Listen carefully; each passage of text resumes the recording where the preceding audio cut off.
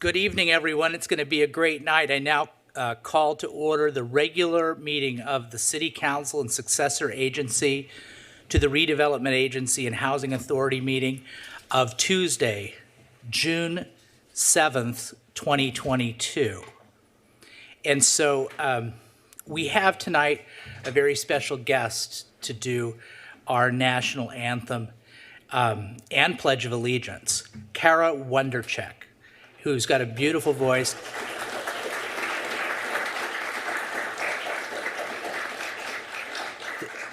It's great. You guys are such a receptive crowd. That's wonderful. So what I'd like you to do is please rise, and Kara will sing the national anthem. Take off your hats, boys. Put them over your, and then she'll sing, and then we'll do the Pledge of Allegiance after.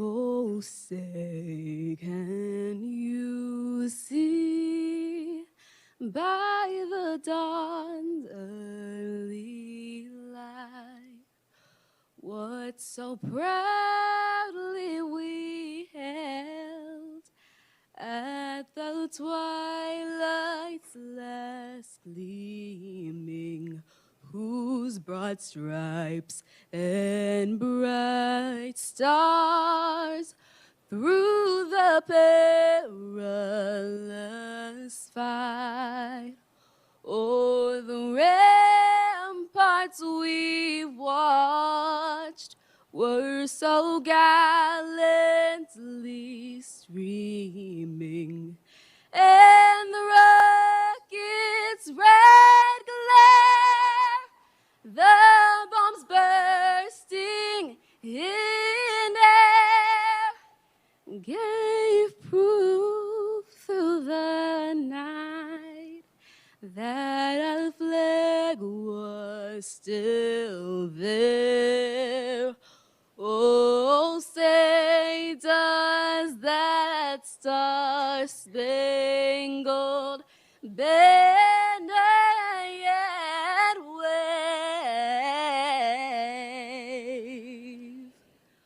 o'er the land of the free and the home of the brave?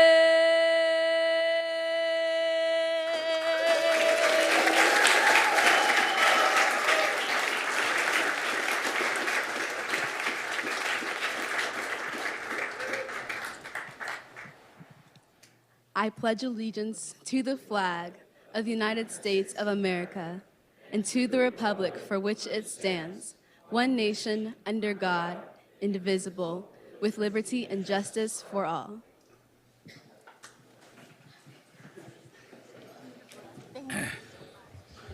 Thank you, Kara. That was absolutely beautiful. So now we are also very fortunate to have, for our moment of solemn expression, our good friend and partner, Pastor Phil Eiskens from the Lighthouse Church on the west side of Costa Mesa. Boy, that national anthem, always, we have a lot to be thankful for, don't we?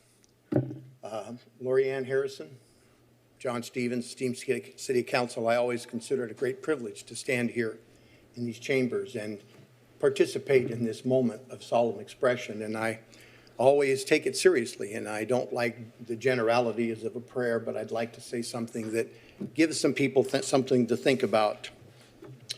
You know, we live in a time of trying to make sense of a lot of things, and not to mention the terrible shooting that took place in Texas, but so many other things facing our nation and our world. But what a good night it is to do a little U.S. history, I would suspect.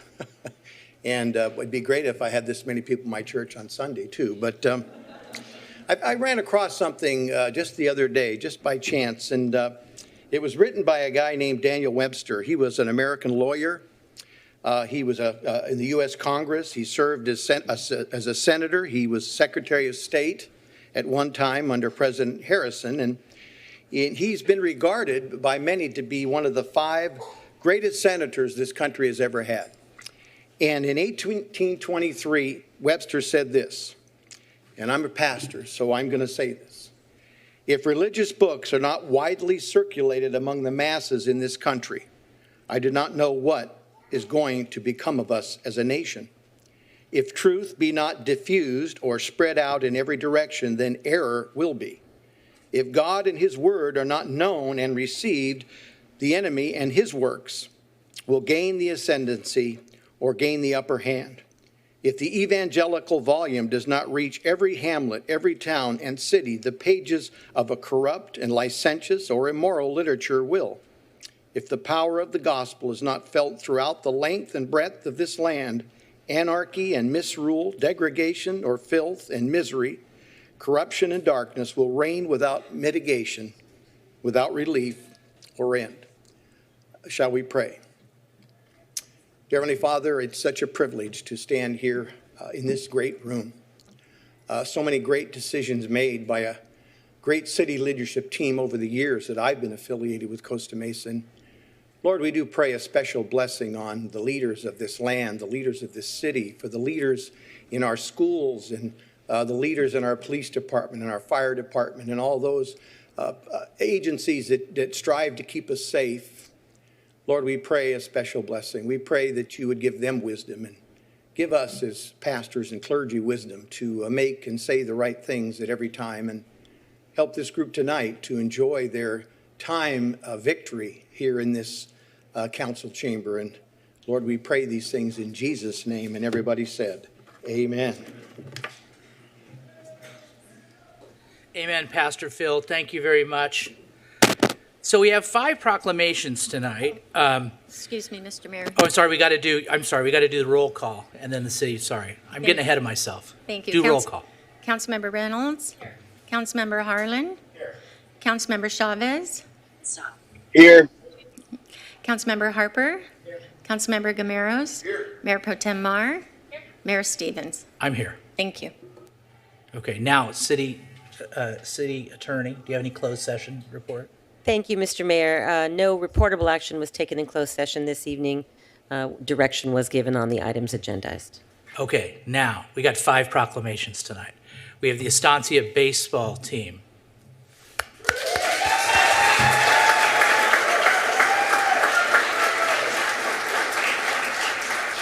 The Newport Harbor High School boys volleyball team.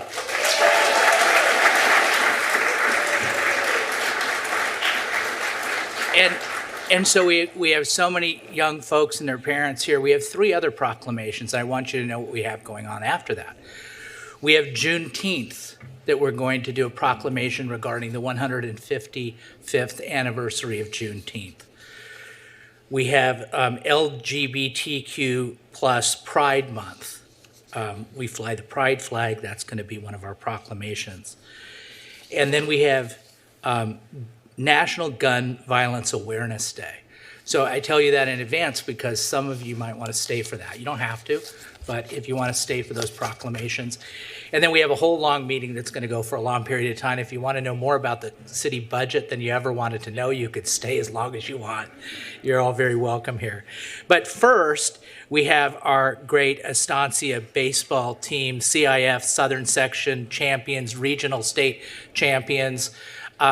We're also very proud of everything that you've done. I've got a script here, but I've been following you in the paper, and I went to most of that game till it got really boring because you guys were so far ahead on Saturday.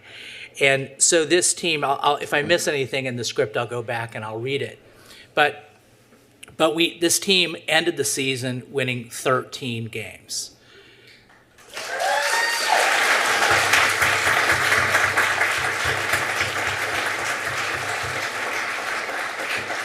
This team is the only team in the history of Estancia to ever win a CIF baseball championship.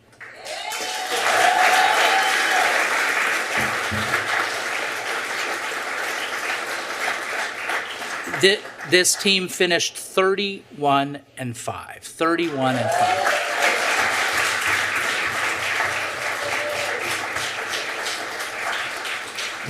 This team, as I said, won the CIF championship for the first time in the history of Estancia. And in fact, no team of any sport has ever won a CIF championship since 2004, which is before most of these boys were born. So that's pretty impressive.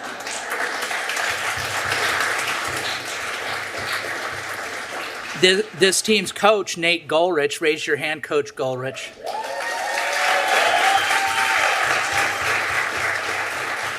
He led this team from a team that went 7-16 last year. So an unbelievable turnaround. I've known Coach Goldrich since he was a student teacher working with Coach Bob Servin, and I've been following his career for all those years. And he is a wonderful asset to our community and a great influence on the young boys and men in our community. So, Coach Goldrich.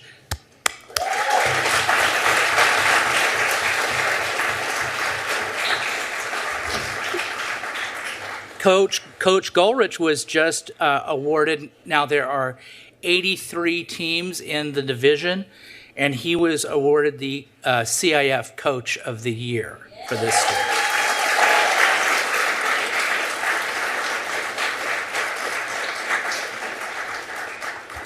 We have some pretty spectacular players on this team. The CIF Division 6 Player of the Year is Drew Mitz. Drew, raise your hand.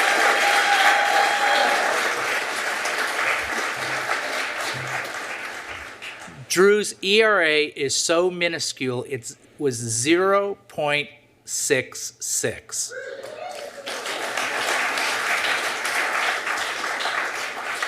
So some of you will get that joke, Drew. That's almost a Blutarski. That's almost a Blutarski.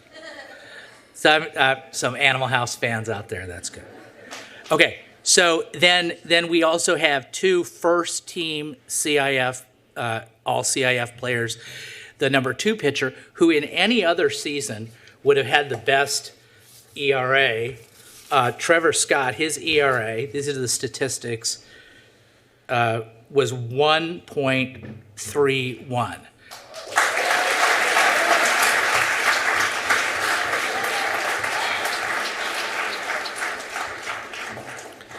And he was all CIF. And then James De La O, where's James?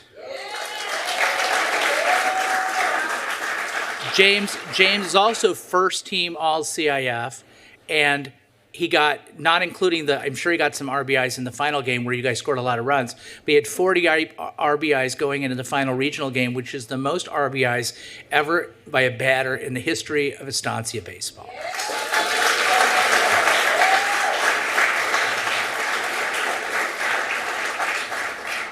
And then second team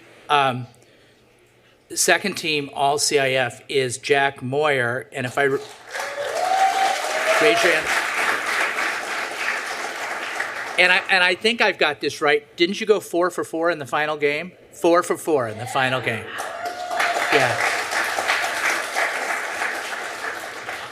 So we've never quite had a team like this in our community, and it's really something to celebrate, and I'm very much glad that you're here. So let me look at my script and see if I've missed anything, and then what I'll do is, let's see. No, I'm not going to read from the proclamation. I don't know if we have a proclamation. We have something. But so then we'll call up Coach Goldrich to the podium, and you have a video for us, which is great. Let me make sure I didn't miss anything. Oh, you beat Baldwin Park 11-2. I got that. I got the I got everything. Okay, so let's play a video, and then we'll have Coach Goldrich come to the stand for some remarks, and then we'll take a photo with the city council and the team and the coaches.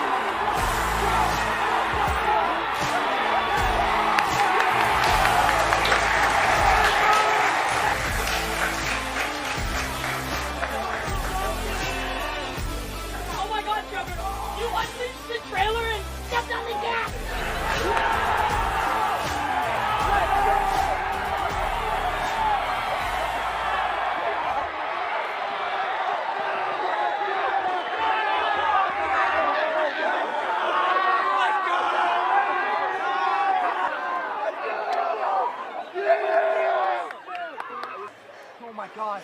I love you, Dad. I love you, dude. I love you. Let's go!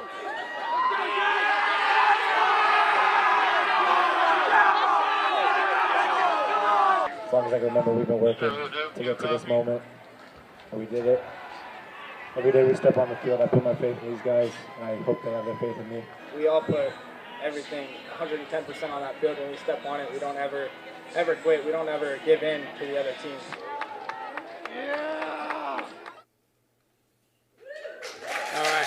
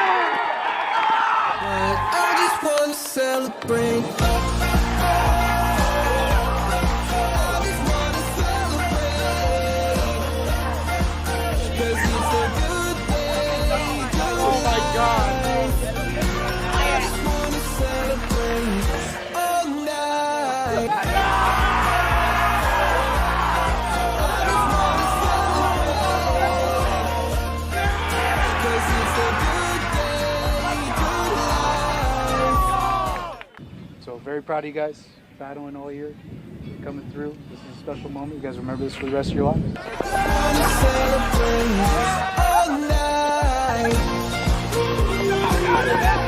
I think this is just incredible to be here and to be winning it at our home field, and compared to last year, how much we've persevered and how much we've gone through. I felt pretty good.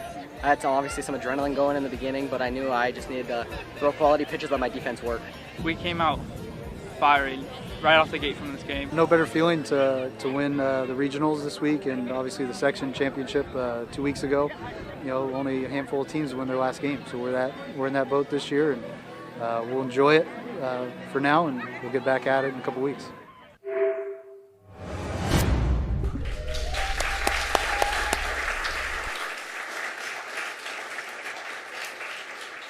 Okay, so Coach, can you come on up and then we've got certificates for each kid, call the kids up and players, I should say, not kids. And then athletes, great athletes. And then we'll give you the certificates. You can call them up and say a few words about your team, and then we'll take the phone. Over to this side. Sorry, Coach.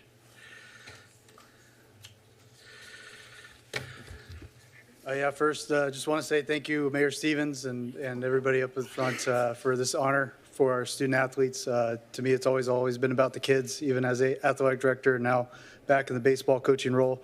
For us to have this achievement for our community has been an awesome feeling. The past 2 weeks and the past 48 hours have been just nonstop phone calls and congratulatories from people all across the country that are alumni. So to have this moment for our kids and our student athletes, I can't appreciate enough for you guys spending the time to honor our young student athletes who, by the way, were the top team GPA in Newport Mesa with a 3.8 GPA. So,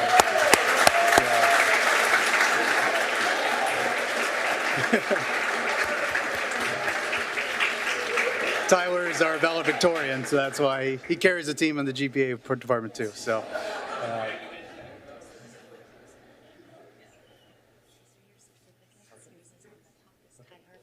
Yes. Okay. So first up, Coach Ty Harper.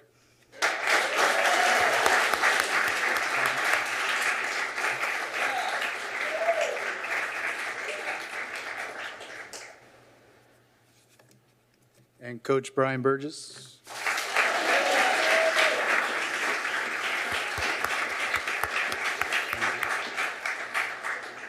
And Coach Darius Otero.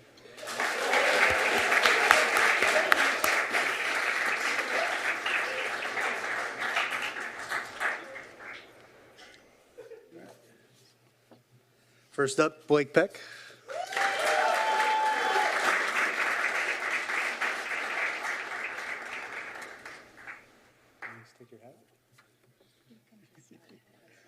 Asa Davis.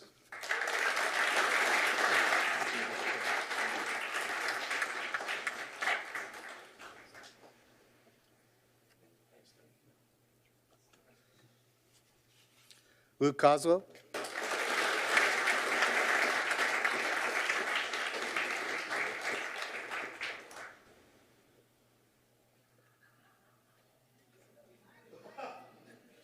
The one and only Tyler Humphreys.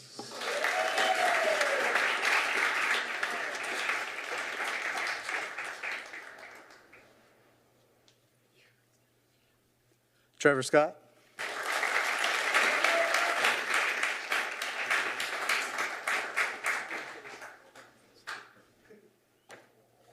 Miles Moyer.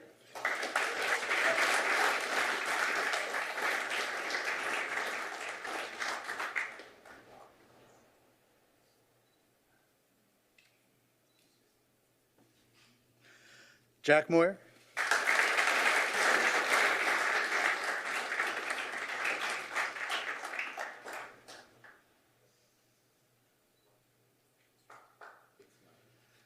Emmett Shepard.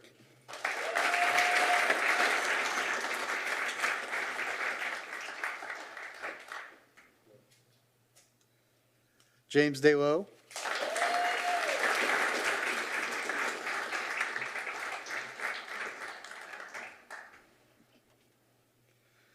Andrew Coyote.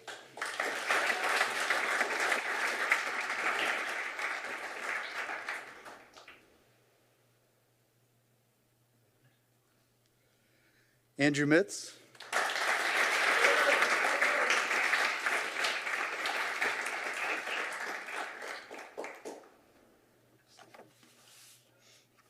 Riley Whitty.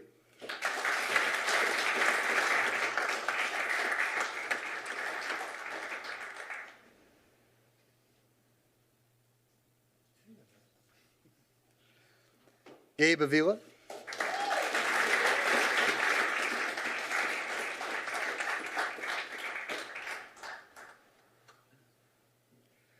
Cole Lefebvre.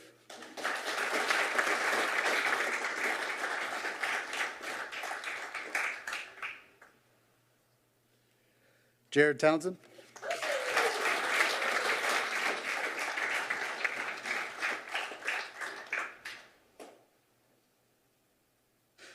Jake Humphreys.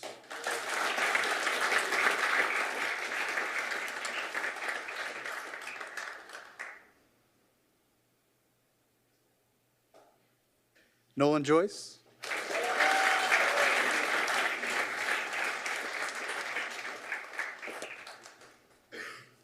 And I can only say her name one way, Artie.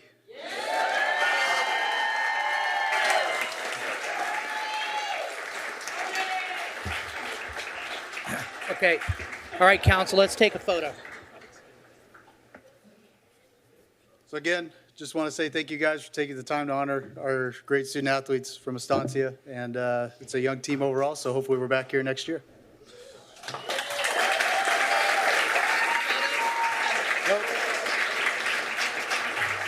We're going to get a big group photo, but maybe some of you guys can kneel. Let's go.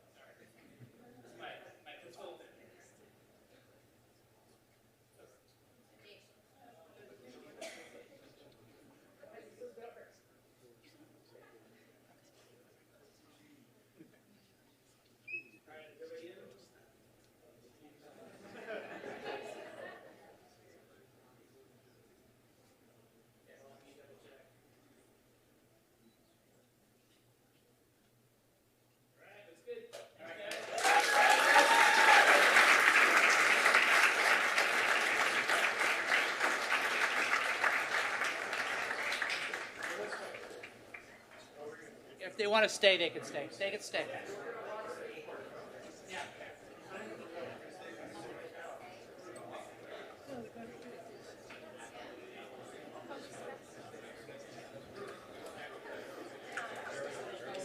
Yes, yes.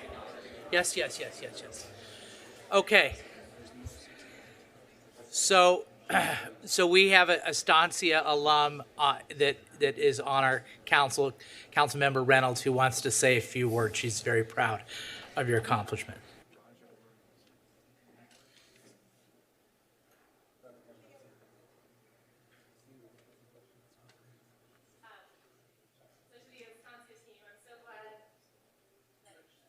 Okay, here we go. I'm so glad you stayed because I'm just swelling with pride right now. You may be aware we actually have 2 Estancia graduates on our city council, and we are so proud of you and so proud of the West Side. I want to thank you, of course, and congratulate you for your championship, but really want to thank also the coaches and the parents. I think this is especially sweet because you did have a not so great season last year, we heard, right? And I know it's very easy for great athletes and their parents to look for winning programs, right? It's a very different ballgame to commit and to have faith and to put in the work. It's a real labor of love to commit to your school and what you've done, to the community you've created, not just in the baseball team, but around the community. It was so wonderful to see the partnership with Victoria Elementary School. What you've done winning this championship and really creating joy across Costa Mesa has done so much for the school and for the community. So I wanted to thank you for that and just congratulate you again. And thank you for the parents and all of the fans who were part of this as well. So congrats again.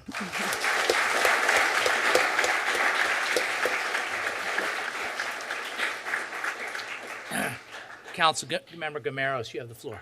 Thank you, Mr. Mayor. I just want to speak briefly to these gentlemen here. I actually had an opportunity to play ball with you guys with my son through T-ball. I don't know if any of you remember my son Kyle, but I got to watch you guys grow from boys to great men. And I'm very proud of you. I'm sure the parents here are very proud too. And just looking at you, I get just as emotional as you guys are watching. So congratulations from the bottom of my heart. It's been a great honor to watch you guys grow into the wonderful team that you are. Congratulations.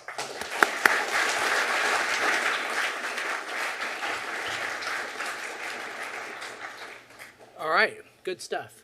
Thank you very much. Good comments. Appreciate it. So now we're going to move on to the certificates of recognition for the great Newport Harbor High School boys volleyball team, CIF champions.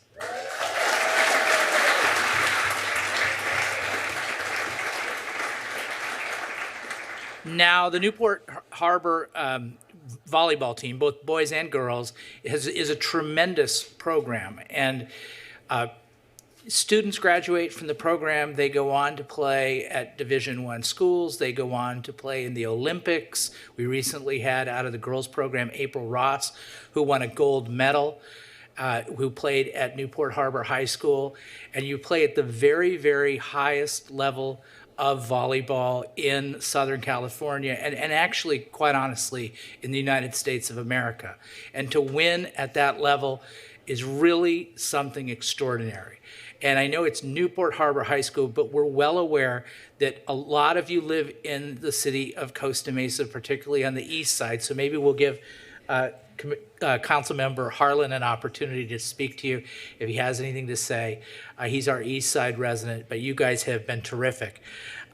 So this team took down some powerhouse teams to get to the CIF championship, including Mira Costa from Manhattan Beach in a sweep.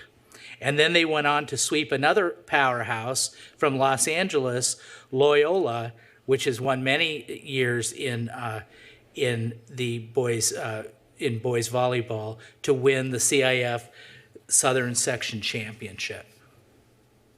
Then they took on Loyola one more time and beat them to win for the CIF SoCal Regional Division title. And for coach Eric Vallely, this was only the second time the Sailors took the regional title, and it was the first time since 2019. We had all these awards for Estancia. Volleyball has not yet released their end of the year awards, but when they do, I'm sure many of you will be there. We're going to hear more now from your coach. Coach, come on up and tell us about your season.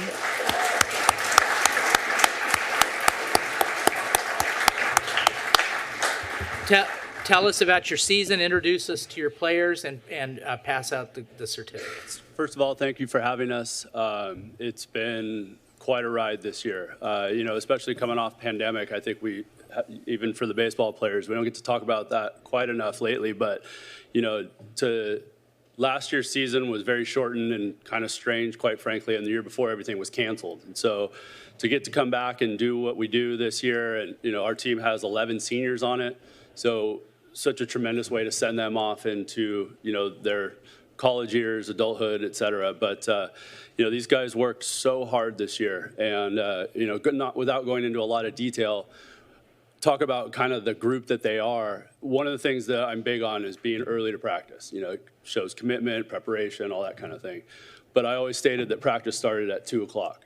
And every single one of these guys was ready to go, warmed up, and actually ready to get started with practice by 2 o'clock, not just coming into the gym, getting ready, that kind of thing. And, our team captain, James Eady, and Cole McKibben, they really set the tone for us to come together as a unit, work hard, 6 a.m. lifting sessions 3 times a week and before school. Hard work and dedication is what got us here. And so thank you again for having us, and we're excited to celebrate with you.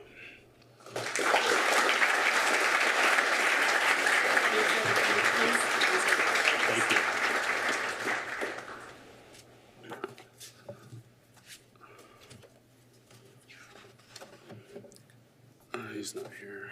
A couple of my coaches are not here, but since they're not, I'll just go through real quick. Assistant coach Joe Carlos, he actually was on our 2019 team. He was team captain and setter for that group, so really fun and exciting for us to be able to have him back working with us. He's taken a little break from his college career. He's been home, so these guys got to spend a lot of quality time with him, and it's been an honor to have him in the gym.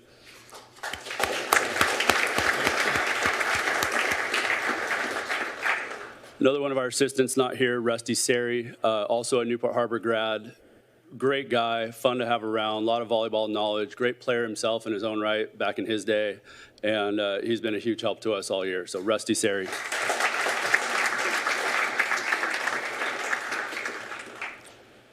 Oliver Pick.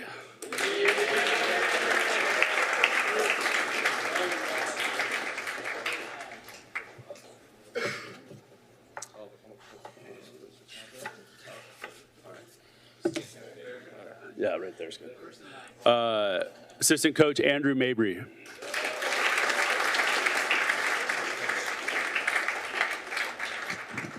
I got to say a couple words about Andrew real quick. In our sport, it's hard to be able to keep track of all the data and things needed to prepare for an opponent while you're playing an opponent and all that kind of thing. And having an assistant like Andrew with me where I don't even have to think twice about what he's doing. His contribution, his knowledge, his ability to communicate to the guys is outstanding. I don't think we do what we do without him. So.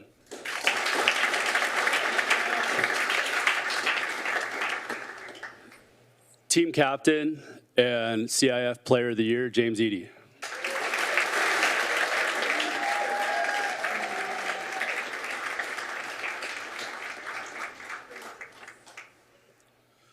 Carter Moore.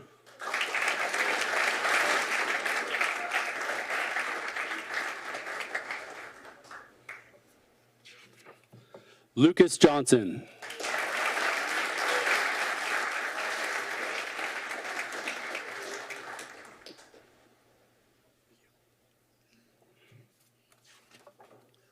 Team captain Cole McKibben.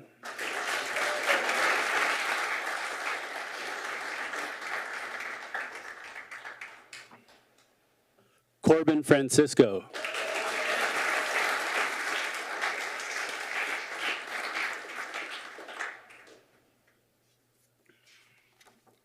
Sterling Coberly.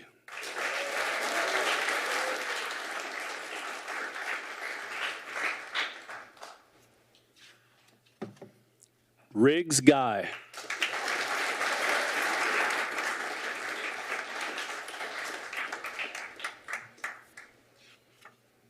Noah Johnson.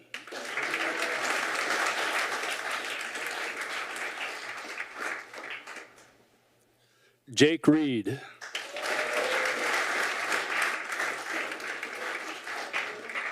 Jake was also selected first team All-CIF.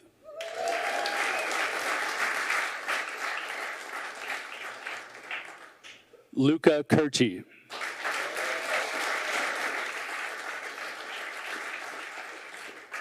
Luca is also a first team All-CIF. Luke O'Neill.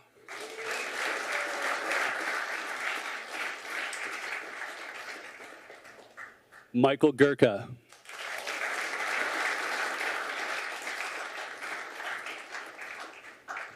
He's also one of our valedictorians.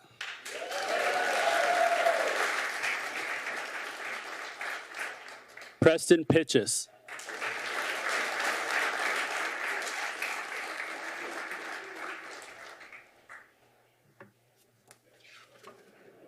Sean McCarthy.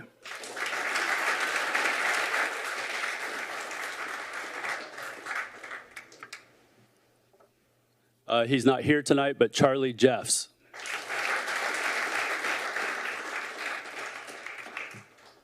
Hudson Vasek.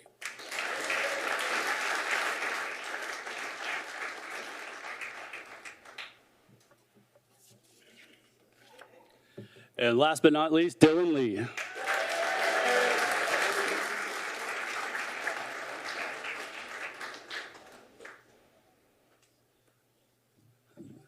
These are all our guys, Division I CIF champions, and also recently named national champions by Max Preps. So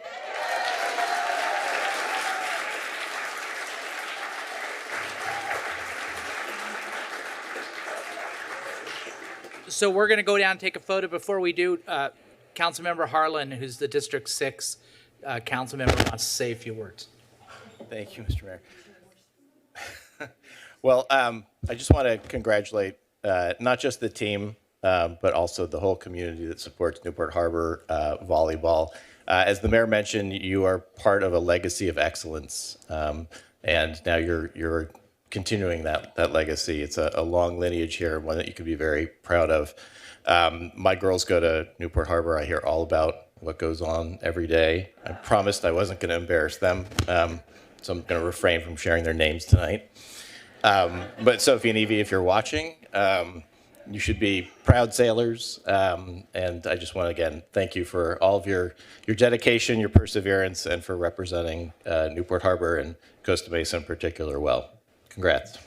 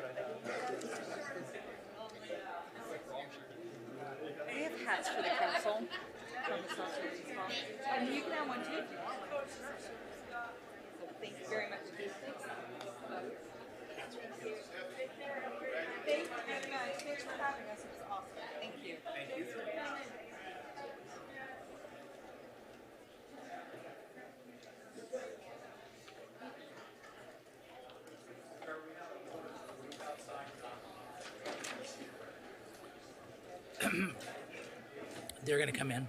Okay.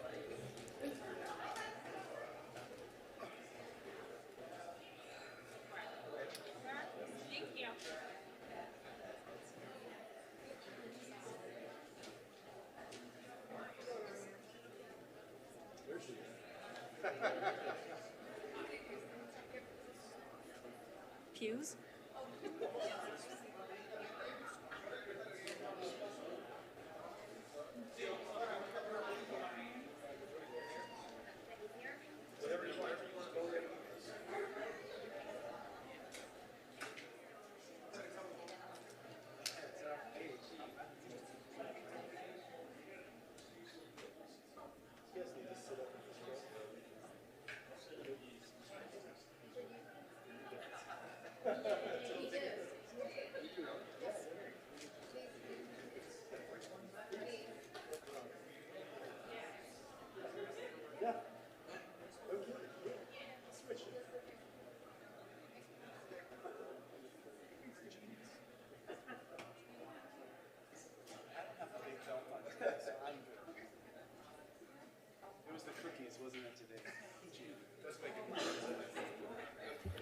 Okay. Okay, our next proclamation is for Juneteenth 2022. This year is the 155th anniversary of Juneteenth. Juneteenth, short for June 19th, honors the end of slavery in the United States. It is a celebration of Black freedom and the strides made to achieve racial justice in America. The historical legacy of Juneteenth is a great example of the value of never giving up in uncertain times. Tonight we welcome the founder and chief executive director of the Arts and Learning Conservatory, Deborah Wondercheck,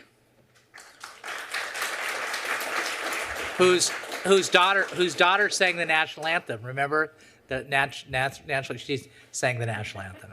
Anyway, but she's doing something completely different now, and she's not going to sing tonight. Okay, so anyway, she is the.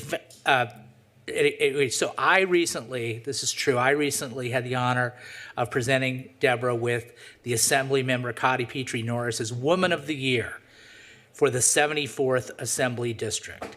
She is the founder and president of the nationally acclaimed Arts and Learning Conservatory and has a long track record of fundraising, public education, executive leadership, nonprofit governance, community building, and program development, and also raising some pretty amazing kids, I will say.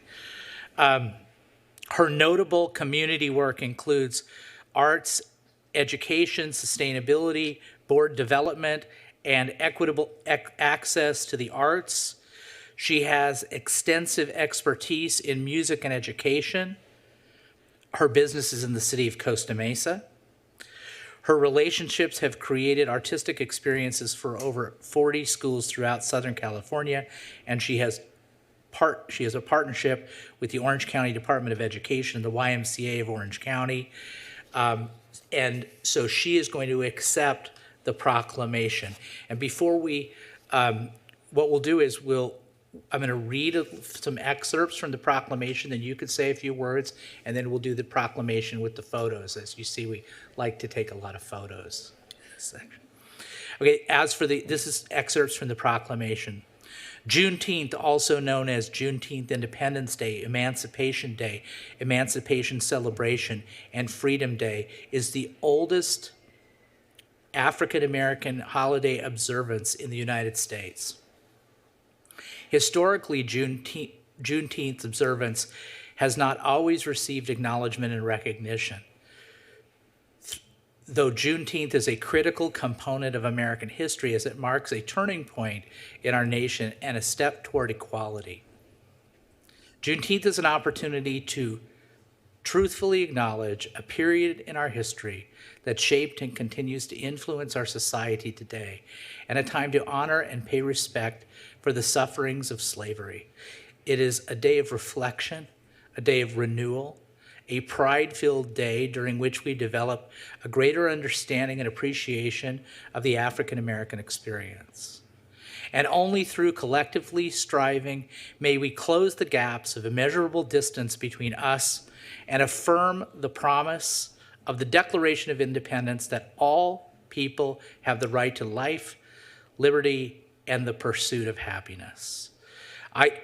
Therefore, John B. Stevens, the mayor of the great city of Costa Mesa, do hereby proclaim June 19th, 2022 as Juneteenth in the city of Costa Mesa and urge all citizens to become more aware of the significance of the celebration in African American history and the heritage of our nation and city. Ms. Wintercheck, you have the floor.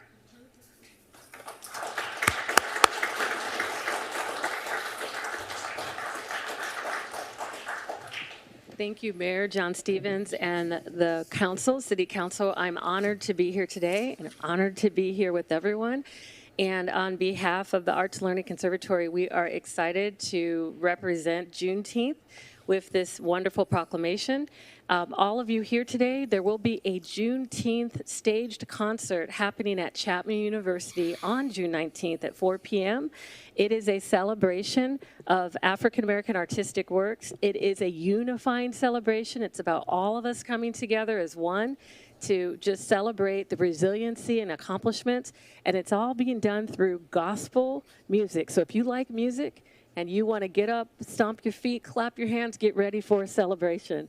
So that's happening at June 19th at Chapman University, and I welcome you all to come and celebrate that with me, with the conservatory, and with our community here in Orange County.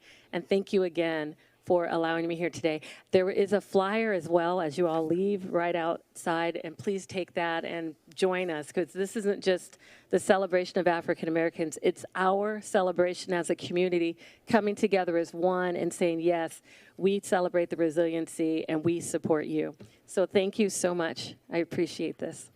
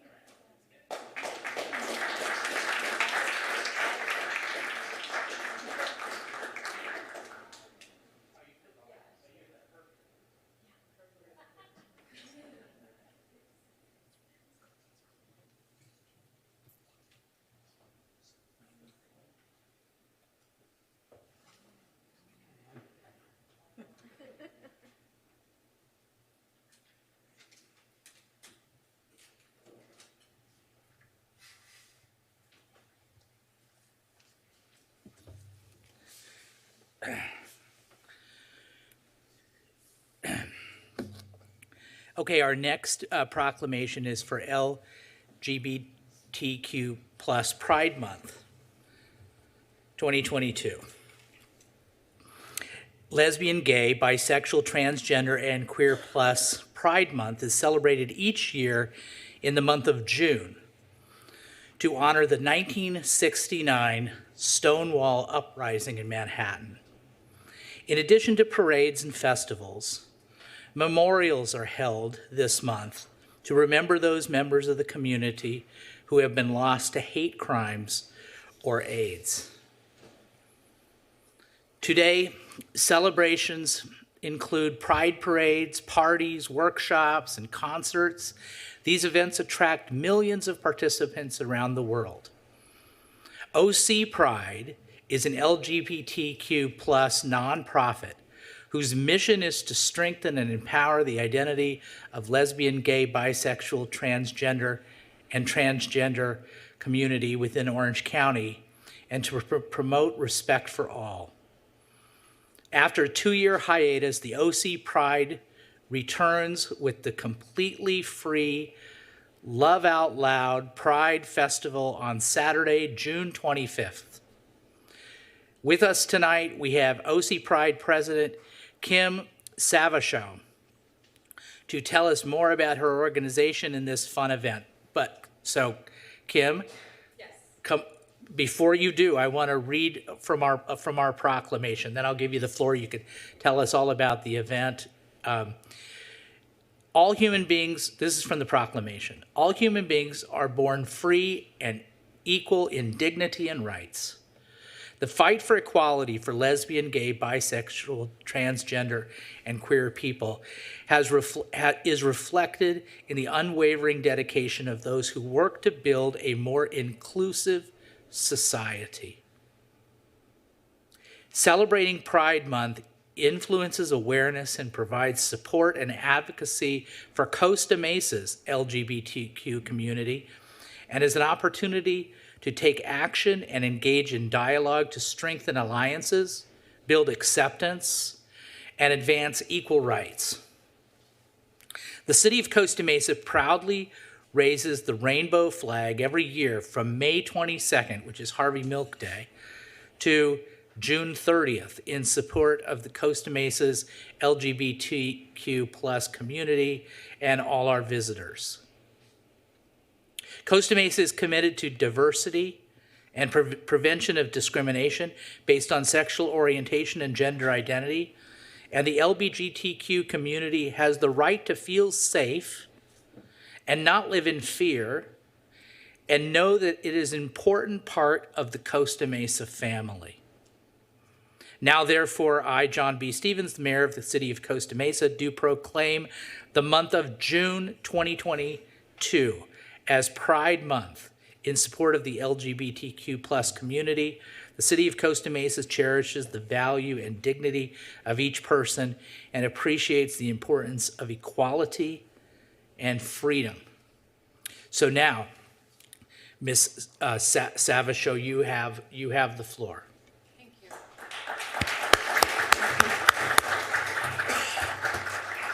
Thank you, Mayor. You pretty much said it all. But we do appreciate the city of Costa Mesa, and we do appreciate you, Mayor. You guys have always been very supportive of the LGBT community, and it means a lot. All right. So thank you for having us. Thank you. So let's take place.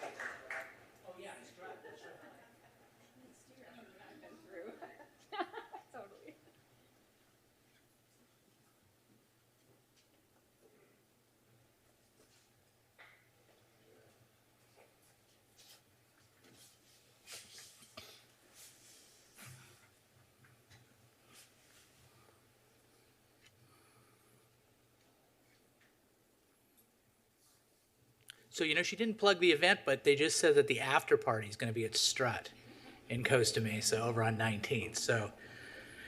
So look for that. I'm sure you can all Google it. Okay. So now our final proclamation is one that is certainly timely.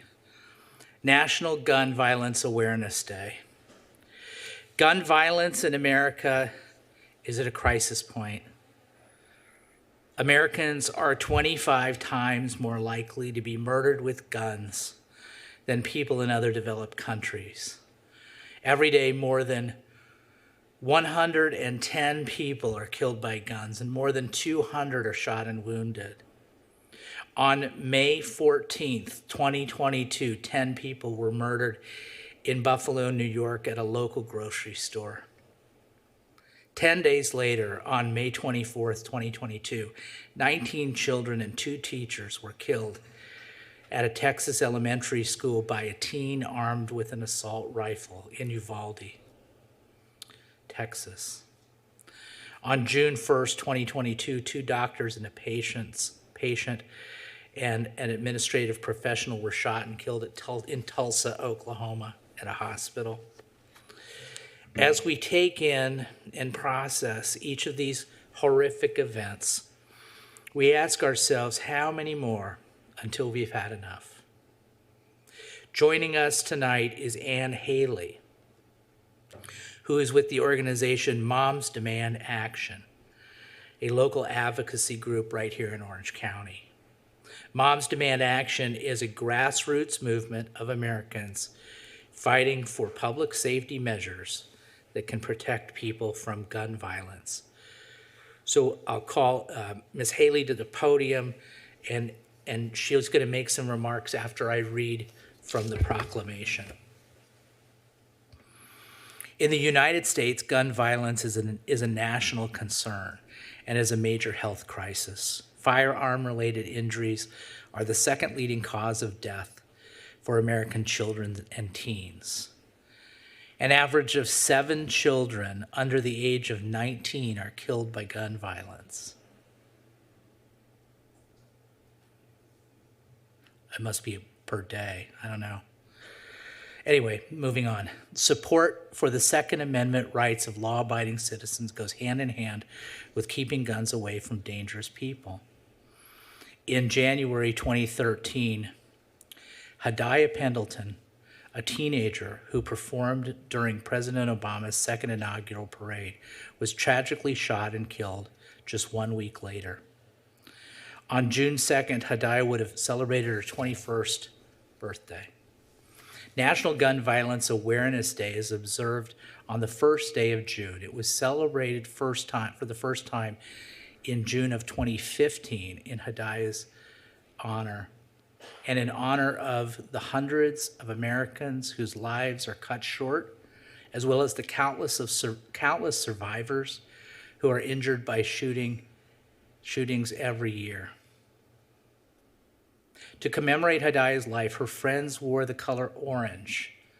The color orange was chosen because hunters wear orange to announce themselves to other hunters when out in the woods. Orange is a color that symbolizes the value of life. Protecting public safety is the city's and the city council's highest priority. Law enforcement officers know their communities best and are most familiar with local criminal activity and how to address it, and are best positioned to understand how to keep their citizens safe. The City of Costa Mesa supports continued statewide efforts to strengthen gun safety laws, pledges to keep firearms out of the wrong hands, and encourages responsible gun ownership to help keep our children and our adults safe. Now, therefore, I, John B. Stevens, Mayor of the City of Costa Mesa, hereby proclaim Friday, June 3rd, to be National Gun Violence Awareness Day in the City of Costa Mesa, and I encourage all residents to support their community's efforts to prevent the tragic effects of gun violence and to honor and value human lives. Ms. Haley, you have the floor. Thank you, Mayor Stevens and City Council members. We appreciate your support for the efforts to end gun violence, which, as the Mayor said, results in the loss of life to the tune of 110 people a day, and twice that are wounded every day in the United States.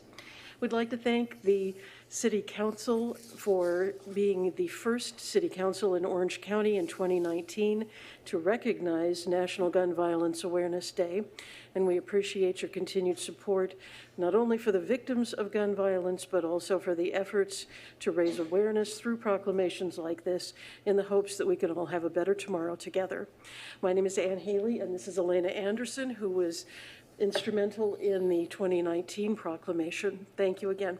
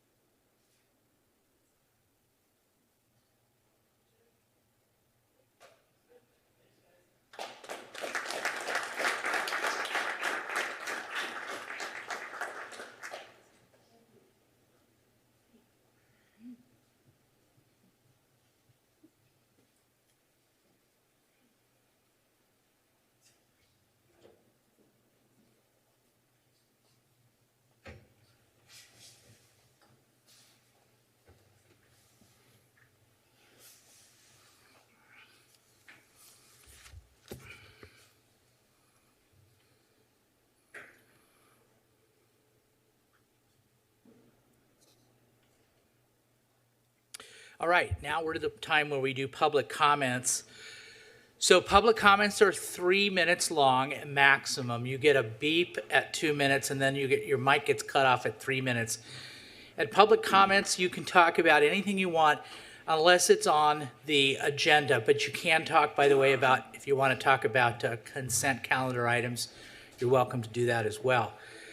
If something's on the agenda, you have to wait till the item's called. Like I said, you get 3 minutes. You can talk about anything that's not on the agenda. First, what we do is we go back and forth within the chambers, and then we'll go to Zoom, and we'll get all of our comments for people who want to address us on Zoom. So, looks like we have a number of people in the chambers. Let's go to start at my right. Ma'am, you have the floor.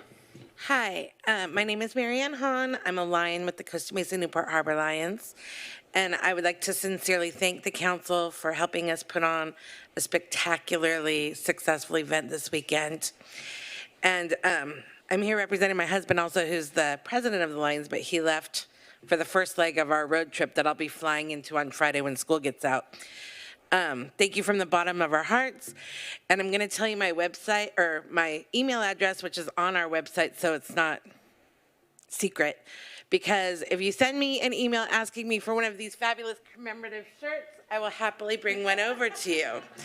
Just give me your size and if you would like women's or men's. And my email address is mariannehahn2011@gmail.com. And I look forward to hearing from you. Mr. Vukcevic, you have the floor. You know, before coming to council today, I was thinking about what shirt I wanted to wear, and I considered wearing my rainbow Love to All shirt, and then I considered wearing my former employer, the Los Angeles LGBT Center shirt, but I decided today to wear this shirt, which is for my unsighted friends. It has a pink triangle, which underneath that says silence equals death.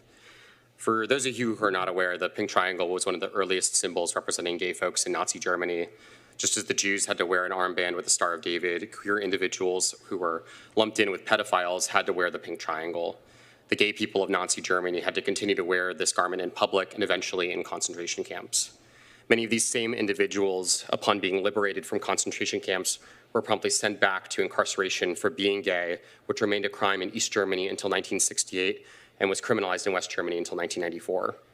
The pink triangle persisted into the 70s and 80s when homophobia ended as the most acute killer of gay people because HIV and AIDS joined the scene.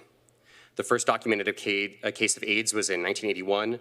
A reporter in the Reagan press gallery first asked a question to the administration in 1982 where he was mocked and insinuated to have AIDS. The Reagan administration would not acknowledge or work to do anything to combat the epidemic until 4 years after the first case and thousands of lives lost. That is where this shirt became the protest poster for the group ACT UP when they protested in front of the White House and public health facilities like CDC. Because the Reagan's administration's silence resulted in the death of real human beings with robust lives who loved and were loved. Reagan's silence equaled death.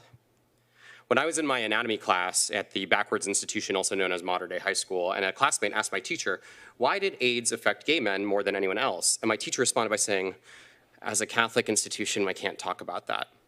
Silence equals death. When we ignore doctors who say to us that the most effective way to stop a transgender child from killing themselves is by giving them gender-affirming care and support, silence equals death. When we let 40% of homeless youth who identify as LGBT live and die on our streets because we refuse to do anything about our backwards housing policy like Measure Y, our zoning code, and minimum parking requirements, silence equals death.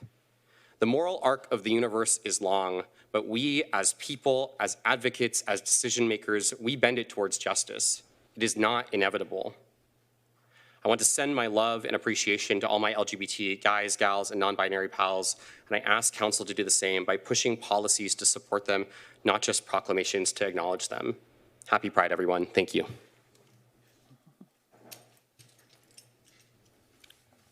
You have the floor. Hi, my name is Gretchen Fry Harvey, and I am a proud Lion, very proud, especially today. I'm especially proud to be a Costa Mesa Newport Harbor chapter Lion, also known as the Fish Fry Club. Since I was a little girl, I've been coming to Lions Park and going to the fish fry, and it's always been just the highlight and the iconic kickoff of summer. And it was so wonderful to be able to bring it back to Lions Park, to have those treasured memories revitalized, and it was just a really great event. We had wonderful sponsors this year who just really came out and supported us. We had great booths with really fun activities and really cool giveaways for kids of all ages. We had great music, and of course we had great food. And it just made me really proud to have this event come back to the community and to reunite our community, you know, because I think we needed reuniting after the pandemic. And I could feel it all around me when we were out there. So much love, so much fun. So many people were coming up going, this is so great. It's so great to be back again. And, you know, so it was really, really wonderful. And it didn't come without a lot of work. It was a tremendous amount of work. I just never quite knew how much work, but we couldn't have done it without the support of Kevin and Jason and the police and the fire and our council and all the people at the city who really worked together, our bike and walk committees to get more bike racks. And I mean, there was a lot of fear going into this, bringing it back to Lions Park. Fear that we weren't going to have enough parking, that it was going to be, you know, I mean, a lot of fear. And that put a lot of pressure on us and a lot of pressure on the city to have extenuating rules and that we had to follow. But we muscled through it. We did it. It was great. The only area, and I wanted to say that we not only is this a community event, but also we raise money for charity, and I don't want that to go unnoted. You know, our local charities, our Boys and Girls Club, Chalk, Giving It Someone Care Soup Kitchen, Orangewood, and the Costa Mesa Estancia High School athletic programs, and a whole lot more. And while we did very, very well this year, it was super, super successful. We could have done so much better if we had had a bigger carnival. The carnival, we only were allowed 7 rides and a very, very small piece of grass. And so I'm putting in a request 1 year early that we can have the baseball field next year. And I'm going to continue to put that request in every month because we really need it. All right. Thank you. Hold on one second. I need to make sure your mic's on. There you go. Good evening, Mayor. Good evening, City Council members. My name is Eric Garcia. I'm coming to you as a citizen of Costa Mesa on the west side sector of city. I was informed by a law enforcement officer to come today to talk to you about the issues I have in my community. In our community, we have issues of excessive speeding, illegal racing, illegal parking, and illegal dumping in my area. We have also started getting a lot of graffiti in my area as well. We have asked multiple times for our law enforcement officers to help us in this situation. The law enforcement officer have asked me to come here today to talk to you about these issues. The way we could like to have this fixed for our community, for the safety of the children that are living in that area, since it is a school zone, we would like to have speed bumps installed in that area. Specifically, the areas would be the alleyway of Palace Avenue and the residential streets of Hamilton Street and 20th and also Wallace Avenue. These streets tend to be connected to Placentia Placentia Street traffic, where usually the traffic speed will be 30 to 40 mile per hour speed. When the traffic does turn into these residential zones and school zones, they continue that speed, even though it's a 25 mile per hour limit. Our areas are now, becoming a little more unsafe for our residents and our children there. We hope, you guys can look into this and hopefully bring some courtesy checks from law enforcement to reduce dumping, maybe some of the speeding, as well as the graffiti being done in our area, for the safety of our community and our children in that area. Thank you for listening. Thank you. Yes, ma'am, you have the floor. Good afternoon. I just want to say I appreciate what you did to solve the matter on my neighborhood on Bay Street and Newport Boulevard. I want to say thank you to the code enforcement, to the city of Costa Mesa, and to the police department, the chief. Thank you so much for everything. I appreciate it. I just want to share that this is my first time enjoying this, and I got to meet new people. I know the guy that rides the bike all the time, so I got to meet more police officers, and it's good that we have police officers around schools right now, and I hopefully that can stay forever. Thank you so much for everything you did. I appreciate it. Thank you. Thank you. Mr. Humphrey, you have the floor. Good evening, Council. Jay Humphrey, Costa Mesa resident. First, I want to talk about the headphones I'm wearing. No, I'm not listening to the game. In reality, it's a service provided by this city, so I can participate fully with this council and our government, and I can participate with making sure I hear everything you guys are saying. So it's very important, and I appreciate the fact the city does that. Thank you, city. Secondarily, I hope all of you got a chance to go out and vote today, because that is the most important thing we can do to participate in this great democracy. And it's really important. Thank you all for your votes. We appreciate them. Thirdly, I've noticed as I've been driving up and down Harbor Boulevard, a huge building across the street from Home Depot. And it's one of the great projects that came to this city, not this city council, but a prior city council, and got approved at a density that is quite strange. But what's interesting is I drive up Harbor Boulevard and I can see the parking lot from about 2 blocks away above all the other buildings, all the way down past those buildings. I can see it on the street as I drive by. It's really a beautiful sight to see the building almost on the street, where when it was a motel, although it had problems, and we won't deny that, it had a nice setback. Now we have no setback, basically. Oh, I know we meet the legal stuff, but the truth is we haven't done that. And that brings me to the whole issue about getting a vote for Measure Y projects that, I don't know, we've got 3, count them, 3 more council meetings before you have to put on the ballot all that stuff that has to do with One Metro West. And in fact, it's not there yet. It's not, I haven't seen anything. I know that you guys are doing stuff behind the scenes, but nothing's happened yet.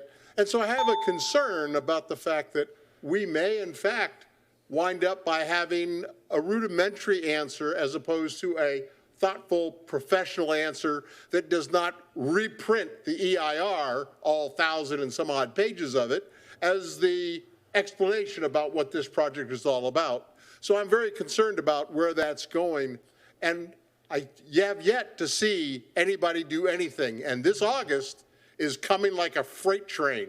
So I hope you guys are on top of it. I hope it will be taken care of, and I hope it be done in the best interest of this community. The community that 70% said, geez, we'd like to have a say in large projects that happen within Costa Mesa. So thank you very much for your time. I do appreciate it. Yes, ma'am. My name is Bonnie Copeland. I'm also a Costa Mesa resident, and as you can see, a proud Lion. I'm a new Lion.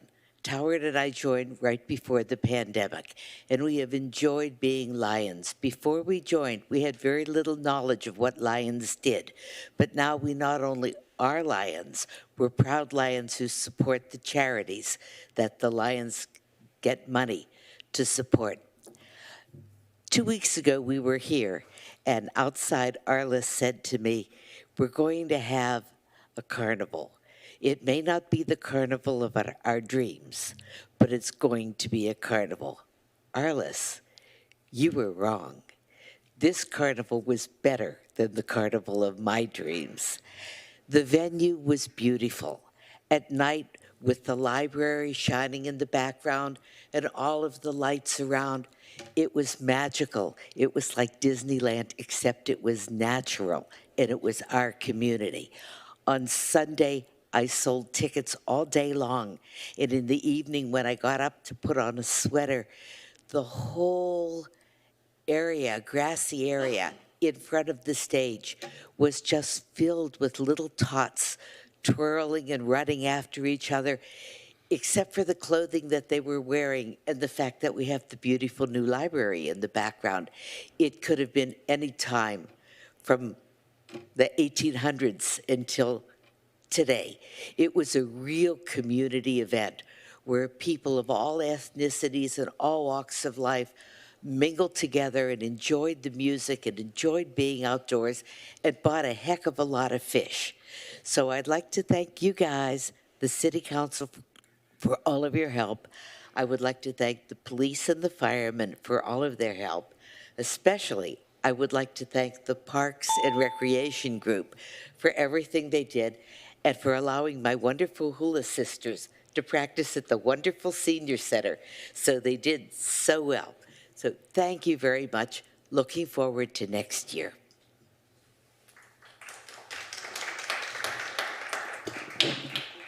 Yes, sir. My name is Toward Lee. I've been in Costa Mesa for 45 years. And, you know, I'll be here the rest of my time when I'm around. So anyway, I really would like to thank the City Council for making this event successful and supporting the Lions in their goals to help the community. Because without your help, we can't be able to help the community the way we want to. So thank you. And then I wanted to say that the biggest contributions you made in making it sure that we could do it was that you opened up the street, because by opening the street up, it made sure we didn't have any traffic issues at all, and that was absolutely wonderful. We didn't have traffic jams. We actually had more parking by the road being open, and we didn't have to have 50 people directing traffic through the little space that we had. So thank you for opening the street back up and rearranging the park. And other very important thing for us was that we needed the carnival to be part of our effort to raise money. And we almost lost that because we didn't have enough space for them. But then when we opened the space up for them to have enough space so that we're willing to not drop out, then that really helped us a lot. So those two things were probably the biggest things that were able to make us successful. So despite that we all struggled this year, I think we can do a way more successful job next year, because we had a lot of obstacles between all of the changes in the way things were and trying to set things up. And the other issues were that the health department had made much more stringent guidelines for food vendors to follow. And some of the people, well, one of the vendors didn't have a fire extinguisher, which was needed by the fire department. Of course, now I'm not blaming them for requiring us to be safe, but I had to run off and give my own fire extinguisher that was certified because the ones that from Home Depot are not certified. But anyway, the bottom line is you guys are really terrific. You came through for us at the end, at the 11th hour, but all's well.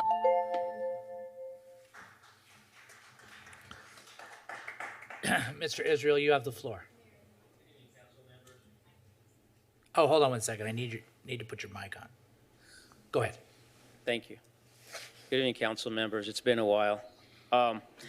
It has come to my attention, I don't know, fortunately or unfortunately, I'm here to speak about the modification to the Motel 6 on Newport Boulevard for assistant living, veterans.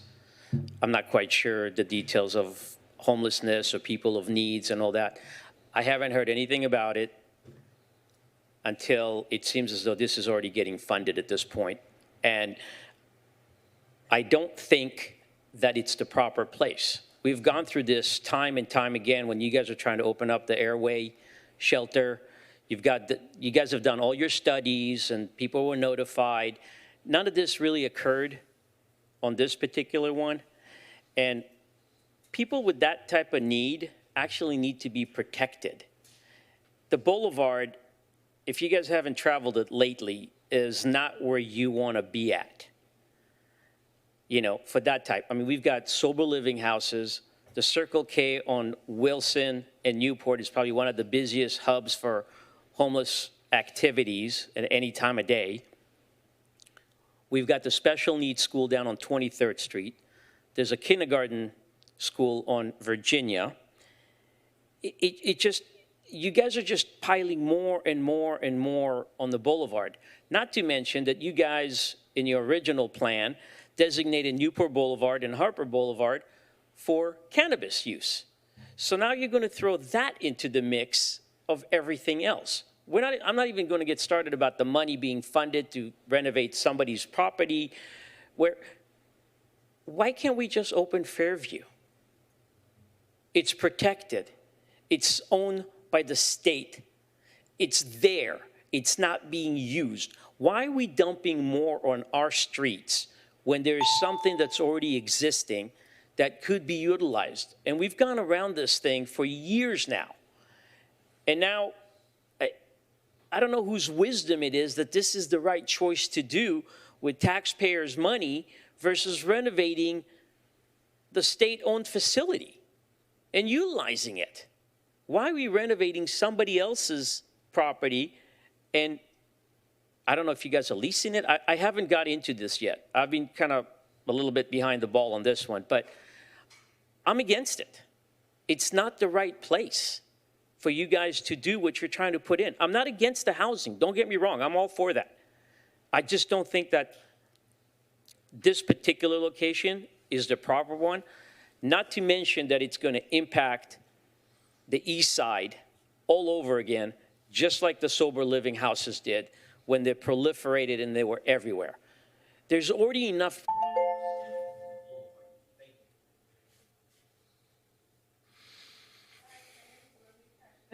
And I'm a resident of Costa Mesa. I'm Iggy's neighbor, and Iggy brought to my attention that they're going to convert the Motel 6, which is right next to my house, to homeless shelter center. I just moved back from San Francisco here, and I bought a house, and I work 14 hours a day. And this is going to be very scary because I left San Francisco because of the same problem, homeless shelter center, and as we know, it's not going to help any of these homeless people. They need a real institution. They need really help. It's not protecting them. You're just putting all of us in danger. And as a single woman, this is not going to help us. And you guys know it. And if you think it's the right way to do it, and if you're voting yes for it, Mayor, then it should be next to your house. I'm a single, I'm already scared because there's drug bust going on around the corner of my house, and this is gonna even make it worse than what it is. I pay too much money for my land, and this is gonna bring the value of my property down. So I'm voting against it. It shouldn't be there. There's kids over there. There's a lot of families. My dad has a business over here. We've worked hard for our money, and we want it to be protected. If it's okay with you guys, then I don't think you guys should fund this motel, because if you think it's correct, then it should be next to your house or the governor's house. This is not going to protect them, as you know, because they're not going to stay at their places. They're going to be around the whole area of a Newport Boulevard, and they're going to be next to our house. You know it. You know it's true. If it's okay with you guys, then if you think, Mayor, if you think it's correct, then it should be next to your house, not to my house. I'm already scared. I have a ring. I have all protection. I'm still scared. I saw a drug bust right in front of my city. So I'm voting against it, and this is not going to help them. This is exactly what happened to San Francisco. And the city, the most beautiful city that I think, it went down because of this situation. And it's the highest payer mayor in San Francisco, and that city went down the hill. Nobody wants to live there. Everybody's moving out of it. So let's protect our city, our Costa Mesa city that's beautiful. We don't want it to be ruined. So I'm voting against it. Protect our family, kids. There is a kindergarten or school right on the same street on 23rd, which is right next to Motel 6. Thank you. Thank you.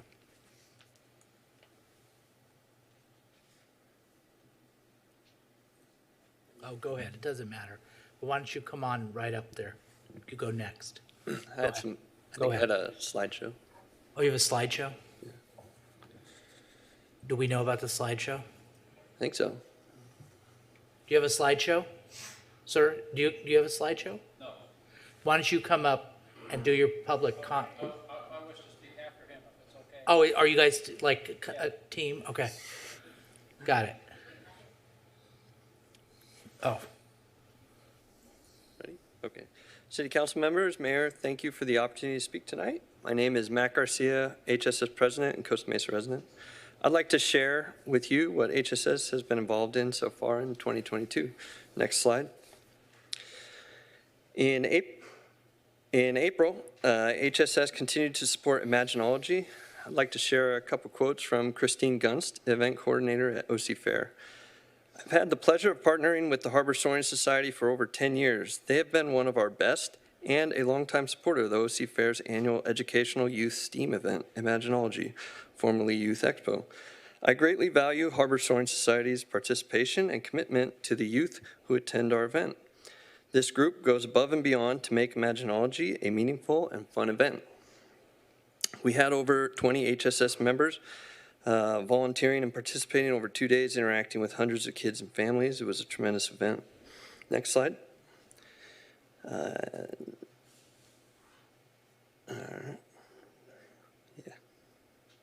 All right. In February, March, and May, HSS participated in Fairview Park restoration events. We have members out this Saturday for June's restoration event. Everyone should come out and pull some invasive plants. It was a great workout. Next slide. HSS has been collaborating with Newport Mesa Unified School District to promote engineering education. Next slide. On May 26, 5 HSS members participated in Estancia High School's end-of-year design review. I'd like to share a quote from Annie Younglove, an organizer from the school district that helped set up the event. Thank you for your time and wisdom in sharing your expertise with our students. We look forward to more collaborative efforts in the future. Next slide. HSS is supporting Estancia High School by coordinating industry summer internships. We have 3 Orange County engineering companies lined up and interested in providing internships for 2 Estancia High School students. We are working out the final details this week. Additionally, we are coordinating teacher externships this summer with our industry partners. Next slide.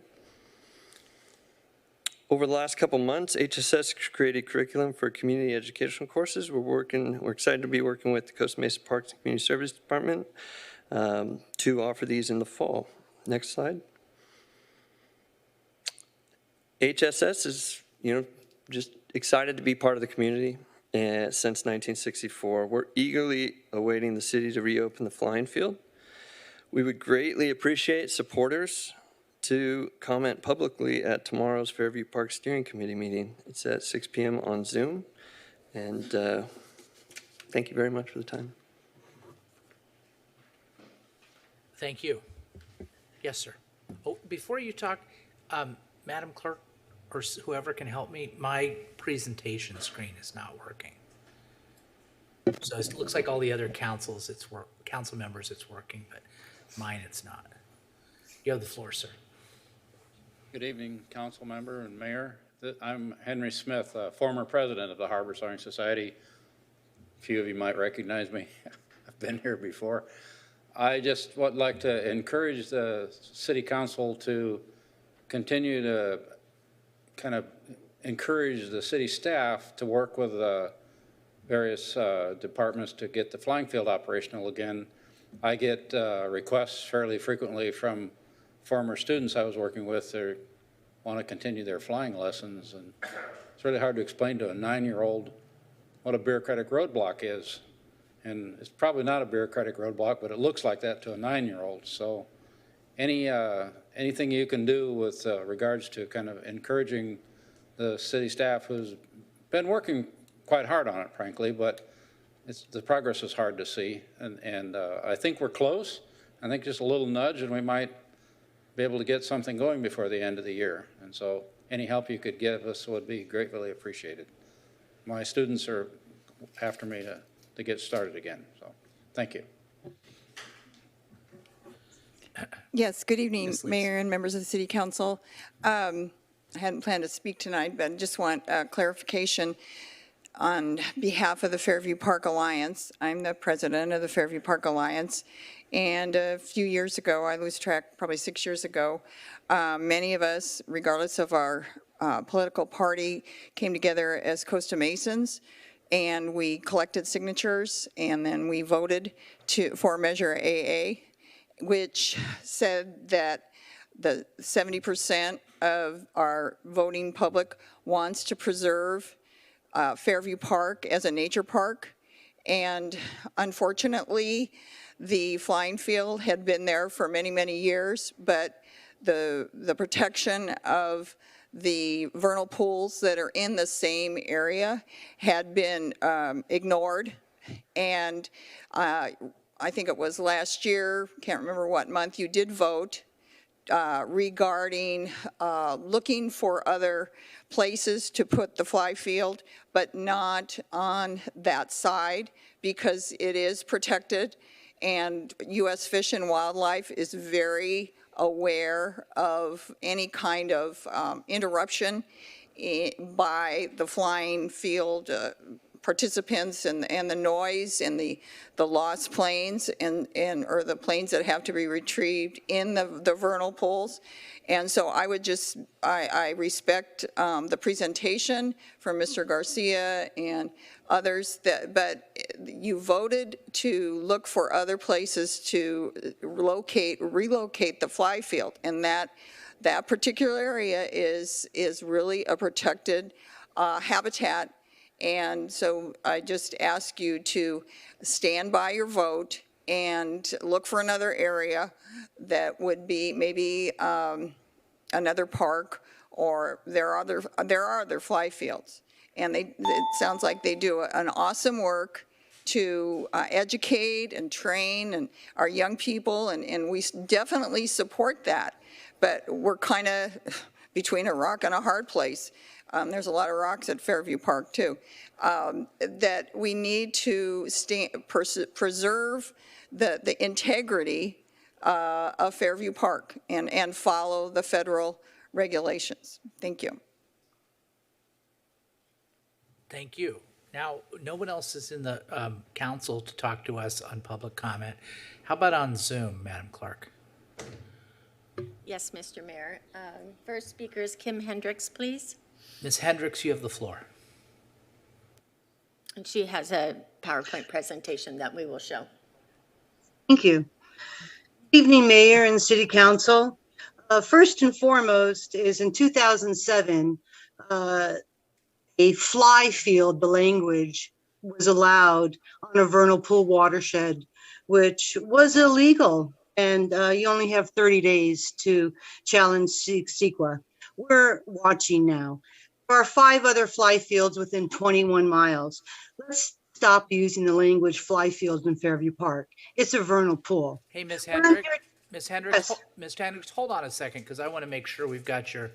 Do you have a PowerPoint? I want to make sure it's up.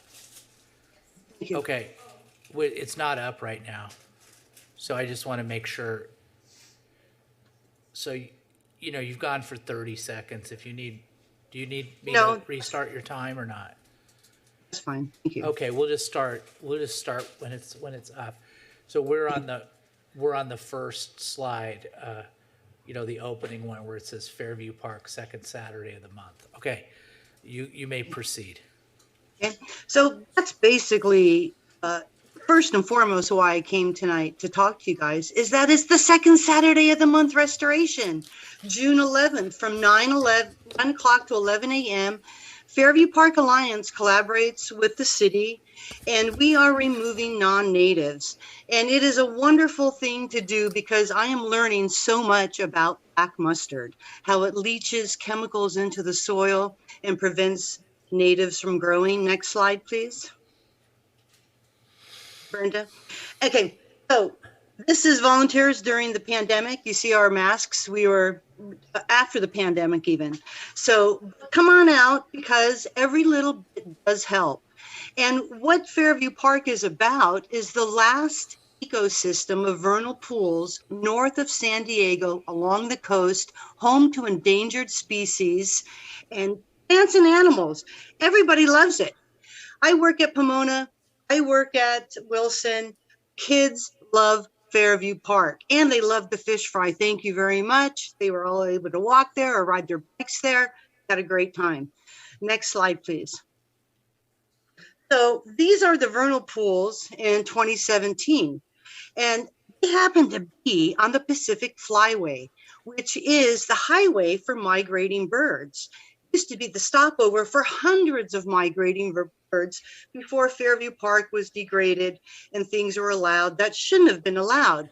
But now the city is moving forward with restoring Fairview Park. And let's be clear, our Earth is in a crisis. We are in global burning. You can call it climate change, but the fact is we are destroying the very planet we need to survive on. And it's because of human activity, fossil fuel. It's not a mystery. Let's do things locally that will help us globally. So come on out to Fairview Park this Saturday from 9 to 11 a.m. Help us remove some non-natives, and we're going to get some seed gathering going in the future, nature tours, bird surveys, and a nursery on the east side. Hope to see you guys there. Thank you. Thank you, Ms. Hendricks. Who's next? No further speakers, Mr. Mayor. Okay, close public comments. So now we're going to move on to council comments. This is when the city council can do their committee reports, comments, and suggestions. And so the first up is from District 1, Councilmember Donald Harper. Councilmember Harper, you have the floor. Yeah, I'll be brief because it's getting close to past my bedtime here. So great presentations this evening. Jay Humphreys, thanks for speaking up on Measure Y. I too would like to know and have an update on what the process is. I know there's an ad hoc committee and maybe a city manager can give us an update. I'd love an update from the city manager on the Harbor Soaring Society and where we stand with that. And for the two people that spoke on the Motel 6, I voted against that for a lot of the reasons they brought up, and I am concerned about it too. It's been voted on, and I don't know the process if it'll come up again as far as when they finally vote to do the renovations. I don't know, so you'll have to ask, and you're welcome to email me. I'll find out for you if you want. And I've got 5 coyotes living close to my house, Chief Lawrence, and your group has been great. I've learned so much about coyotes, and I may name them. My kids want to know if we could domesticate the pups. Doesn't really work, and but there's a lot to know about them, and we're managing. So thanks for your help. That's all. Thank you. From District 5, Councilmember Reynolds. Great, thank you. I'm going to try to rattle off a few things here. Mr. Garcia, we heard your comments, and I was trying to look at maybe Mr. Yang. You could get information from him, and he could follow up with the team on the different sort of speeding issues and road issues and debris issues and so on. Sorry, Mr. Yang, you're the closest one I see who's, and we'll follow up directly with some of the issues. Thank you for coming with those, with that feedback. I would appreciate maybe a quick update on the Fairview Park discussions, but I know there is a committee meeting tomorrow, so we'll get a more in-depth update, and maybe we can bring that back to council after tomorrow. On the Project Home Key, maybe a quick update, but I do want to share, are those folks still here? No, okay. For staff, maybe I think I heard that the project team is on that project now, and if it hasn't been done yet, maybe some quick outreach to the adjacent community just to get some of the facts out there about permanent supportive housing, and when appropriate, maybe a tour of some similar projects would be helpful, just to sort of get past the fear of what it might be, for example. Okay, those are the quick things I wanted to make sure I covered. Beyond the last couple weeks, I think always, especially at the end of the school year, there's so many different celebrations, the start of the summer, so many incredible things going on. I share all the sentiments we heard from the Lions Club folks who were here and have now left. Really successful event. Thank you to our staff, who I know pulled together and worked many long and stressful hours to make that happen. I can't say enough, I think, how meaningful it was to so many in our community. I think especially people who grew up with fish fry at Lions Park. My brother came down from Los Angeles with his family. His kids got to enjoy it, and we had a lot of reunions with old high school classmates that we hadn't seen for years. So really special event, and thank you for making it happen.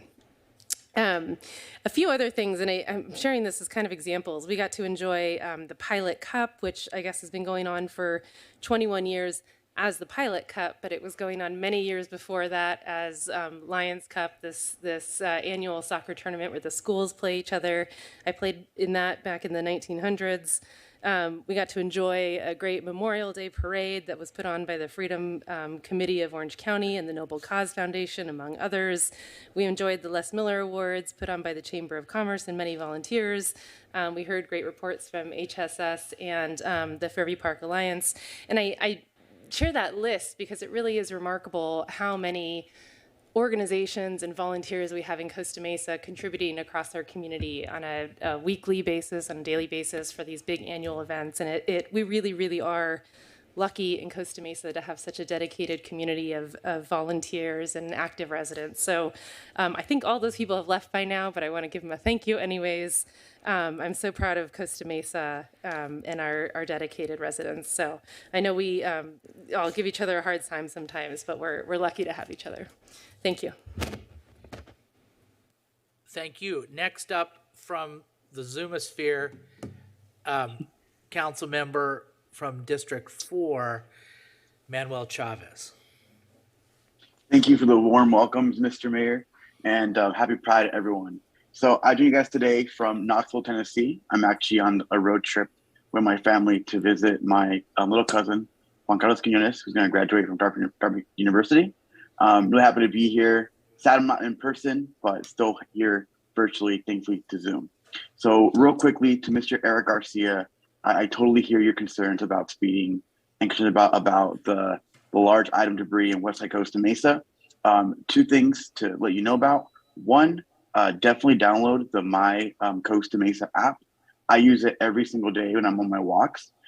With that app, you can take a picture of any large item you find in your neighborhood, and that gets uploaded automatically to our city staff, and they'll take care of it within 24 hours. So please get the My Costa Mesa app, get registered, and take photos of everything you see it's wrong. In terms of speeding, that's something I've been very, very passionate about. That's why we put up those temporary calming measures on Myers Street next to Ray Elementary School. To city staff, I keep mentioning this time and time again. Let's see how those are working in Myers Street. If they are working, let's make them permanent.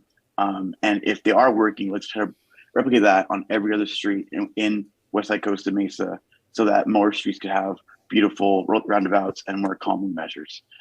Regarding Placentia, that is a typical common spot. I will let staff know.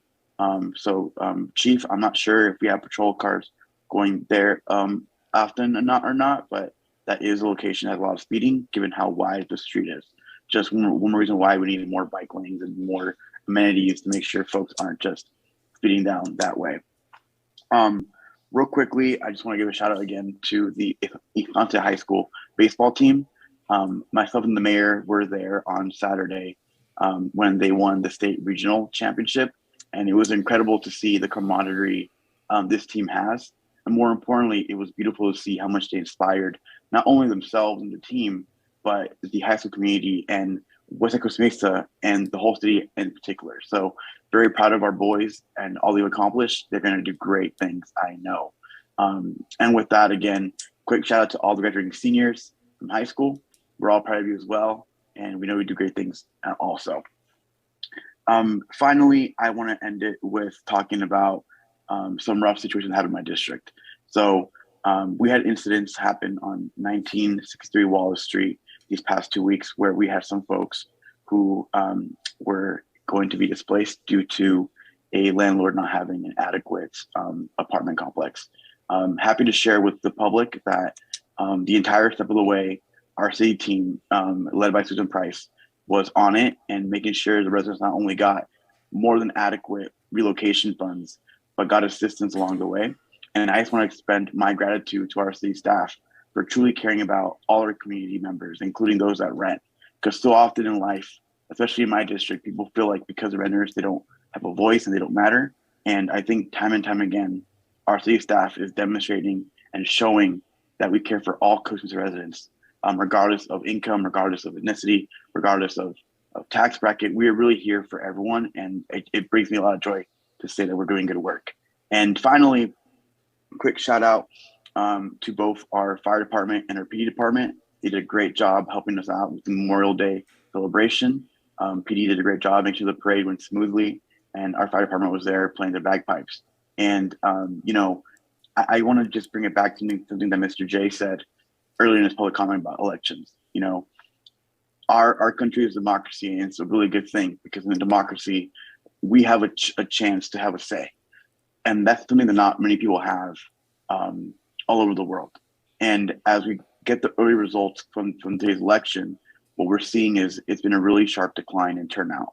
Some could say it's because of over burnout due to having a recall election last year. Some can say people don't think politics is working for them.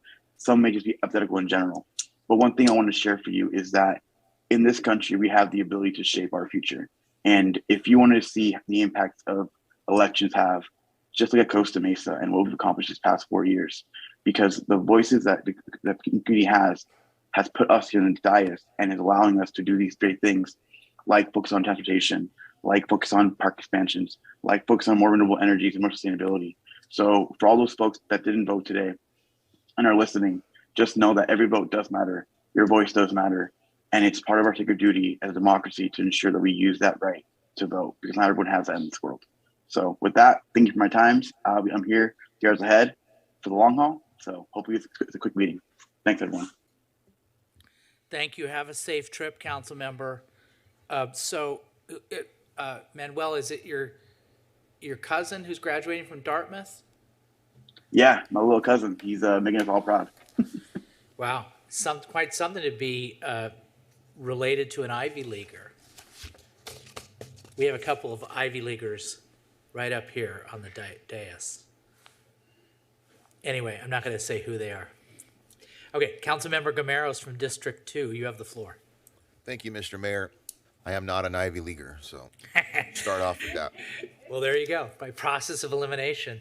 I'm going to be pretty brief, but I do have a few things I want to talk about. First of all, I want to thank our fire department. They're out in New Mexico right now fighting fires. I'm not sure if they're back or heading back, but they were out initially for 2 weeks on a multi-station strike team, Anaheim, Laguna Beach.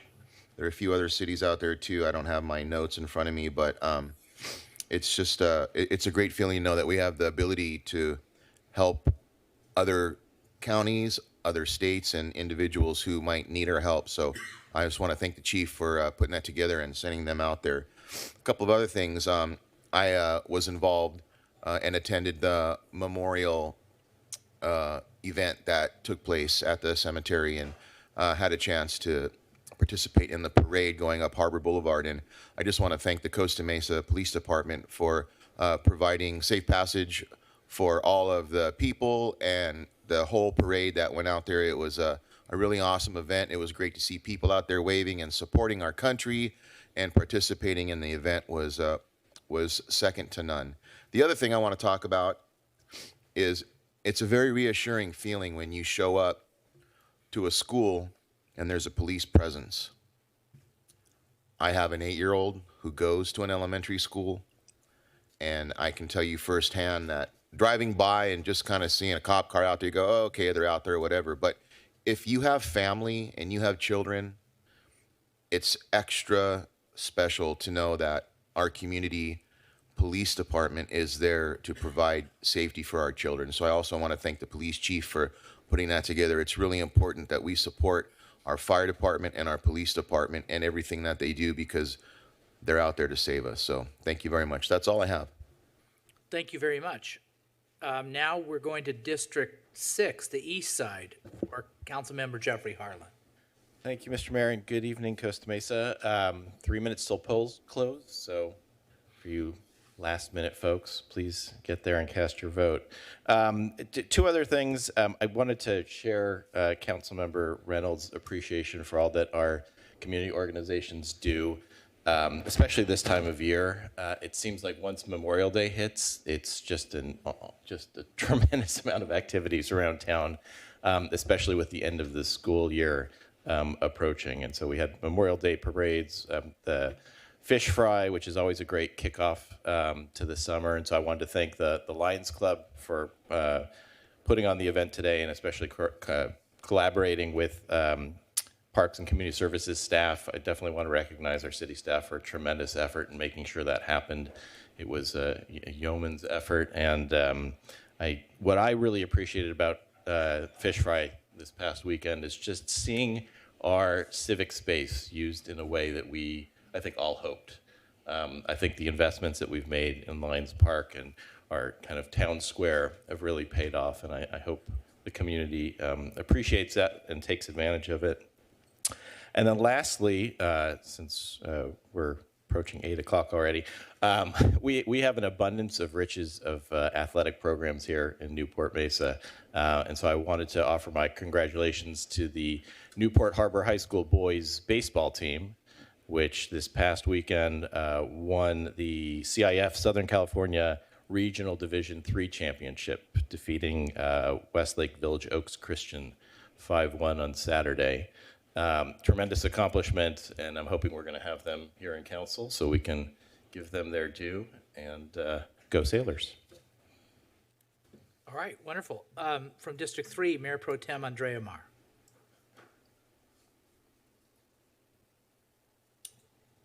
There we go. Sorry. I have a confession.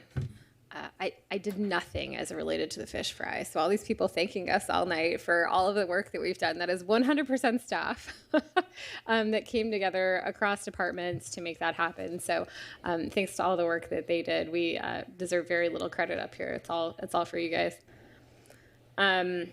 Vuksevich, thanks for almost making me cry, like right out at the beginning of the meeting. You know, I think my job up here, I often feel like I have a sacred duty to make sure that everyone in the city is represented, and that we don't just fly flags, but that we're actually enacting policy that makes life better for everyone and ensures that every single person, regardless of race or sex or creed or sexual orientation, has an opportunity at living their best possible life and living the American dream. So, you know, that certainly is my guiding light. It's the reason I continue to serve.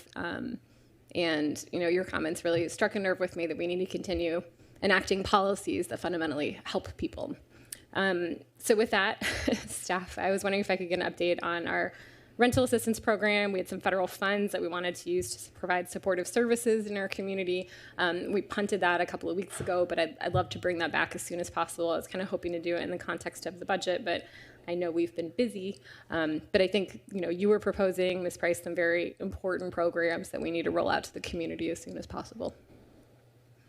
With regards to One Metro West, you know, City Attorney, correct me if I'm wrong, but ultimately it's up to the applicant to take the next steps in terms of potentially putting that on the ballot. And so the city has very little or no obligation at this point to take any action before August.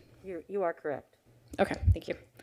I recently joined a group called the Leaders for Climate Accountability. It's city council members and mayors from across the country who are kind of taking a very different and interesting approach to climate change, and that is fundamentally to hold folks accountable for In many cases, the lies that they have told over and over again, I'm talking about oil companies and large corporations that knew very clearly that their work was resulting in climate change, but have continued to lie and sow discontent among the public about the extent to which climate change is impacting us.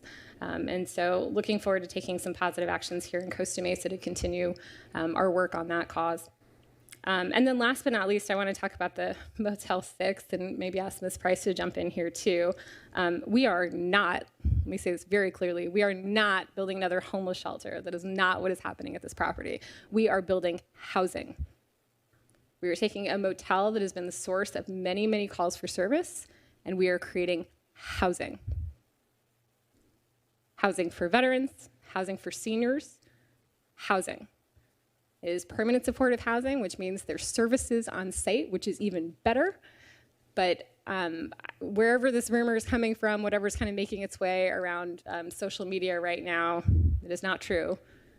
We are very committed on this dais to making sure that we are creating more housing opportunities for those most in need. I go back to my previous comment earlier, and that is exactly what this project is going to do. And I'm very proud to support it. I think that we probably need to do some more outreach. I completely agree with Councilmember Reynolds. But man, this is exactly the kind of thing that we need to be doing more of. So, Ms. Price, did I get that right? Anything you want to add? Sure, Honorable Mayor and City Council members, just a quick update on the Home Key program. The council did support 2 applications to go to the state for a Home Key application that was submitted back in January 2022. There were 2 projects proposed, and one was the Motel 6, the other was the Mesa Motel. Only one of those projects received state Home Key funding, and that was the Motel 6. They are currently working on completing their funding matrix for that project, and so it hasn't moved forward as far as being fully materialized. It is an 88-unit building, and so 40 of the units were to be supported by the state Home Key project for veterans with what's called a VASH Section 8 voucher operated by the County of Orange. And then the other 48 units are for seniors 62 and up, and that is just a regular affordable housing for our community. And the provider, Community Development Partners, it's a development organization, is working with Mercy House, who's the operator who operates our shelter, to secure the funding needed for that phase 2 of the project. So nothing has moved forward at that site at this point. They are continuing to look for funding, but possibly what the community is referring to is the award that came from the state most recently. At the end of May, they closed out that phase of the Home Key Awards, and they did receive an award for that site. It is still an ongoing project seeking funding for that second phase. Thank you. That's all, Mr. Mayor. All right, thank you. Yeah, I just have a few things to mention. Regarding Memorial Day, it was wonderful. Thank you very much to the police department for the escort. Thank you also to the Noble Cause Foundation that provided the vintage World War II Jeeps that paraded us throughout the city. And most importantly, thank you to the Orange County Freedom Committee for putting on such a wonderful event. And also the other thing is thank you for the police and thank you for fire. Fire did the honor guard, and they did the pipers. I'm not sure if the piper was in a firefighter, but yeah. But so they have, of course, a wonderful honor guard in the fire department, and it was great to see them there participating as well. A great community event. As Councilmember Gamero said, thank you to the police department for really going above and beyond the call of duty as it relates to the patrols that they've been doing to our schools. After the Uvalde shooting, there were a lot of people who contacted me, and I'm sure other council members, and they were very concerned about the safety of their children. And of course, we talked to the police chief, and the police chief rallied the troops, and they've done a wonderful and remarkable job. So thank you very much for that. Also, some good stuff from the fire and rescue department. Our crew came back from 2 weeks away from their family in New Mexico fighting the wildfires. Let's give it up for that group.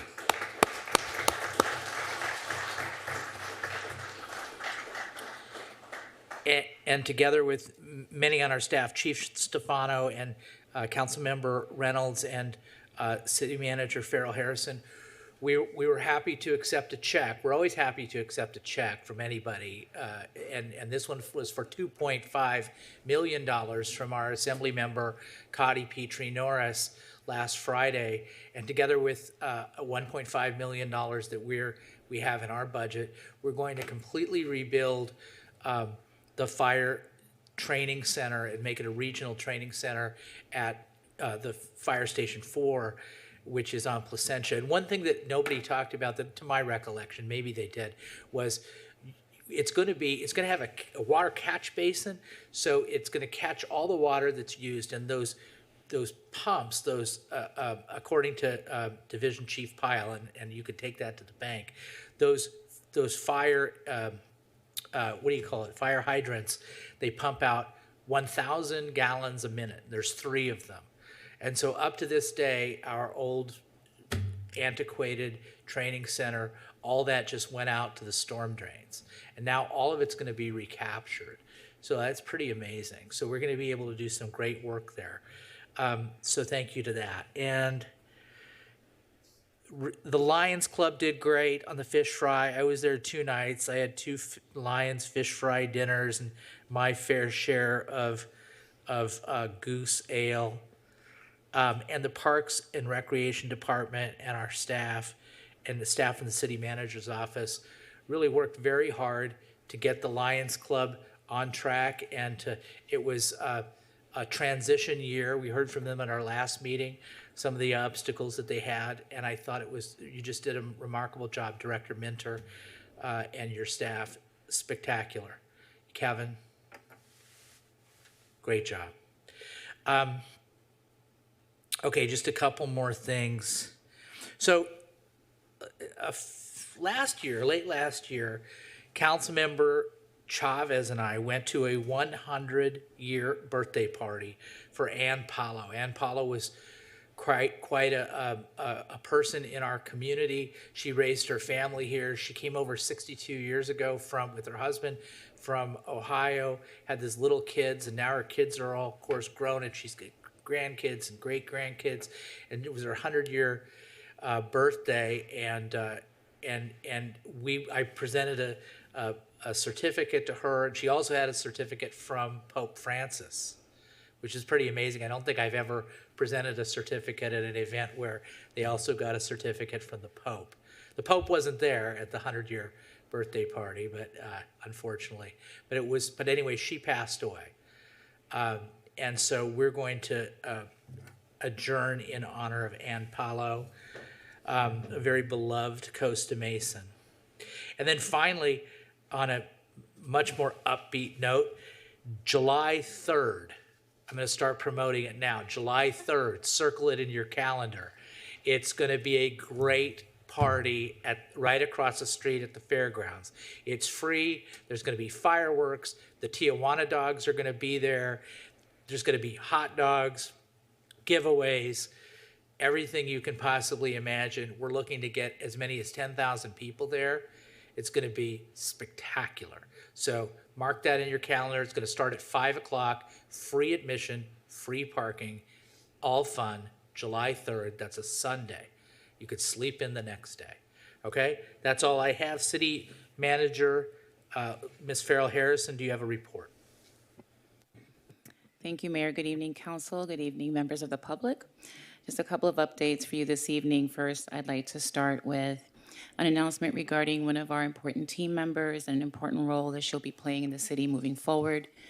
As you know, the past couple of years, we've had a very serious issue with the pandemic management and many other emergencies, if you will, that happened just because we're located in the state of California, whether it be wildfires, landslides, floods, evacuations. We have a very important position, which is our emergency services manager position. And as you know, the person that was in that position, Jason Dempsey, received a position in a neighboring state, and he's left the city. And so I'm pleased to announce that we will be appointing Brenda Emmerich from our fire department as the acting emergency services manager. So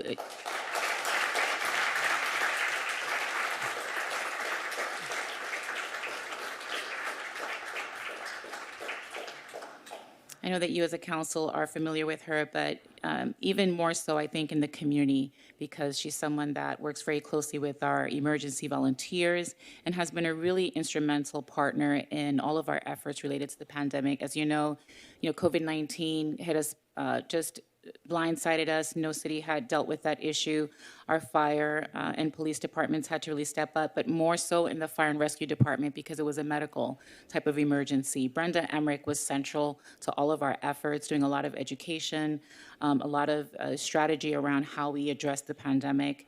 And the past 2 years have shown that this is a really important role at the city. This position manages our emergency operations center, has that network of relationships with a lot of our partners, and a lot of the nonprofits, and of course the school district, et cetera. Currently, she's our fire prevention specialist, and she's been very instrumental in making sure that our community emergency response team, or CERT as it's called, which is our group of volunteers that help with community emergency response, are well trained. She's also helped us with a lot of our own city drills and activations to make sure that we're prepared. She's been with the city for 18 years, and she has over 27 years of experience in fire education and community program development and training, and has been a community service officer in code enforcement and had a short stint with the California Highway Patrol, so watch out if you're out there speeding. In her time with the city, she's revamped a number of programs, she's created new ones, and no matter the age of the participant, her mission is always to improve the safety of the whole community. Anyone who knows her knows that she's extremely dedicated, competent. She's just a joy to work with. She's married to a Los Angeles County fire captain and has 2 boys, ages 21 and 35. And so she's very integral to all of our services here, and so we're really happy to appoint her in this acting role as our emergency services manager. So thank you, Brenda, for accepting the challenge. We will be supporting you with this, and I know that both our police and fire chiefs are very happy with this decision, so I just wanted to share that with you as a council.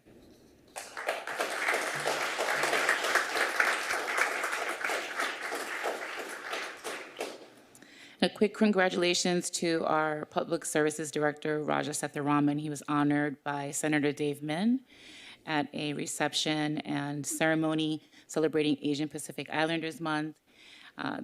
Raja's very humble, and he's so instrumental to all of the work throughout the city and has so many programs under his purview, responsible for so many things: our street maintenance, our active transportation program, maintaining the city's facilities, maintaining all of the assets in the community, our parks, and just breadth and depth of experience that many other cities don't have because of the nature of us being a robust, full-service city with a whole complement of services, including police and fire. And so, Raja, again, congratulations for your achievement. Congratulations also to your team, as I know they're central to your success, and it was a pleasure to be there. And thank you to Senator Min for acknowledging one of our very own. Raja was only one of 2 employees that work in a city that were actually acknowledged by the senator. It was Raja and the police chief for the city of Irvine, and so it was quite the distinguished recognition.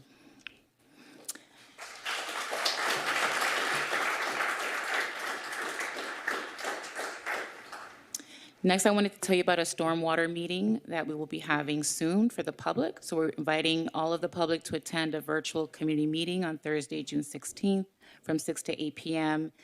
We'd like for you to learn about the city's new project to develop a new storm water master plan for the city of Costa Mesa. As you know, the city has miles and miles of water lines and also catch basins that capture stormwater. And so we need a master plan for the city in order to make sure that we're capturing water and we're actually using all of our resources adequately. This virtual meeting format will give the opportunity for the public to learn about many things, including the project scope and goals, existing drainage system evaluations, overview of project prioritization, and then to have just a dialogue with city staff. This will be one of 2 meetings. And so please join in on Zoom. For more information, contact our senior engineer, Bobby Fulati, at 714-574-5222, 714-574-5222. But we'll be getting information out through our website, social media, and other means for you to participate. And then I wanted to, once again, thank Lieutenant Hildeman for his service.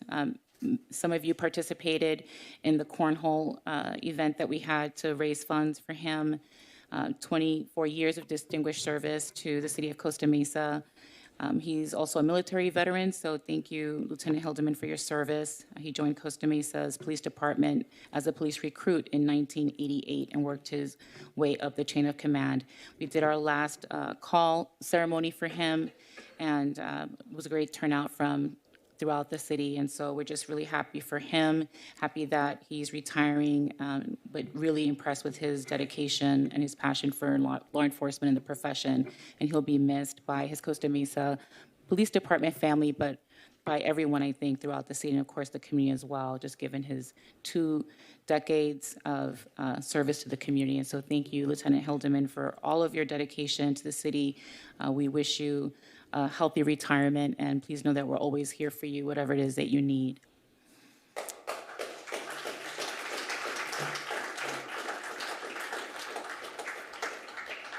And last but not least, I had a great time at the fish fry too. Between three of us, we won a unicorn, a little stuffed unicorn that was lavender, and we enjoyed our fair share of fish dinners. I just really wanted to thank the Parks and Community Services Department. Jason did a great job. Kevin, I saw you out there busy working. Alma from our department swooped in to help kind of seal the negotiations on placement of the rides and things like that. And I think it just worked out really well. Thank you to Police and Fire as well for your creativity in making this all happen and making sure that it was safe and in the right place. And of course, to our Public Works team for their assistance as well. And so great event had by everyone. Jennifer Lee is a good hula hooper if anybody's interested in a hula hooping competition at some point. But we had a fantastic time, and it was just great seeing all the kids and all the families having a wonderful time. And so I'm really glad that was a great success. And then one more. I had the pleasure and the privilege, thank you, Councilmember Reynolds, for inviting me to the Wilson Street Learning Center's promotion ceremony. That was fantastic. Got the chance to meet Reverend Parra and able to speak to a lot of the families there. It was a great celebration of kids promoting from one grade to the next, but it was praise and worship and acknowledging students and their achievements. There was a student in each grade that was acknowledged all the way from K through 12, and it was fantastic. I made a few remarks in Spanish. It was great to connect with the community, and I'm just happy that I was able to attend, and thank you, Councilmember Reynolds, for inviting me, and that'll just be the beginning of a continuing relationship with the Wilson Street Learning Center. And that's all I have. Thank you. All right, thank you. City Attorney, do you have a report? Mr. Mayor, I'm going to be uncharacteristically quiet this evening. Thank you. That's no? Okay, good. Well, then, why don't we do this? Well, you know what, let's get through the consent calendar. Does anybody have anything? So the consent calendar, for those of you who are here, these are things that are routine, and usually you're handled on one motion unless somebody pulls an item. And you can pull a council member can pull an item, the public can pull an item, and so can staff. Madam Clerk, has anybody pulled any of our consent calendar items? No, Mr. Mayor. Okay, then I'll entertain a motion. Item 5. Who? Item 5, okay. Great. Okay, fine. Let's, item 5, if you could read the title, please, Madam Clerk? We'll vote on the rest Oh, of the consent. let's get a motion on the balance. Motion on the balance by Reynolds, and let's say second by Harlan. Call for the question on the balance. Okay, and it all has to be voice Yeah, vote voice. tonight. Councilmember Chavez? Yes. Councilmember Gameros? Yes. Councilmember Harlan? Yes. Councilmember Harper? Yes. Councilmember Reynolds? Yes. Mayor Pro Tem Mar? Yes. Mayor Stevens? Yes. Motion carries 7-0. Okay, now Hold on, let me item record 5. this vote. Hold on just one second.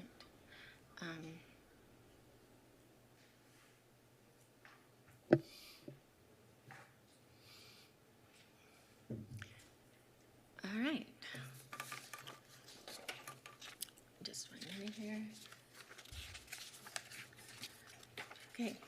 Item number 5 is resolutions relating to the calling of the general municipal election on November 8th, 2022. Okay, let's open that up to the public comment. You have the floor. Thank you, Mr. Mayor. Jay Humphrey, Costa Mesa resident. Quite honestly, it's about item number 3, which is specifically about candidate statements and setting the rules for candidate statements to be included in the voter information packet. Bottom line, to get it all right and get it done correctly. I note that there is absolutely nothing in there that has to do with items to be voted on. So there's no rules about what items need to be voted on, even though there are rules about the people that need to be voted on. I wonder if that's just an oversight. My concern here is that if we don't have those rules, then we can't assume that people are going to do the right thing. And contrary to what some people seem to believe, there are very specific issues, very specific requirements in Measure Y about what the city's responsibility is of making sure what information is available to the public. All about what's available to the public. It's not about necessarily who actually has to write it, but it's making sure that it's in the public's best interest. And there's no rules here to talk about what that may or may not be. I am concerned that we're just kind of letting this slip and leaving it all up to somebody else to handle, as opposed to the city stepping forward and actually taking care of what the citizens asked them to take care of. Thank you very much. Thank you.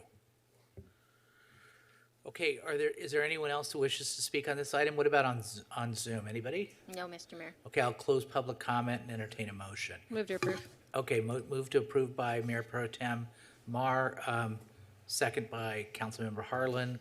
Call for the question. Councilmember Reynolds? Sorry, Mayor, I had a question. Oh, sure, of course. I just want to sort of preempt. I don't know. Sorry, I don't know if the public comment was related to the same One Metro West question again, but can we just have our city attorney sort of explain the process of, what this agenda item is and what any additional actions might be related to the speaker's comments? I think that would be helpful. I'd be happy to do that very briefly.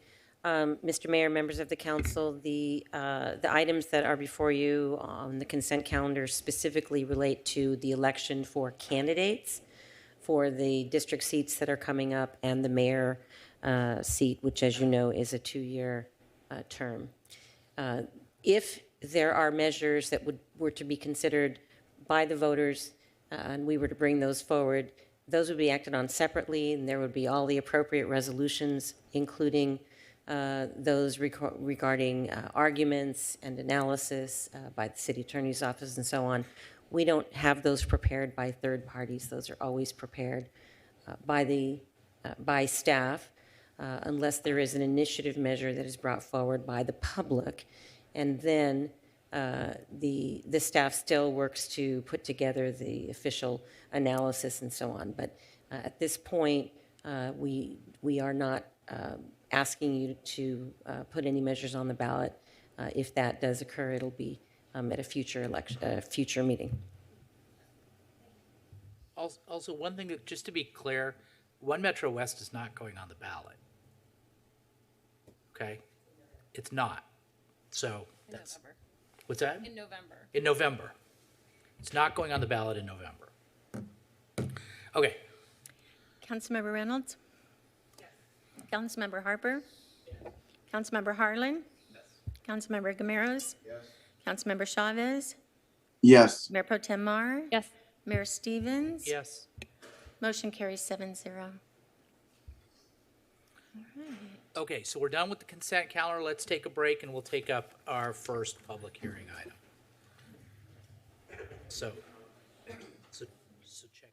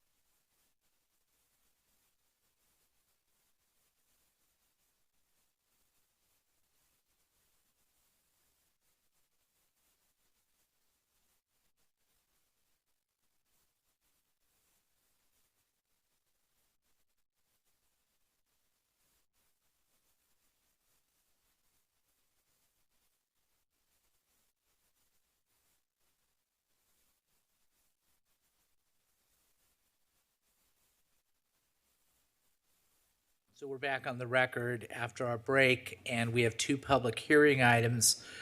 Madam Clerk, would you please read the title for our first public hearing? Thank you, Mr. Mayor.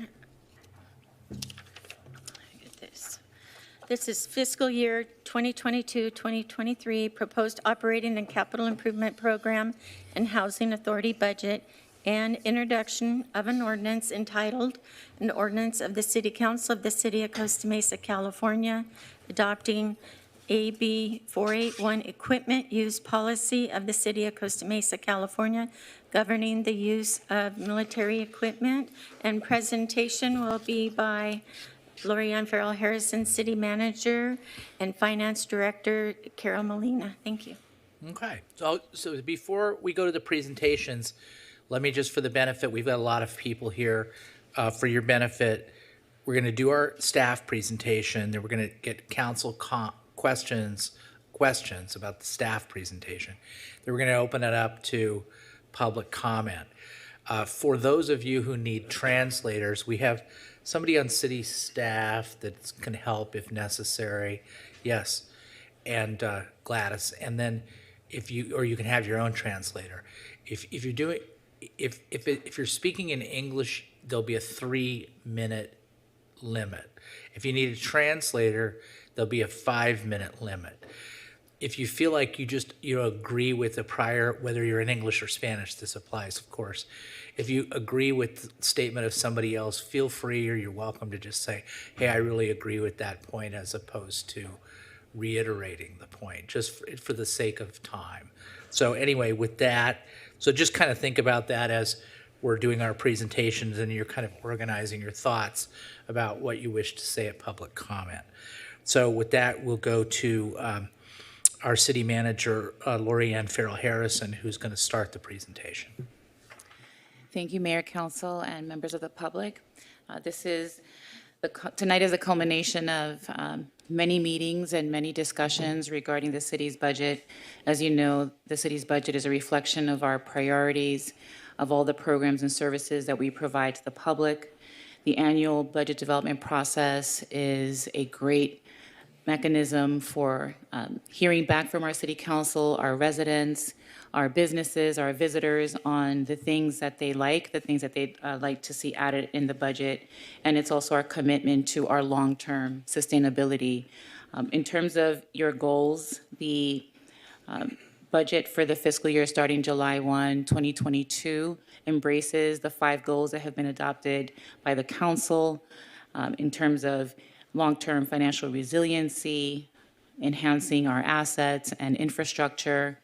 Of course, there's always enhancing and maintaining our public safety, improving housing and our services to the homeless. As you know, that's a big commitment in this budget, totaling millions of dollars. And also recruiting and retaining high-quality staff, because we do everything as government through our staff. And so tonight represents the culmination of about 8 to 10 meetings at the city council level, with planning commission, with the finance and pension advisory committee, with our parks, arts, and community services commission. This is our 4th meeting as a city council. Of course, our meetings are open, transparent, open to the public. Our information is on the web as well. And so we've had quite a deliberative process on putting this budget together. And I'm glad that we're putting together, despite the pandemic, a balanced budget that does not use general fund reserves and does not rely on American Rescue Plan funds either.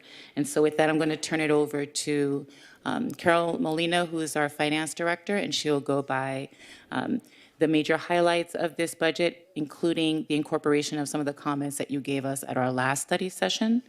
And then, of course, we're open to questions, and we're eager to hearing, public comment as well. And with that, I'm going to turn it over to Carol Molina. Thank you, City Manager Lorianne Farrell Harrison.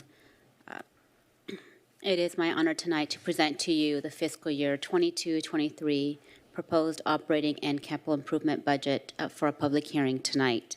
I did want to take a moment to thank staff. This is a culmination of multitude of hours citywide. It starts in the finance department sometime in November, and it starts hitting all of staff departments in January. And after multiple months of deliberations, we have before you tonight a balanced budget. As you know, this year's theme is Paving a Brighter Future Together. Tonight, we will go over the proposed budget overview, a budget recap of all funds, general fund highlights, and we will also discuss the Housing Authority budget.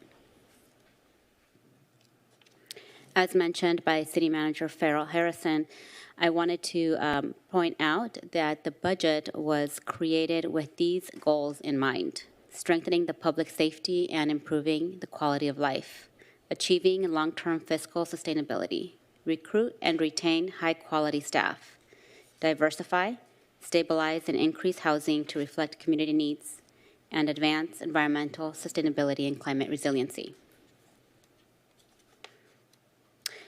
In this year's budget, Paving a Brighter Future Together, it includes a general fund budget that is balanced without the use of any ARPA funds or general fund reserves. It strengthens our commitment to public safety by dedicating over 53% of the general fund's budget to both police and fire departments. We're investing in our parks, active transportation network, facilities, and our other infrastructure. We're also correcting a historic deficit in our equipment replacement fund by funding $2.8 million of annual revenues into this fund. And we're also investing $2.5 million in our technology, in essence, funding the 5-year plan that was adopted by the City Council a couple years ago. And our all funds overview. Our total all funds budget totals $206.1 million, the greatest share being in the general fund of about 80% or $163 million and change. This is the largest type of fund in the city. It is also the one fund that is unrestricted. Our other funds, internal service funds, special revenue funds, and capital project funds are restricted types of fundings. In our May presentation, we proposed a $206 million all funds budget. Since then, we have recommended to add a school resource officer, police officer, into our agreement with the Newport Mesa Unified School District with their commitment to pay 50% of that position. And as a result, we're recommending to adjust the proposed budget that was before you in May by that position, thereby ending the total budget at $206.2 million. Our proposed budget also makes sure that we're fully funding our CAN, which means a 5% towards our capital and 1.5% towards our information technology. This includes $5.4 million in our capital improvement fund, $2.4 million in our IT fund, and $2.8 million in equipment replacement fund. In our equipment replacement fund, we have been making strides in ensuring that we're putting forth a greener fleet. In this year's budget, we're proposing the debt payment for a new Bearcat armored vehicle for police department, replacing 2 ambulances and a Silverado Trail Boss for fire and rescue. We're also aggressively shifting our fleet to hybrid and electric options. We're also proposing to add 9 new hybrid vehicles and 4 electrical vehicles, and we're also installing 2 EV charging stations at the corporation yard. In our IT department, we are funding year 3 of our information technology strategic plan. We're including a senior program analyst, a programmer analyst 2. We're funding the budget and human resources modules for our upcoming ERP system, our enterprise GIS master plan, print management services, and our police department telephone system upgrade. In our capital improvement program, totaling $25.3 million, here you can see a breakout of the various categories of our CIP. 9.8 going to our streets, 3.5 for parks, parkways, and medians, 3.2 to our transportation, and 8.8 for our facilities. In our Parks and Community Services Department, we're funding the Recreation on Campus for Kids, otherwise known as ROCKS, by $250,000. We're also proposing multiple CIP projects totaling $2.6 million that include our Ketchum-Liebel Park expansion, Shalimar Park expansion, 2 additional butterfly gardens, Brentwood Park improvements, and park repair upgrades. In our Public Works Department, we're adding new EV charging stations at the corporate yard. We're funding an associate engineer paid from non-general fund dollars. We're initiating a climate action and adaptation plan, and we're committing our funds for replacement of our aged vehicles with greener options. The changes into our 22-23 proposed budget before you tonight that was different from the May study session is the addition of the school resource officer or police officer to enhance our school security with a shared cost of 50% with the Newport Mesa Unified School District. We're also creating a cannabis traffic impact fee fund to finance active transportation and traffic mitigation efforts within the respective commercial corridors. And we're proposing to return to the City Council at a later time with recommended first-time homebuyers program guidelines. We are also ensuring compliance with AB 481, which is effective January 1st, 2022, that mandates all California law enforcement agencies have an equipment policy, compile an inventory list, ensure that they're both available on public and on local webpage, notifying local government body 30 days prior to approval, obtaining formal approval by a governing body through an ordinance, and reviewing and approving our annually by local governing body. Just wanted to take a side note with this particular item. In your budget agenda packet, you will have the ordinance, the equipment policy, and the inventory list. However, that inventory list only compiles inventories that are currently within the police department. It will not include the Bearcat because we have actually not come to council to formally purchase the Bearcat yet. That recommendation is set to come before council in July.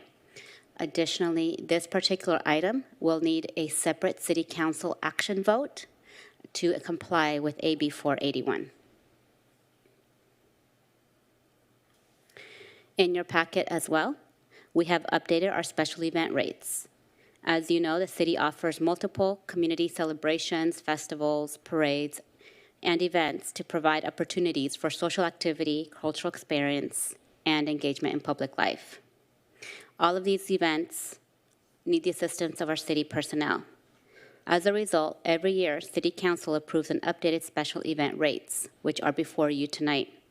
Staff is requesting to approve the rate determination schedule to be realigned with the rates of our neighboring cities. This is a snapshot of the different rates that we're proposing before you tonight and how they compare with our neighboring cities. I will not go with this in detail as you have those in your packet.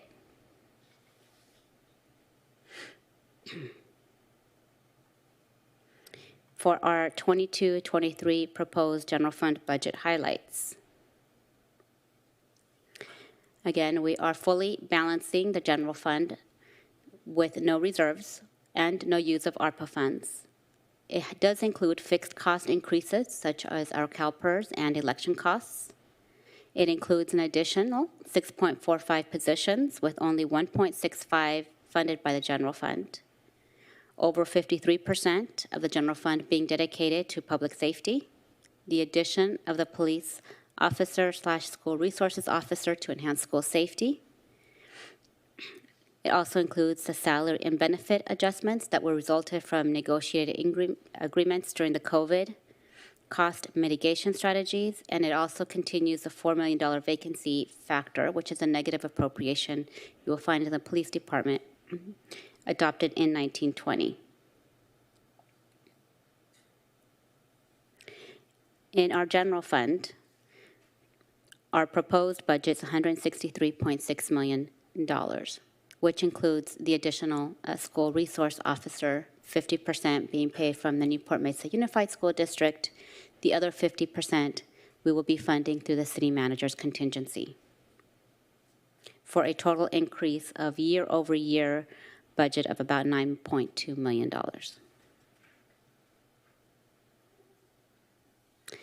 Before you is our breakout of our general fund revenue totaling $163.6 million. As you can see, the largest share is our sales tax at 44.5% of the total pie, followed closely by our property tax at almost 32%, and then our multiple other taxes, revenues, fees, and charges. On our expenditure side, as you can see here, the police and fire and rescue departments total over 53%, where the bulk of the other departments are significantly less than that. Higher, obviously, is public works and non-departmental, where all of the other departments are either 5% or above of the general fund pie. In our category of recruiting and retaining high-quality staff in our public safety department, particularly in this case, the police department, this is the highest level of police sworn staffing since the Great Recession. We are increasing our sworn staffing to 141 positions, which includes the additional police officer funded by the county auto theft task force, our school resource officer, a police sergeant that was added at mid-year. We have also included the annualized staffing enhancements that were approved earlier this year, such as upgrading our emergency services administrator to a manager position, upgrading our public records to property and evidence manager, reassigning a police lieutenant to sworn activities, converting a part-time crime scene specialist to full-time, and converting 2 part-time records technician to 1 full-time community services specialist. Also includes the debt payments for a mobile command unit, which we will be seeing later this year, and the Bearcat SWAT vehicle that will be coming before you next month. In our fire and rescue department, our sworn totals 85 positions. It includes the annualized funding of our new emergency medical services fire captain, the funding for the new 911 telecommunications manager that is shared with the police department, the upgrade from the fire protection specialist to assistant fire marshal, includes the debt payments for the ladder truck and the pumper truck. It also includes the purchase of the 2 ambulances. And also before you tonight is a contract to enter into an agreement to move forward with the purchase of those 2 ambulances. In our category to diversify, stabilize, and increase housing to reflect community needs, we have before you tonight the Housing Authority budget, which its objective is to grant decent, safe, sanitary, and affordable dwelling accommodations in the city to persons of low income. As housing successor, the Housing Authority assumes the function of the former Costa Mesa Redevelopment Agency, which includes covenant monitoring, homelessness prevention, and rapid rehousing. The total Housing Authority budget for the 22-23 proposed is of about $4.2 million, which is an increase of about $132,000 year over year. In the proposed budget, we are including an increase of our SB2 state grants of about $300,000. Also, we're utilizing CDBG COVID funds to also fund some of the homelessness. As a result, we are seeing a reduction of the general fund subsidy into the Housing Authority budget by about $500,000, and the increase utilizing other non-general funds. In our area to achieve long-term sustainability, I wanted to bring forth the general fund reserves. As you've seen multiple times, you can see even through the pandemic, we have made great achievements in ensuring financial sustainability. In 1920, we increased our audited numbers and our reserves by a little bit under $2 million, kept it flat for this last year's audited, and we are estimating either flat in this year's general fund year-end budget with no use of ARPA funds or reserves to balance the budget. Before you tonight are all of the periods of time which the city staff has provided an open forum, public hearing, public notices to discuss multiple areas of the budget, including the CIP, the proposed budget to the City Council, the Planning Commission, FIPAC, Parks, Arts, and Community Services Commission. And before you tonight is the opportunity to adopt via the public hearing. And with that, I will take any questions. Okay, council. I'm going to move over to the mayor's seat. I've been sitting in Councilmember Chavez's seat because my presentation screen is on the fritz. So I'll go back and then we'll start to move forward with questions.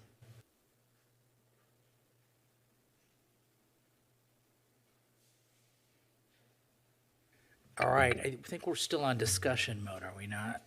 Yeah, we're still on discussion mode. So do any council members have questions? Councilmember Reynolds? Sure. Thank you. Thank you for that presentation, and thank you for, I know this is a culmination of many months of work.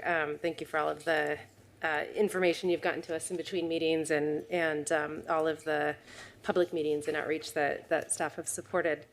I think it's a short list of questions. So first, we have a letter that landed on our desks during the break from PTA Vice President at College Park, requesting a crossing guard at College Park. If my memory serves me right, I think that's one of the elementary schools that doesn't currently have a crossing guard. Do we know incremental cost? What would the cost of adding a crossing guard be? It's approximately $15,000. Is that something, Ms. Brow-Harrison, that you think we could add into this budget this year without too much maneuvering? That's council's discretion. I know that I still have some funds available in the contingency, which could be used for that purpose if you so choose. It would be 15K of contingency. Okay, thank you. Correct. I had a few other questions on what is included in the budget. I think it was our last council meeting where we talked about the necessary change in jail services provider. I know, I'm assuming we don't have solutions to that yet because that was just a couple of weeks ago, but is that factored into the budget, the likely sort of increase in costs related to that? That's a good question, Councilmember Reynolds. We have fully funded the contract as it was before. We would be utilizing those funds for moving forward for the jail services. Okay, so any increase in costs, though, we'd have to find an adjustment for at some point through the year. Correct, and at that point, we could come back at mid-year. Got it, okay. I'm just trying to understand what's likely to come to us over the course of the year. The other thing that we've been sort of working on in terms of budget adjustments throughout the last year were classification adjustments related to our goals on, I think it was our primary goal on recruitment and retainment of staff. Are we anticipating any other budget adjustments related to that goal in the fiscal year that's not currently reflected in the budget? Not at this time. Not this time? Okay, great. And are there any other things on the horizon that you're anticipating showing up? And I know there's always surprises, but any other things that you're working on that you're anticipating in the upcoming fiscal year that's not in the budget? No. No? Okay, thank you. Just wanted to make sure I covered the bases there. And my recollection is, I forgot the full budget book, but that the revenue side of this budget does not include the second half of our allocated ARPA funds. Is that correct? That is correct, because that second half of the ARPA funds will be received in the current year. Oh, got it. Okay. Okay. Good. Thank you. Okay. The related to the SRO, that was new since our last discussion. I see in the budget report that the plan is to fund that through the city manager contingency fund for the upcoming year. Is the expectation that that would then be sort of built into the budget for future years? This is not something that you would regularly fund through the city manager contingency fund, correct? That is correct. Okay. Okay. Quick question on the special event rates, just as evidence that I am looking for ways to try to reduce workload. Is that something that needs to be renewed or reviewed annually?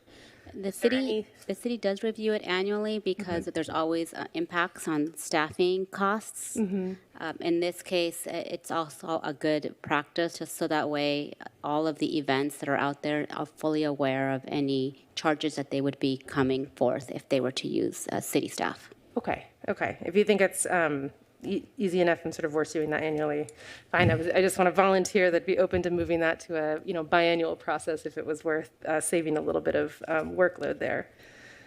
And then last question on the AB 481 piece. I saw the note about an annual report and community engagement meetings. I think that's, my understanding is that's an annual report sort of for a year from now, so that activity, annual report and community engagement would be spring 2023 as opposed to now? I will defer to the city attorney or the police chief. I can answer that question. Yes, the annual report comes after the adoption of the ordinance, and one of the things you're required to do is re-adopt the ordinance with any policy or updated equipment list annually. So yeah, we would be bringing that forward in the spring, and typically we would have the new ordinance for you with an updated list as part of the budget process. Great. Okay, thank you. I think I said last question. That always means one more after that. Can you remind me, we're, if we haven't already, we're starting very soon, the cannabis CUP applications. What's reflected in this budget in terms of kind of the anticipated growth in revenue from retail cannabis? So there is, as you know, and I mentioned before, we've already started to receive CUP revenues. Oh, right, from delivery. So which has offset that $2 million that we were projecting here. We fully received those funds for the cannabis Measure Q through the CUPs, for example, and the application fees. In this current budget, we're anticipating to continue to ramp up. However, it's very conservative, just because I know that this is a brand new program, and we want to make sure that we're ensuring the fiscal revenues will be realized by the end of the fiscal year. Do you know off the top of your head what our estimate is for 22-23? Let me grab it right here. And then the follow-up question will be, what is that compared to our sort of anticipated total annual revenue when the system is sort of fully loaded? So for the major part of the revenues will be coming forth through the tax itself, which is 6% in the general fund, right? So we're slowly looking at ramping that up annually, as most of the other cities that we have taken a look at have done with a similar type of tax, like Santa Ana and Long Beach. So you'll see in this year's budget, it's a slow ramp up from $3 million, and then we're looking at increasing that annually as the retail stores start to open and realize those funds. So $2 million last year, $3 million this coming year, probably $4 million next year, and of course we'll true it up as things. Right, and we'll keep an eye on it continually as the stores open up. We'll be realigning those numbers throughout the year. Got it. Okay, thank you. Those are my questions. All right, excellent. Who wants to go next? Councilmember Harper? Yeah, I can go. Go ahead. Some are related to what Arliss was asking, Carol. Can you go back to the general fund slide? Of course. And I just want to, yeah.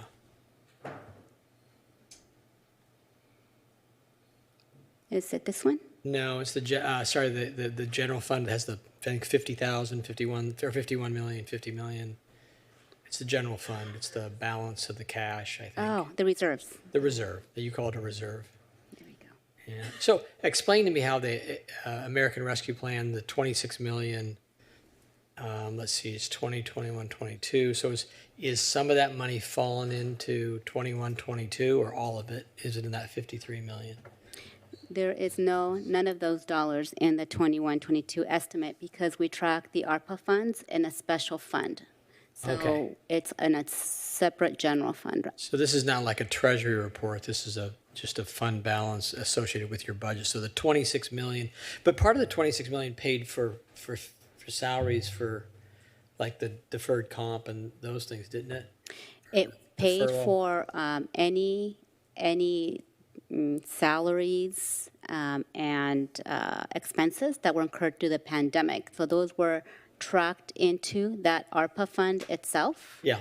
To be able, and it also help offset those emergency funds that we utilized when COVID hit. So we took care of a non-general fund deficit related to the emergency. Okay, so I guess I should ask, what's left in the American Rescue Plan fund? What's the balance in that? At this point, it's $13 million. 13 million. And that's based on the second tranche. Right, that's the second one. Got it. Got it. Measure Q cannabis. I asked this question last time, and I was surprised at the answer. you're saying that there's over, I think you said 2.2 million came in CUP funds. We're talking about 6 retail outlets, right?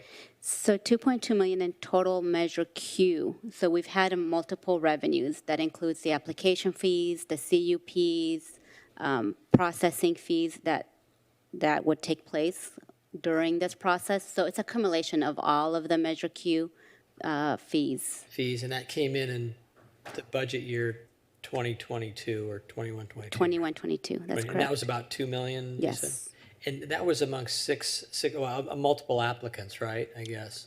correct. It just sounds like a lot for ultimately, I think we're looking at 6 retail locations now.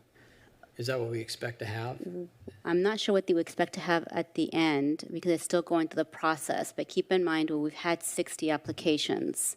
Okay. So those would have to be, paying their fees at certain times. How many do you think are going to fall out of that process?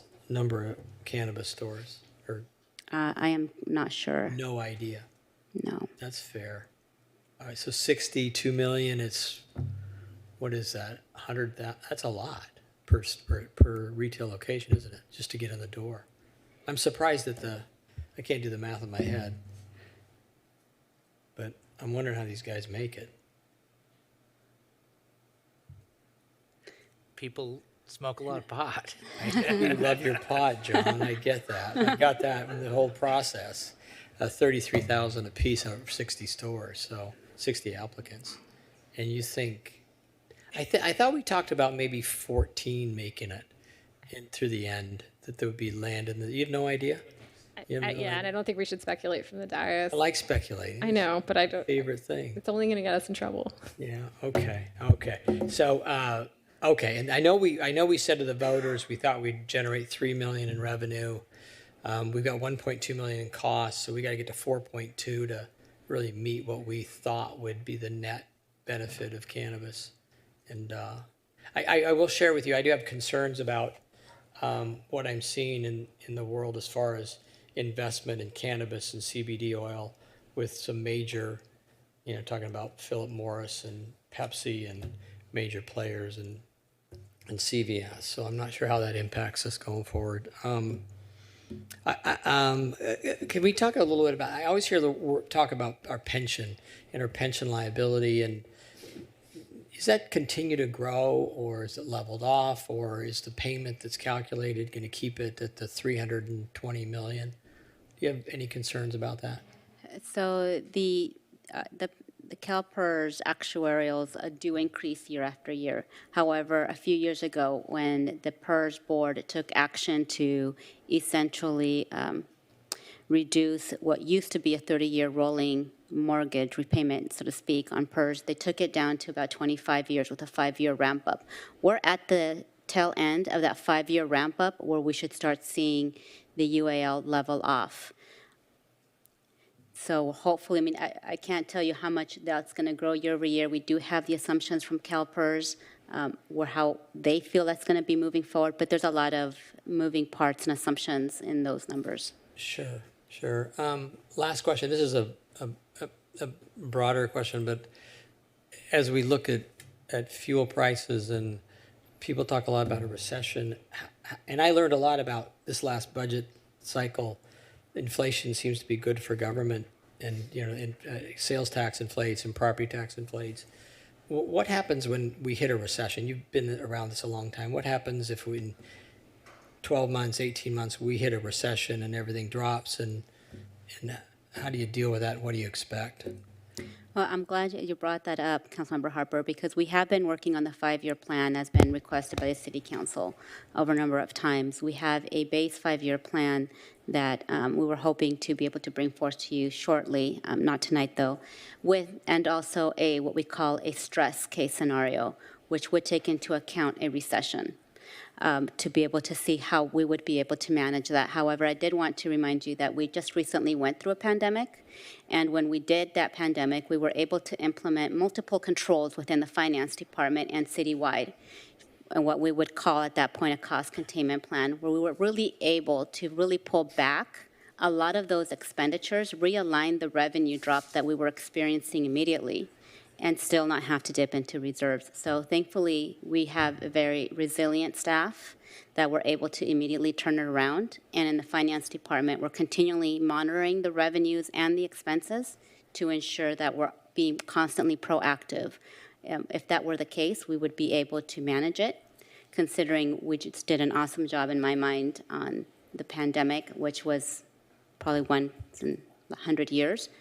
But again, we are. I agree with you, and I think you guys are great. I just think that we've seen inflation like I've never seen before, and that's something else that helped soften that blow of that.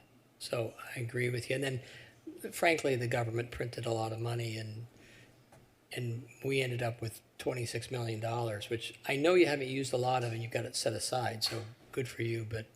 I'm just curious how governments behave more than anything. I wasn't being critical at all. So, here's my other question. I would love to see, and I know all of us probably would love to see a higher dollar amount in capital improvement projects. And I think when we went through the PLA discussion, Raj has said there was $200 million in CIP projects that we had assigned. Does that number, that $200 million, which isn't going to get done in 5 years, it's going to take a lot longer. Does that $200 million, I guess, it go down? Does it keep? How long has it been at that level that hasn't been completed? In other words, what's the churn on? Okay, I get some projects done, and now I've got 10 new ones. Is that $200 million where we need to be, or where should a city be at in CIP projects that aren't completed? I'll respond to that one. Mr. Mayor. Raji, you got it? Yes. Okay. Did that question make sense? It makes sense. Okay. So Councilmember Harper, yeah, the $200 million represents projects that are not only in the current year, but the next 5 years time frame. The level that we are funding right now, it's more realistic given our staffing and the level of work that we can reasonably expect to do in a year or in a reasonable time frame. You said during the PLA discussion that we'd get maybe 80 million or 85 million done in the next 5 years. So that leaves 120 million. So for every 5 years doing that, we'll be 10 years, and then some get added. That's what I'm trying to ask. When do you, what's called caught up, I guess, for a city? So many of the projects that are in the CIP are part of our general plan. That is, when the city is completely built out, that's the estimate of what we need to accomplish. And we really don't get to a build-out phase in a sense. I mean, it'll take maybe 20, 30 years for us to even be close to where we could be built out. So it's a much longer-term vision, but we include all those projects in the list just because if there is a potential for federal funding, for example, or state funding, they want to see it on some kind of a list, some kind of so that's why we have a lot of these projects are on the CIP list, so that we can capture any funding that might come Okay, up. so maybe the urgent projects are only the 85 million, is what another way to say it. Yes. Okay, that's helpful. That's all, Mayor. Thank you, council member. Does anybody else have any questions? Anybody? Okay, I just have a few. So one of the things we talked about offline was the estimate for the golf course revenue. It seemed a little robust to me. Do we have historical data that supports that? Yes, I apologize for not responding to you earlier, Mayor Stevens. The golf course revenues has continued to become robust, as you like to say. As you know, golf course has been very busy. We see it every month, so we're constantly tracking on a monthly basis all of our revenues, including the golf course. To the end of May, which is 1 month behind, we're almost already at $3 million, and that's still leaving with 2 months behind, which we average about $300,000 to $350,000 a month. So I'm very comfortable in the next year's budget that we will attain that, considering that we're going to be very close to attaining that number at the end of this fiscal year. Good. Okay, thank you. And there was something in the staff report, but I don't think it made it into the slides, about funding the 115 trust.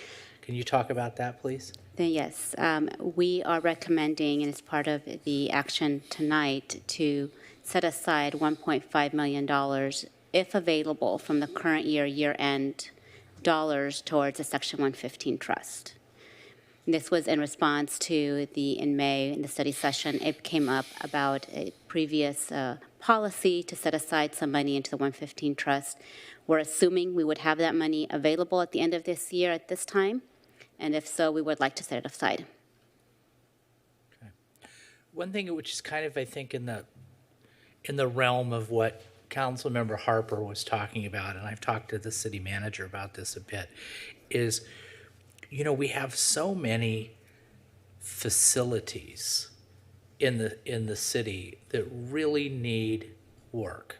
And you know, you put up the pie chart that shows the ratio of facilities as opposed to streets and active transportation and stuff like that. But like, just off the top of my head, you know, you'd say, okay, the Fire Station 2, Fire Station 3. We just talked earlier about the training center over at Fire Station 4. You've got the substation. You know, we talked about the substation on the west side. You've got you know, no windows in the comm station. I mean, we could go on and on and on and on. And when those facilities come up, you know, I think everybody's reaction is, yes, they need to be fixed. Yes, yes, yes, yes. Green light, green light.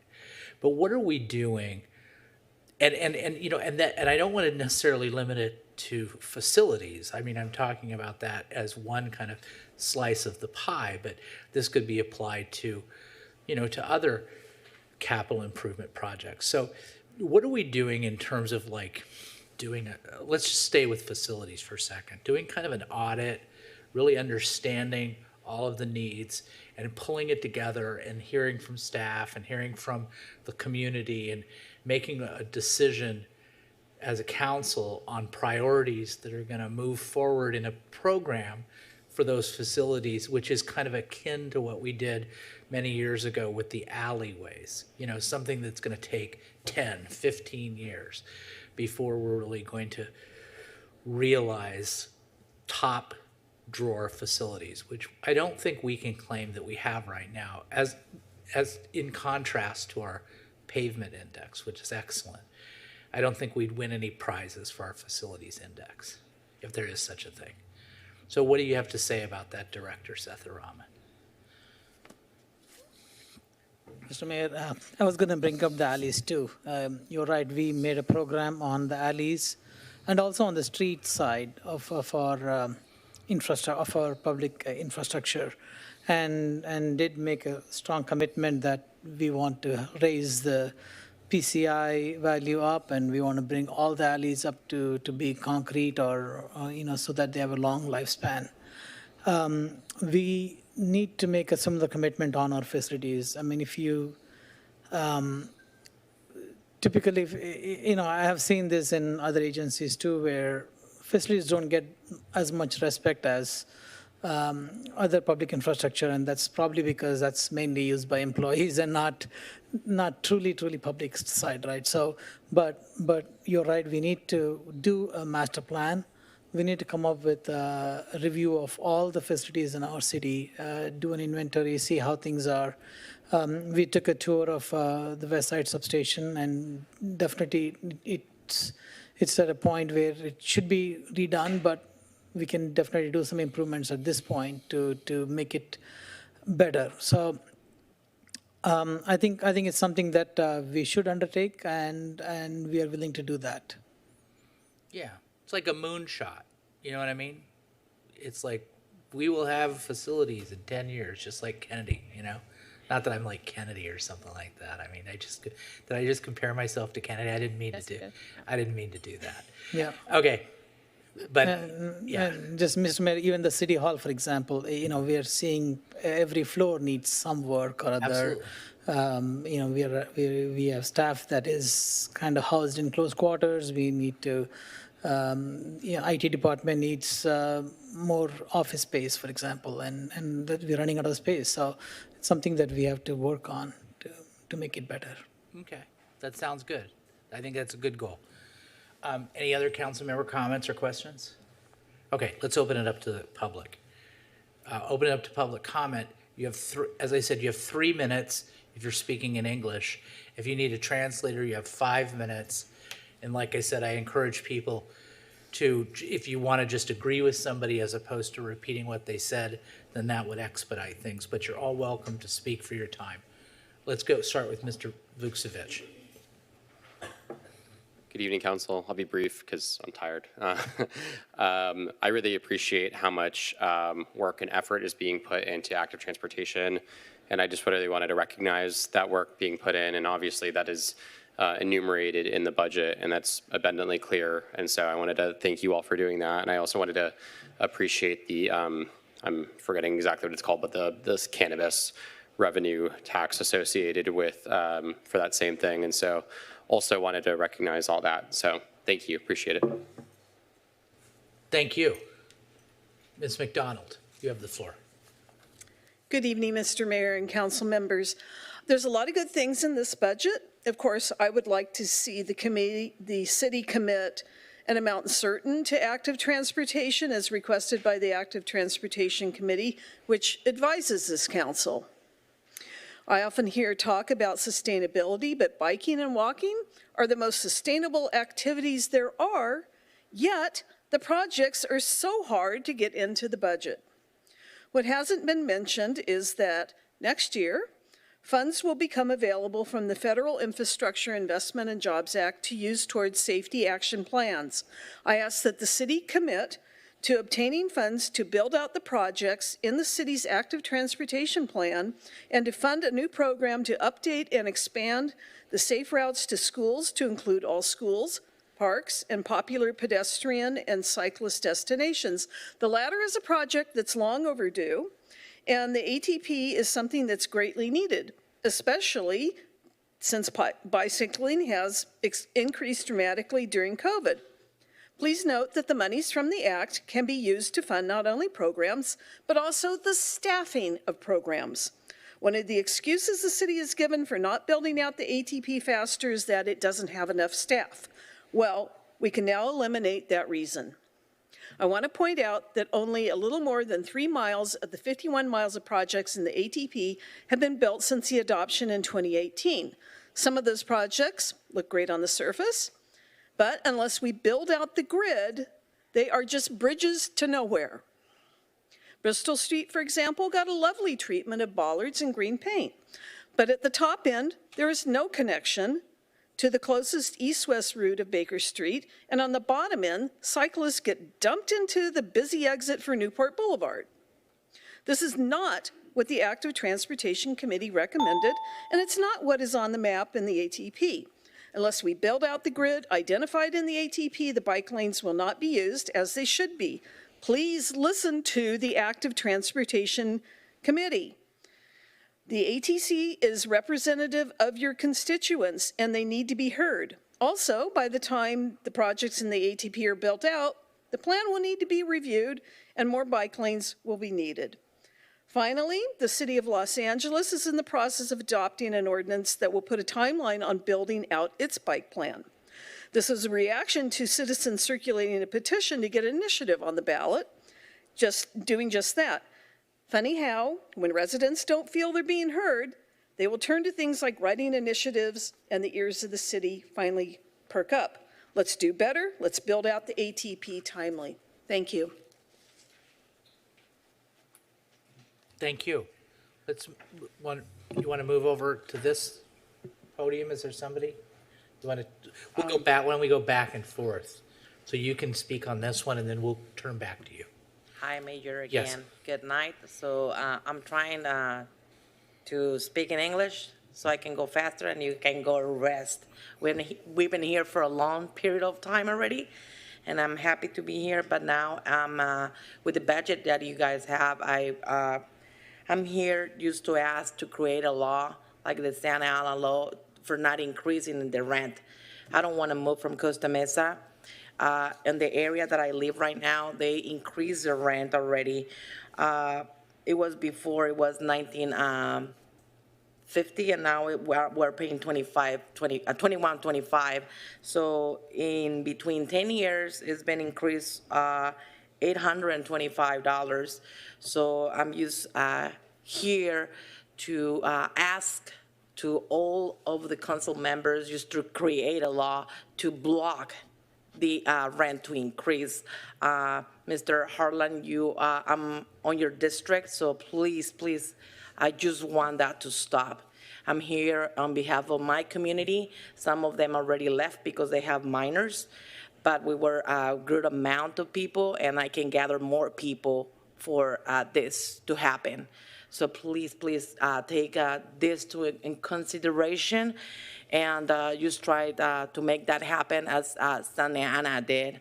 We're here together, and we can do this together. Please, I'm just asking that. Thank you so much for your time. I appreciate it. Yes, sir. Hello, Council. My name is Roberto. I'm with Resilience Orange County, and we've been community organizing for the last decade. And we sent to you a summary of findings from our canvassing and phone banking efforts. This report is the culmination of relationship building that we have been having with the Latino community in Costa Mesa since the beginning of the year. In February this year, we gathered input from 1,215 residents from an initial survey where we assessed whether Costa Mesa's residents were aware of the city's budget passing process. We found that of those that we surveyed, 93.3% were unfamiliar with the process. And in that same survey, we asked the voters to identify the top issues that they are facing. Overwhelmingly, they shared that housing insecurity is the most pressing issue. Additionally, in April, we re-engaged those same voters where we conducted 211 deep canvas conversations to further understand their situation in relationship to housing insecurity. More than one of the critical issues that emerged from our deep canvas conversation was for the need for the city of Costa Mesa to address the rising rent the Latino community is facing. Investment in a robust and diverse youth programs to meet the needs of Latino youth, and support for the building of infrastructure to connect the immigrant community to the much-needed legal services. In summary, the Latino community expressed their desire for the city of Costa Mesa to do more to meet the rising rent of the residents of the city. It is our hope that this report that we worked really is a love letter to the Latino community. It highlights their voices and the needs of the Latino community here in Costa Mesa as you prepare to adopt the 22-23 budget. So we know there's funding, both from ARPA and cannabis funding, so there's more that you can do to support the Latino community. Thank you so much. Mr. DeBoto. Good evening, Mayor, Council. Excuse me. So the FIPAC meeting, or the FIPAC committee has a budget subcommittee.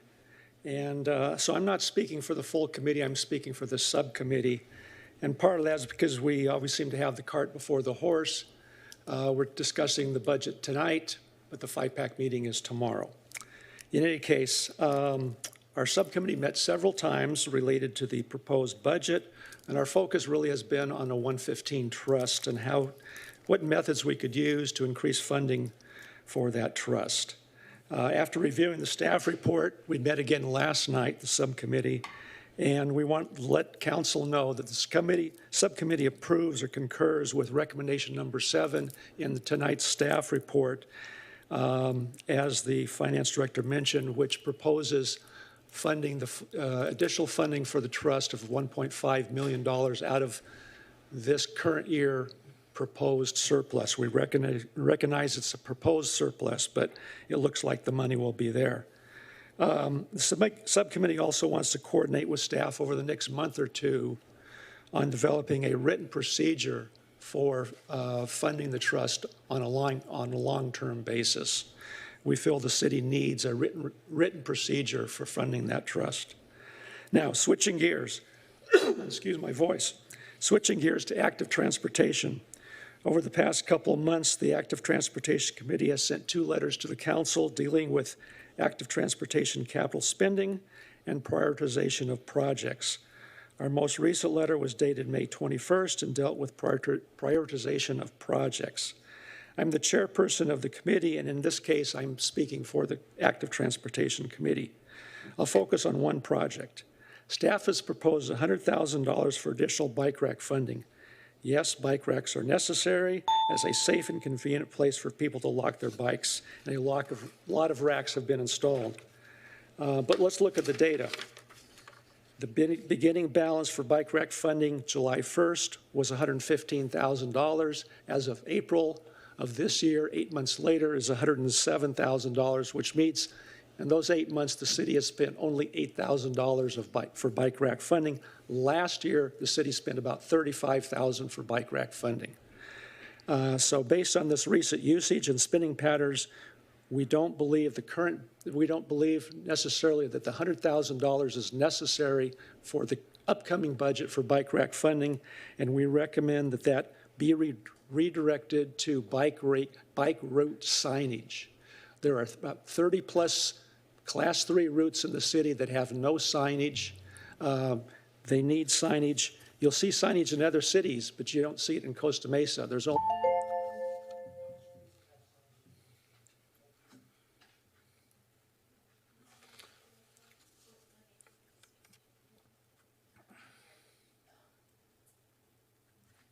What's that?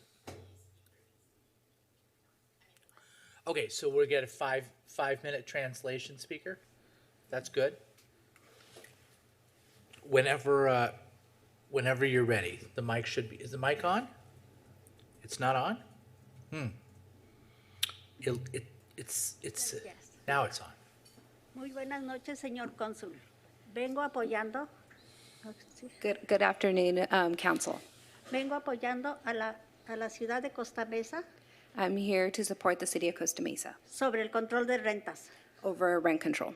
Cada día están subiendo más y más los apartamentos y queremos una vivienda limpia y digna. Every day, housing is going up and more, and we want affordable housing. Ya que un solo cuarto para la tercera edad son de $900 a $1,000, un solo cuarto. So just like a single bedroom for somebody, a senior, is from $900 to $1,000. Y no nada más vengo por la tercera edad, sino por toda la comunidad de Costa Mesa. I'm not here just for seniors, but I'm here for the whole community of Costa Mesa. Muchas gracias por su atención. Espero que nos escuchen. Muy amables. Buenas noches. Thank you for your time and attention, and I hope you hear us. Thank you. Thank you too much. Thank you.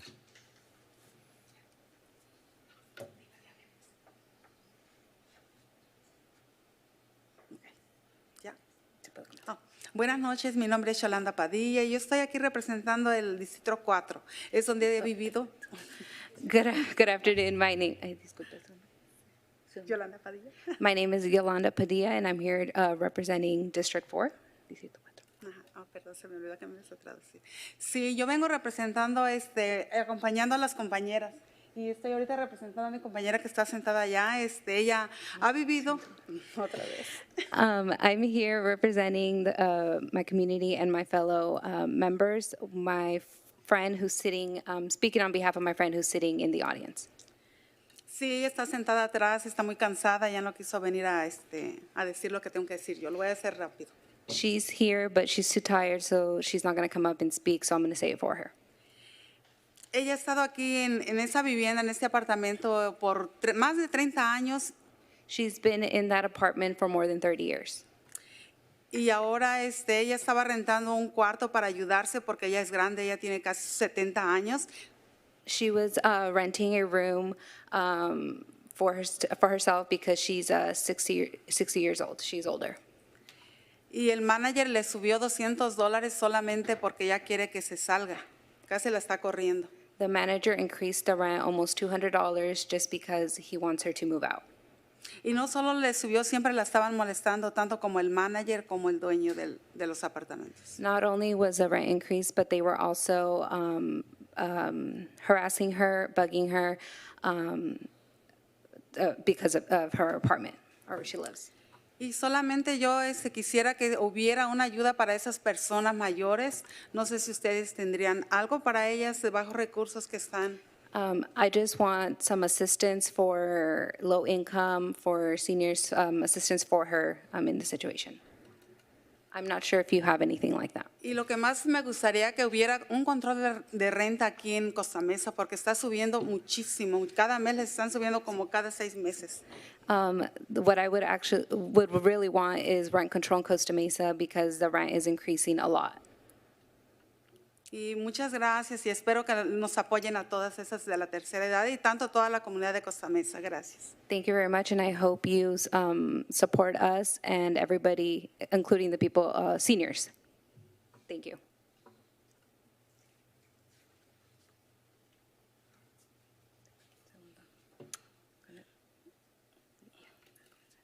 Buenas noches, mi nombre es Mercedes Olivera.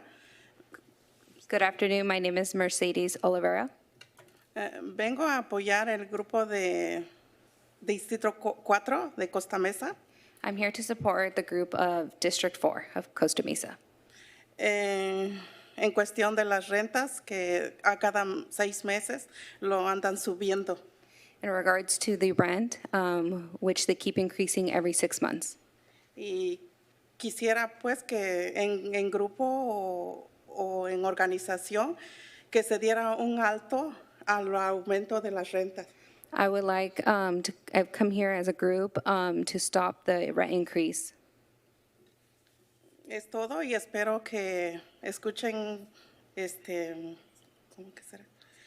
Como mi petición para toda la comunidad y en Costa Mesa y todos la comunidad que somos nosotros como latinos o emigrantes. That's it, and I just hope that you hear my petition for me and for the city, just as me also, in general, everyone as immigrants. Y gracias. Thank you.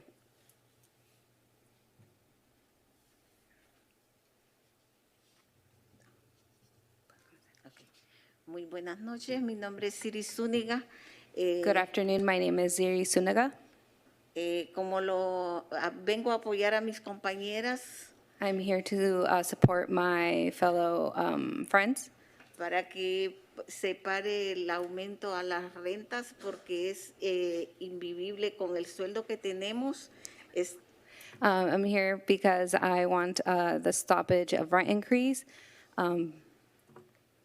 Poder salir adelante con el presupuesto porque las rentas cada mes a mes están subiendo. I'm trying to live with the wages that I have, and every day they keep increasing the rent. Gracias. Eso es todo de mi parte. That's it. Thank you. Gracias.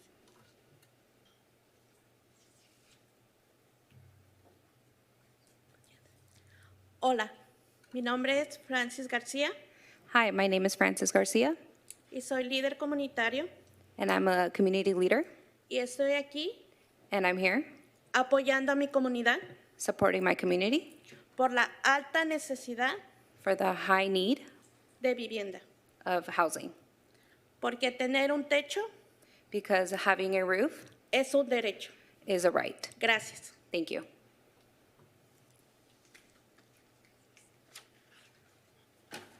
Buenas noches. Good afternoon. Mi nombre es Juana Trejo. My name is Juana Trejo. Tengo 28 años viviendo aquí en Costa Mesa, I've been living in Costa Mesa for 28 years, de distrito en distrito. from district to district. Y la cosa es la misma. And the thing is, it's the same thing. Yo vengo a hacerles algunas preguntas. I'm here to ask you a few questions. Cuando ustedes aprueban algún presupuesto, ¿lo cumplen en algún proyecto? Whenever you guys approve a budget, do you fulfill it? Porque ahorita quiero entender el sistema que no funciona. Because right now I'm trying to understand the system that is not functioning. En el 2019, In 2019, el 5 de junio, June 5th, se aprobó un propuesto para Mesa del Mar. there was approval of a budget for Mesa del Mar. Juntamos alrededor de 182 firmas. We gathered close to 182 signatures. Lo hicimos con Andrea Mark, We did it with Andrea Mar, mi representante, my representative. y ella dijo que había pasado ese proyecto y que estaban empezando el diseño del camino. She said that the project had passed and that they were beginning the project design. Sé que por lo de la pandemia se detuvieron muchas cosas, I know because of the pandemic, a lot of items were stopped, pero nosotros esperamos que cumpla lo que se promete. but we're just hoping that you fulfill what you promised. Nuestra comunidad está muy devastada, Our community is devastated, pagando altos costos de renta. paying high rent costs. Vine el mes pasado I came last month, y no sé cuánto tiempo voy a tener que seguir viniendo. and I don't know how much longer I'm going to have to keep coming. Necesitamos, por favor, que ustedes hagan justicia por la gente que representan, We need you guys to do justice for the people that you represent, porque también nos representan a nosotros. because you also represent us. Nosotros también pagamos impuestos We also pay taxes, y merecemos vivir con dignidad and we deserve to live with dignity y sin temor. and without fear. Hay mucha gente que no cree There's a lot of people that don't believe en ustedes, in you guys, pero nosotros no perdemos la esperanza but we don't lose the faith de que de veras ustedes that you guys in reality van a hacer justicia por toda la gente que representan. will do justice for all the people you represent. Gracias. Thank you. Mi nombre es Juana Trejo. My name is Juana Trejo.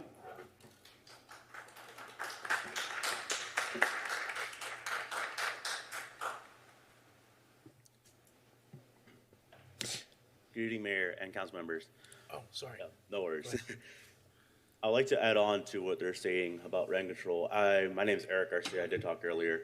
I used to live in that community that they're talking about that rent control area. It is going up. It used to be at 1,900, and they're right. It is going to 2,100, maybe more. In that area itself, the landlords do not take care of the facilities. They actually have a community that the actual location, the amenities they have been paying for are not in the facilities there. Sometimes the locations have broken gates. The landlords keep increasing rent without actually acting on with security concerns or fixing their things for them. We actually just recently moved out of that area, and luckily to a nicer location where, the rent is still at 2,100, but there's some missing amenities. Security is something that they are concerned about, and I do agree with them that, I think rent control should be something that should be looked into, not only just based off of the location and low income, but also if the location actually is giving the community what they're saying on the applications, what they're paying for, and what is actually provided by the landlords or company property managements. I believe it's something that we should be looking into if it does come to rent control, just to help out those communities as well, so that way they actually get what they are actually paying for. Thank you.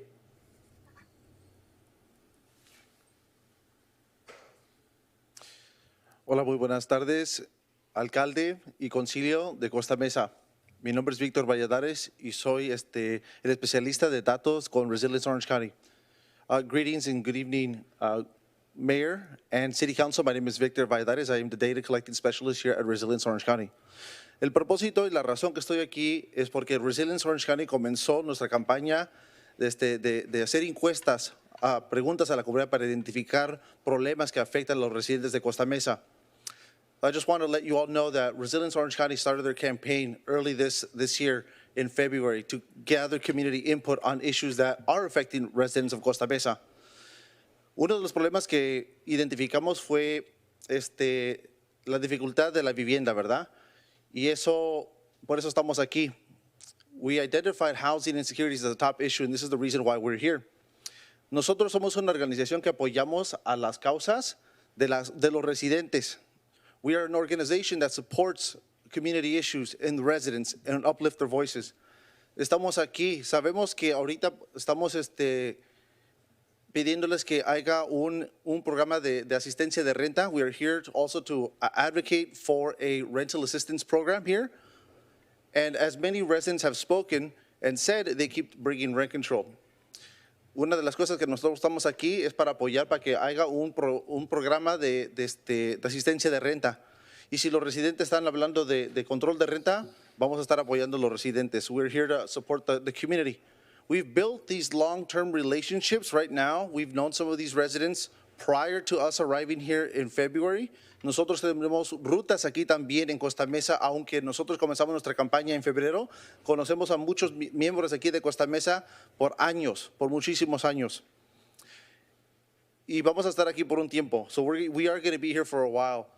And we are just here to, plead to the council to please listen to our vulnerable community members. Estamos aquí también para pedirle al concilio a todos que por favor pongan atención a las voces de los residentes. Hace ratito allá afuera escuchamos personas de tercera edad, personas indocumentadas, personas que vienen de familias, ¿verdad? Trabajadoras. Y sí, el problema que están escuchando, que han dicho aquí, y unas personas se fueron, es la inseguridad de la vivienda, que están subiendo la renta de 300, 400 a 500 dólares. Some of the stories that we've heard of individuals earlier outside of we interviewed, and they had to leave for obvious reasons, working class individuals, our vulnerable, our seniors, our undocumented brothers and sisters as well, is that they have seen substantial rent increases at least 2 or 3 times, per year, anywhere from like $200, $300, $500 a month. And some of these units are in substandard condition, y muchos de estos apartamentos están de baja calidad, ¿verdad? Que no cuidan los apartamentos por dentro. Y una de las cosas antes de irnos, quiero darle gracias al concilio, a la concejal Arles y al concejal Manuel Chávez, porque identificamos un problema grandísimo en 1963, que es un caso de Aliso Property Management Company y contra la ciudad de Costa Mesa, que desalojaron a mínimo 19 familias que ya no son residentes de Costa Mesa, o posiblemente unos sí son, pero muchos ya se fueron en Costa Mesa. I am also here to just commend Councilwoman Arlis Reynolds and Manuel Chavez, because as we were canvassing the neighborhood, we came across 1963 Wallace Avenue, a unit that the city of Costa Mesa had sued DLSO Property Management Company, LLC. At least 19 families, we literally saw our canvassers just see these families throw away all of their stuff, just having very short time notice. And yes, they did get relocation benefits. And I want to commend the city for stepping up and helping out these families. Quiero decirles porque sí les ayudó. Pero esto no quiero que continúe pasar. Porque hoy fue esas familias en 1963. That happened in 1963 Wallace. Most of the people you see here, I hope this does not happen to them. Quiero que no pase eso. The story is in the LA Times. Look it up. 1963 Wallace. 19 families, at least very minimum, 19 families just gone. Thank you.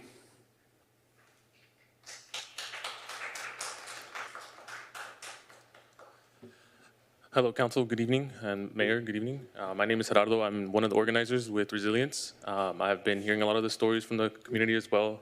And, I don't want to touch on a lot of the stuff that has already been said, but what I do want to highlight is something that my colleague mentioned earlier about the 93% of the people that we spoke to weren't aware of the city's budget passing process.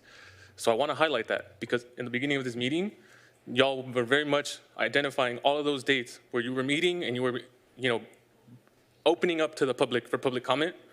But how effective is that when 93% of the people, of the folks that we spoke to, aren't aware of how the process is done? So I just wanted to reiterate that point, that the city can and should be doing more to educate its residents, its constituents, about how this process is done, so that they can actually be in here and providing input on those days that you open your doors. That's all I wanted to say. Thank you.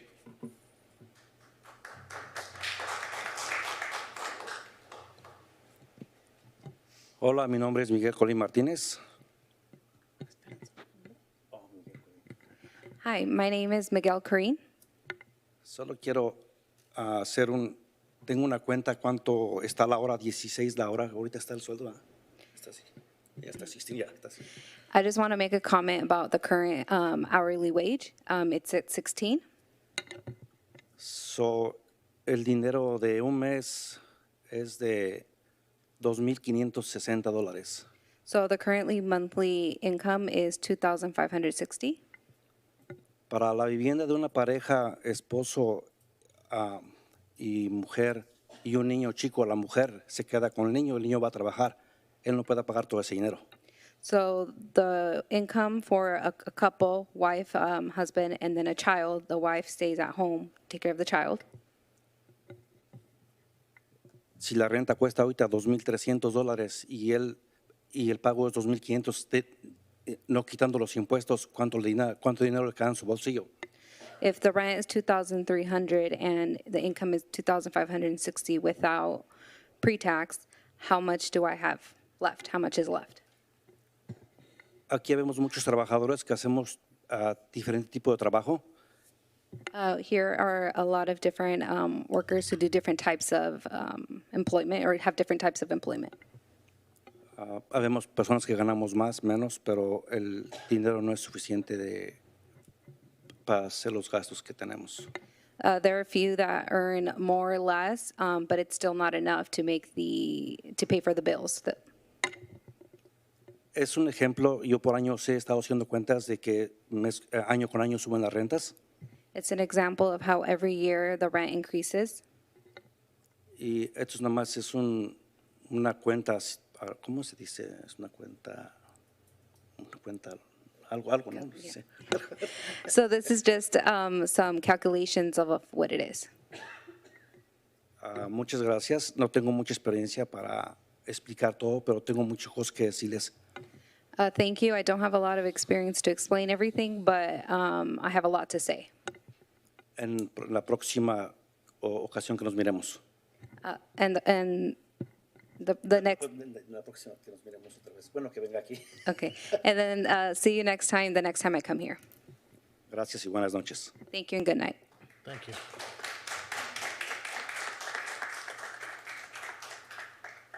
Okay, Madam Clerk, is there anyone on Zoom that wishes to talk public comment? No, Mr. Mayor. Okay, we'll close public comment. So we've closed public comment. We've done our questions. Is the council prepared to make a motion, or do you have other questions, comments you'd like to make to formulate a motion?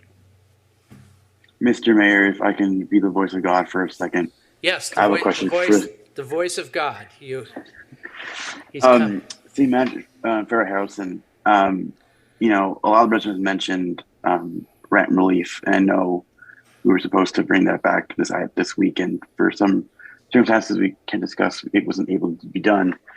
Can we assure the public that we'll bring this up next council meeting? Yes. Yeah. Yes. So, the city manager says yes. Okay. Yeah, that's really all I wanted to say, because I think what we're hearing a lot right now is a community that's not come out to come to me before, coming out in droves because they're in pain. And a lot of that pain is shared not only by them, but others in Costa Mesa, by the rising rates of inflation. And I think it's important for us to acknowledge that today. Thank you. Councilmember Chavez, I would, since we're on that topic, I would like to briefly just mention some of the efforts that we have made to reach out to the Latino community and to get the word out regarding our rental assistance programs, because the council did approve quite a bit of funding for rental assistance, and we still have funds available. We will bring an item if you wish to add to those existing contracts. There's still funding available. And those services are still being provided. And there are many families that have actually availed themselves of the service. But there are a number of things that I wanted to mention to you. One is that the list of groups that we have communicated to in an effort to do additional outreach. We've shared the information regarding the 3 contract providers and their telephone numbers to SOY, to Think Together, the Wilson Learning Center, Las Promotoras, the Melinda Hoag Center, Human Options, the school district, and in particular, the community facilitators, especially for Title I schools, Latino Access, and just last week also to Resilience OC, the very group that was here tonight. Also on our website, we have the information in Spanish. We've created Spanish flyers, which we did, I think, a couple of weeks ago. That's on the website as well with additional information. I'm not saying that this is the end-all, be-all. There's certainly more that we can do. But we have heard from both you and Councilmember Reynolds about the need and additional community outreach that's necessary. And so I have a couple more ideas. I know that we filmed a Costa Mesa Minute, El Minuto, in Spanish to also share this information. We can get that information out. And if we need to do flyers and direct mailers, we're more than happy to do that as well. But I didn't want you to think that we have not tried to at least get information out to some of the organizations that have breadth and depth in the community and could easily disseminate this information a lot faster. And so we've gotten the word out that, yes, we will bring an item to the next meeting that shows what you've already approved, the amounts that are left, and if you have a desire to enhance those pots of funding, some additional resources that we can bring to bear. Thank you, City Manager. I really appreciate all that you've done. Y para todos en el concejal ahorita, más brevemente que en español, que estamos compartiendo todos los beneficios que tenemos. Por favor, hablen con la gente que trabaja aquí, con Víctor y con todos ellos, porque ellos también tienen esa información. But thank you, guys. Thank you, Councilmember Chavez. So I've got a question that's kind of along this lines. When we talked about rental assistance and bringing that item forward, we also talked about some educational outreach and some partnerships perhaps with the Public Law Center and Legal Aid and Veterans Legal Institute, and bringing some resources to bear. Because it occurs to me when we hear these folks talk about rental increases every 2 to 3 years, that would seem 2-3 times a year, that would seem to violate the state law. And also, certainly when we hear about substandard conditions, the most, I think, egregious would be the one we talked about on Wallace Street, but I'm sure there are others that those would violate the law as well. So we talked about doing some type of outreach or some type of program. Have we made any progress in that regard? And how can we help? How can I help?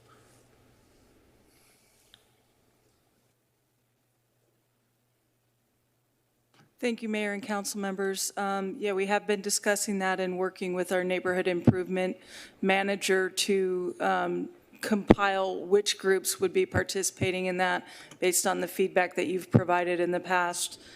Just in the last couple of weeks, we've been reaching out to different providers as well. So, this is a multi-pronged approach as we look at the legal issues, the fair housing piece, code enforcement piece related to substandard conditions in apartments. And, we've been working on the Wallace Street site for the last several weeks, as well as coupled with what resources we have available and what nonprofits we have in our city. Fortunately, we have a lot of the right ingredients right here to work with. We just need to get that information out in some public forums in both English and Spanish to our residents to make sure that everyone who's struggling or in need has access to the resources that we have available, and even expanding those, to make sure that we're addressing these issues. It is getting certainly very complicated out there, and so we want to make sure that everyone has access to what's available. Thank you. Yeah, there's a lot of resources out there. There's a lot of people that lawyers that want to do pro bono work, and a lot of pro bono agencies that are working on this. So if we engage with them, I think we'll be able to address a lot of the issues that were brought up by our speakers. Okay, a completely different topic. I guess this would be for Director Setharaman. What about the bike racks versus bike signage issue? Is that something that we would need to address in a budget motion? Is that something that could be addressed, just within your department? Mayor Stevens, I think there's something that we could do, transfers between funds, so between the projects, so we can do it at our level. So, yeah, so it's not something that we need to put in our actual motion tonight? That's correct. Okay. What do you think about the comment about signage and, not to put you on the spot, but I'm just curious. So, as you know, we recently acquired our active transportation coordinator, and we're identifying a lot more locations where we can add bike racks. So we're actually doing quite a bit more on bike racks, and we also want to expand it to commercial areas to add bike racks in those areas. So while we're working on that program, we'll take a look at the signage too, and make sure that that gets done also. Excellent, thank you. Okay, so I don't see any other comments. I do have that Councilmember Reynolds wants to make a motion. Do I have the mic? Okay, sorry, I hit that button because no one had, and I thought we make motions before we discuss, so hopefully this is a motion I think everyone else is thinking about. I'm moving that we approve staff recommendation.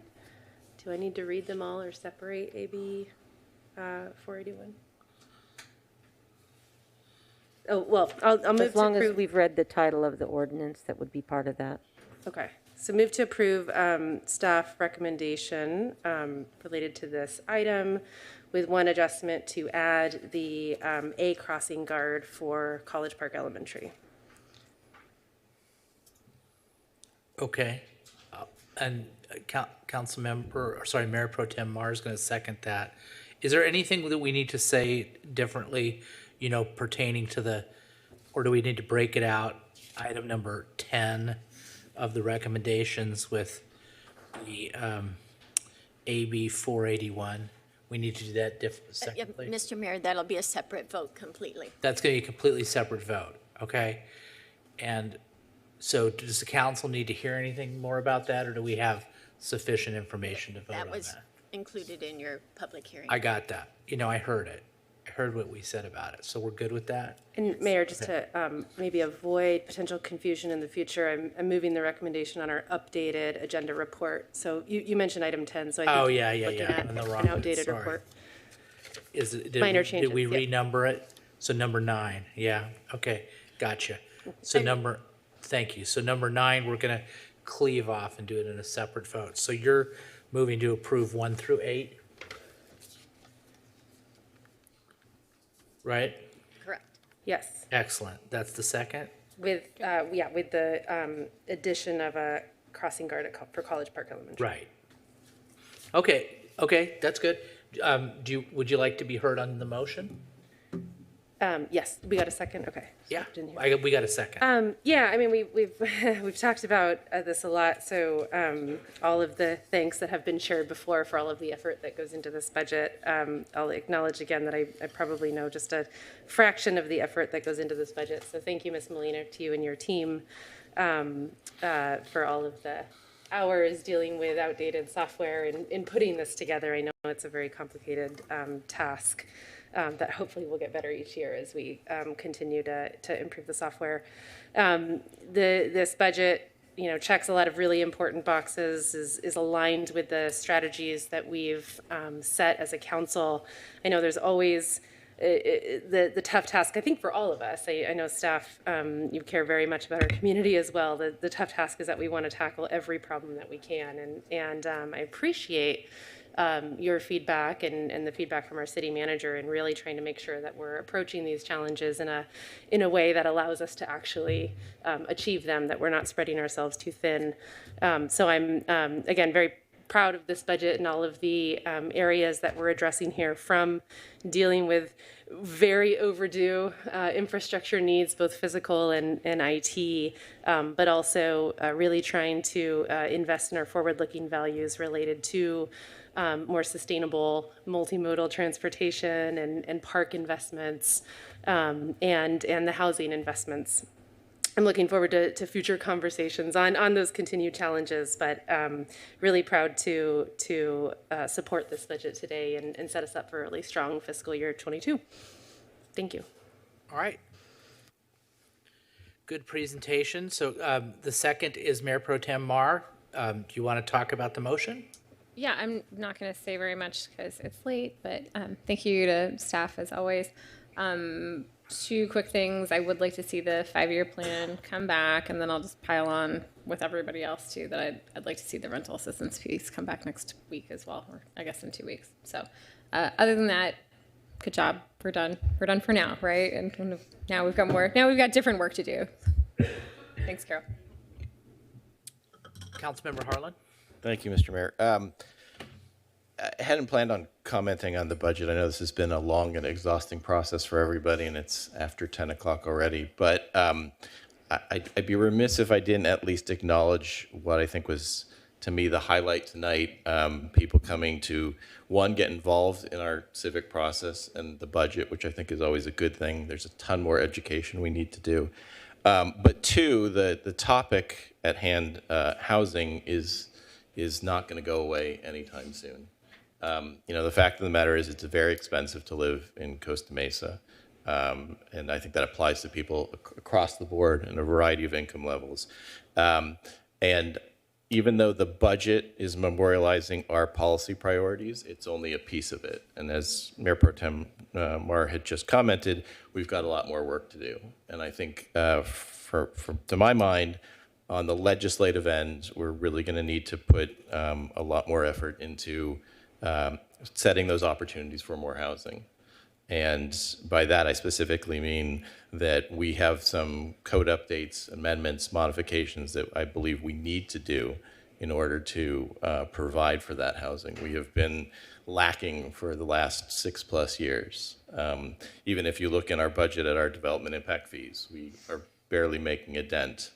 And that money is critical for not only our infrastructure, but also for meeting the needs and desires of our community. And housing is critical at this point. So I'm going to be devoting my time towards that primary objective over the next remainder of my term, at least. But I know we're really going to need to kind of buckle down and put some effort into it, at least in the next couple months. And I'll be supporting the motion.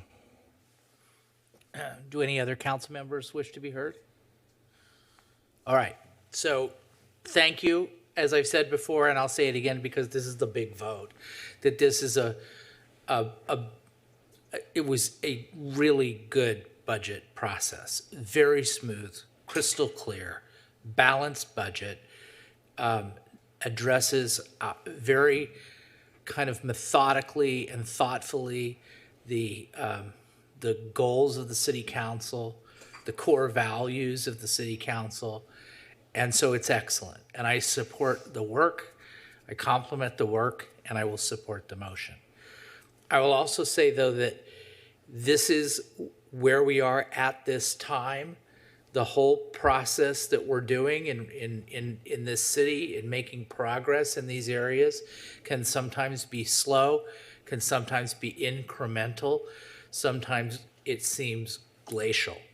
But we seem to be going in the right direction with this council, with this staff. I'm very grateful for all the work that you do and all the contributions of this council. I will say one thing. The folks that came in here and expressed themselves with the Spanish interpreter in the city council, that would have been absolutely unheard of. Even 5 years ago. No way. That's a big deal. That's a sea change. And I'm really grateful to those folks that came here. Gladys, thank you for the interpretation. Thank you. And I'm glad we're at a place right now where the chambers are home to people and they can come and participate in what we're doing, which is very important to the community. So I support the motion. So I'll call for the question. Roll call vote. Councilmember Chavez. Yes. Councilmember Gameros. Yes. Councilmember Harlan. Yes. Councilmember Harper. Yes. Councilmember Reynolds. Yes. Mayor Pro Tem Mar. Yes. Mayor Stevens. Yes. Motion carries 7-0. Well done. All right. Okay, so we have another public hearing item. Mr. Mayor. So we have to do a separate vote. Yes, that's all So- we need to do. It's a separate So vote. let's do a separate motion. Can we do the same moving Councilmember Reynolds and second Mayor Pro Tem Mar. You guys want to do the same thing? Same motion? Works for me. Motion on 9? If you would, on this one, if you could do you can push your buttons for the, yes, there you go. And again, just to reiterate, this is introduction of an ordinance to be read by title only, entitled an ordinance of the City Council of the City of Costa Mesa, California, adopting an AB 481 equipment use policy of the City of Costa Mesa, California, governing the use of military equipment. Okay. Do either the maker of the motion or the second wish to say anything on this one? Nothing No? additional. No. No? Okay, let's call for the question. Thank you. Councilmember Reynolds? Councilmember Harper? Councilmember Harlan? Councilmember Gameros? Yes. Councilmember Chavez? Yes. Mayor Pro Tem Mar? Yes. Mayor Stevens? Yes. Motion carries 7-0. All right.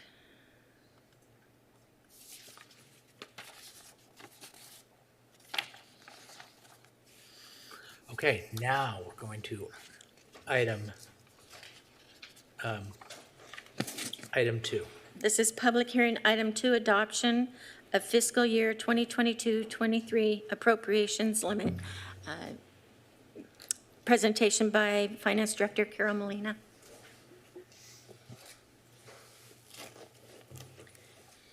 Good evening, Honorable Mayor and City Council.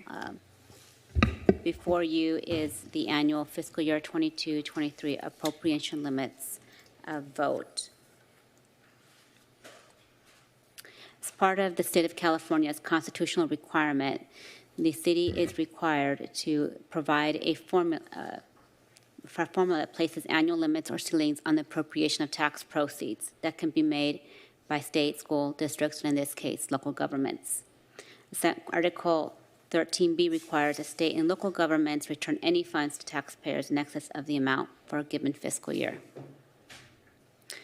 The appropriations limit calculation, as set forth by the state's constitution, requires the following data points: the California per capita income percentage change of 7.55%, the Orange County population growth of negative 0.23%, and the fiscal year 21-22 appropriations limits of $267.4 million. And therefore, the appropriations limits of $286.9 million. Taking these calculations into account, the estimated revenues from general tax proceeds in 22-23 is $141.2 million. The above estimates between the property tax, sales tax, TOT, franchise fee taxes, and cannabis tax total approximately $145.7 million, or 50% below the appropriations limits as set forth by the State of California.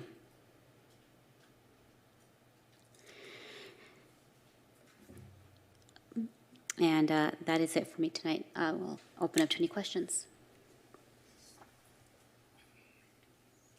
Okay, Council, do you have any questions of Director Molina? I don't see any questions. So I'll open it up to public comment. Does anybody in the chambers wish to comment on this item? I don't see anybody running to the microphones. Anybody on Zoom?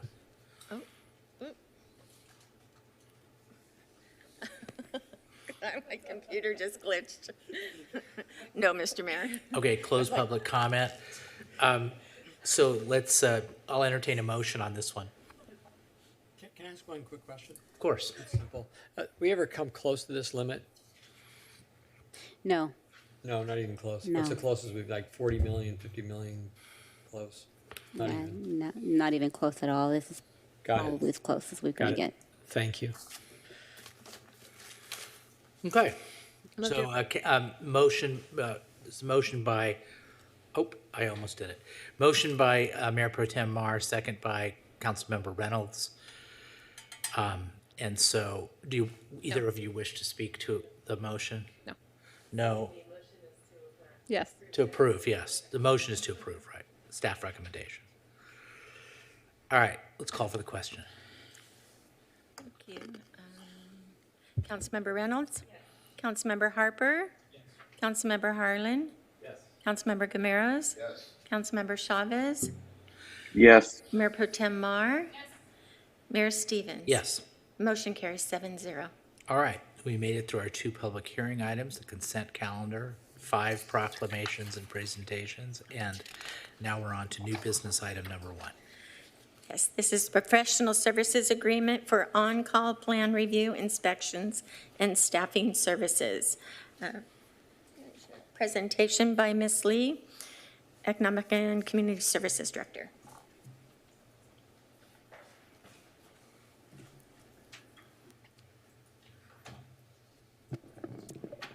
Thank you, Mayor and Council members. This evening, our building official, Ziad Dudar, is going to be giving the presentation. So this is his first time in front of this council. He's been a great addition to our department, and so I look forward to his presentation. Thank you. Mr. Dudar, it's great to have you in the chambers. Welcome. Yes. It's not late. We don't have to make a motion to go past midnight yet, so just Yet. Well, good evening, Honorable Mayor and City Council members. My name is Ziad Dudar, and I'm the new building official for the City of Costa Mesa. I'm here today to give you an overall view of the professional service agreements, and I believe these agreements are essential to the City of Costa Mesa so that we can keep and maintain our commitment to our customers and to provide them with the service that they deserve. So with this little background about our building division and safety, the building division and safety division coordinates plan review, building permit issuance, and inspections for new construction citywide. These are some of the duties and responsibilities of the building division. Plan review and inspections are shared responsibility among the Development Services, Fire Department, and Public Services Department. So the city has already a 5-year on-call service agreement, and this existing 5-year on-call service agreement will expire on June 30th, 2022. On March 1st, 2022, the City of Costa Mesa launched and released a request for proposal to obtain professional consulting services. 20 proposals were received on March 31st, 2022. And these are the consultants. The consultants were selected based on the level of experience of their staff, the type of services that they provide, and the number of years they've been in the business. And based on the RFP selection criteria, the City Evaluation Committee recommended awarding the agreements to the following firms: Four Leaf, Bureau Veritas, CSG Consultants, Dennis Grubb and Associates, Interwest Consulting Group, Milad and Associates, Scott Fasikis, and the Code Group, as we know it as VCA.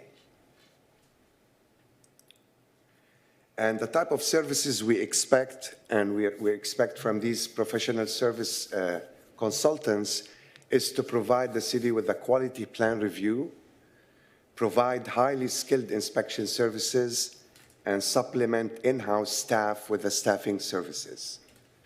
Some of the benefits the consultants will bring will ensure that the plan review done in timely manner, offers accelerated plan check, provide specialized expertise when necessary, and improves responsiveness and timelines, and improves the customer service satisfaction.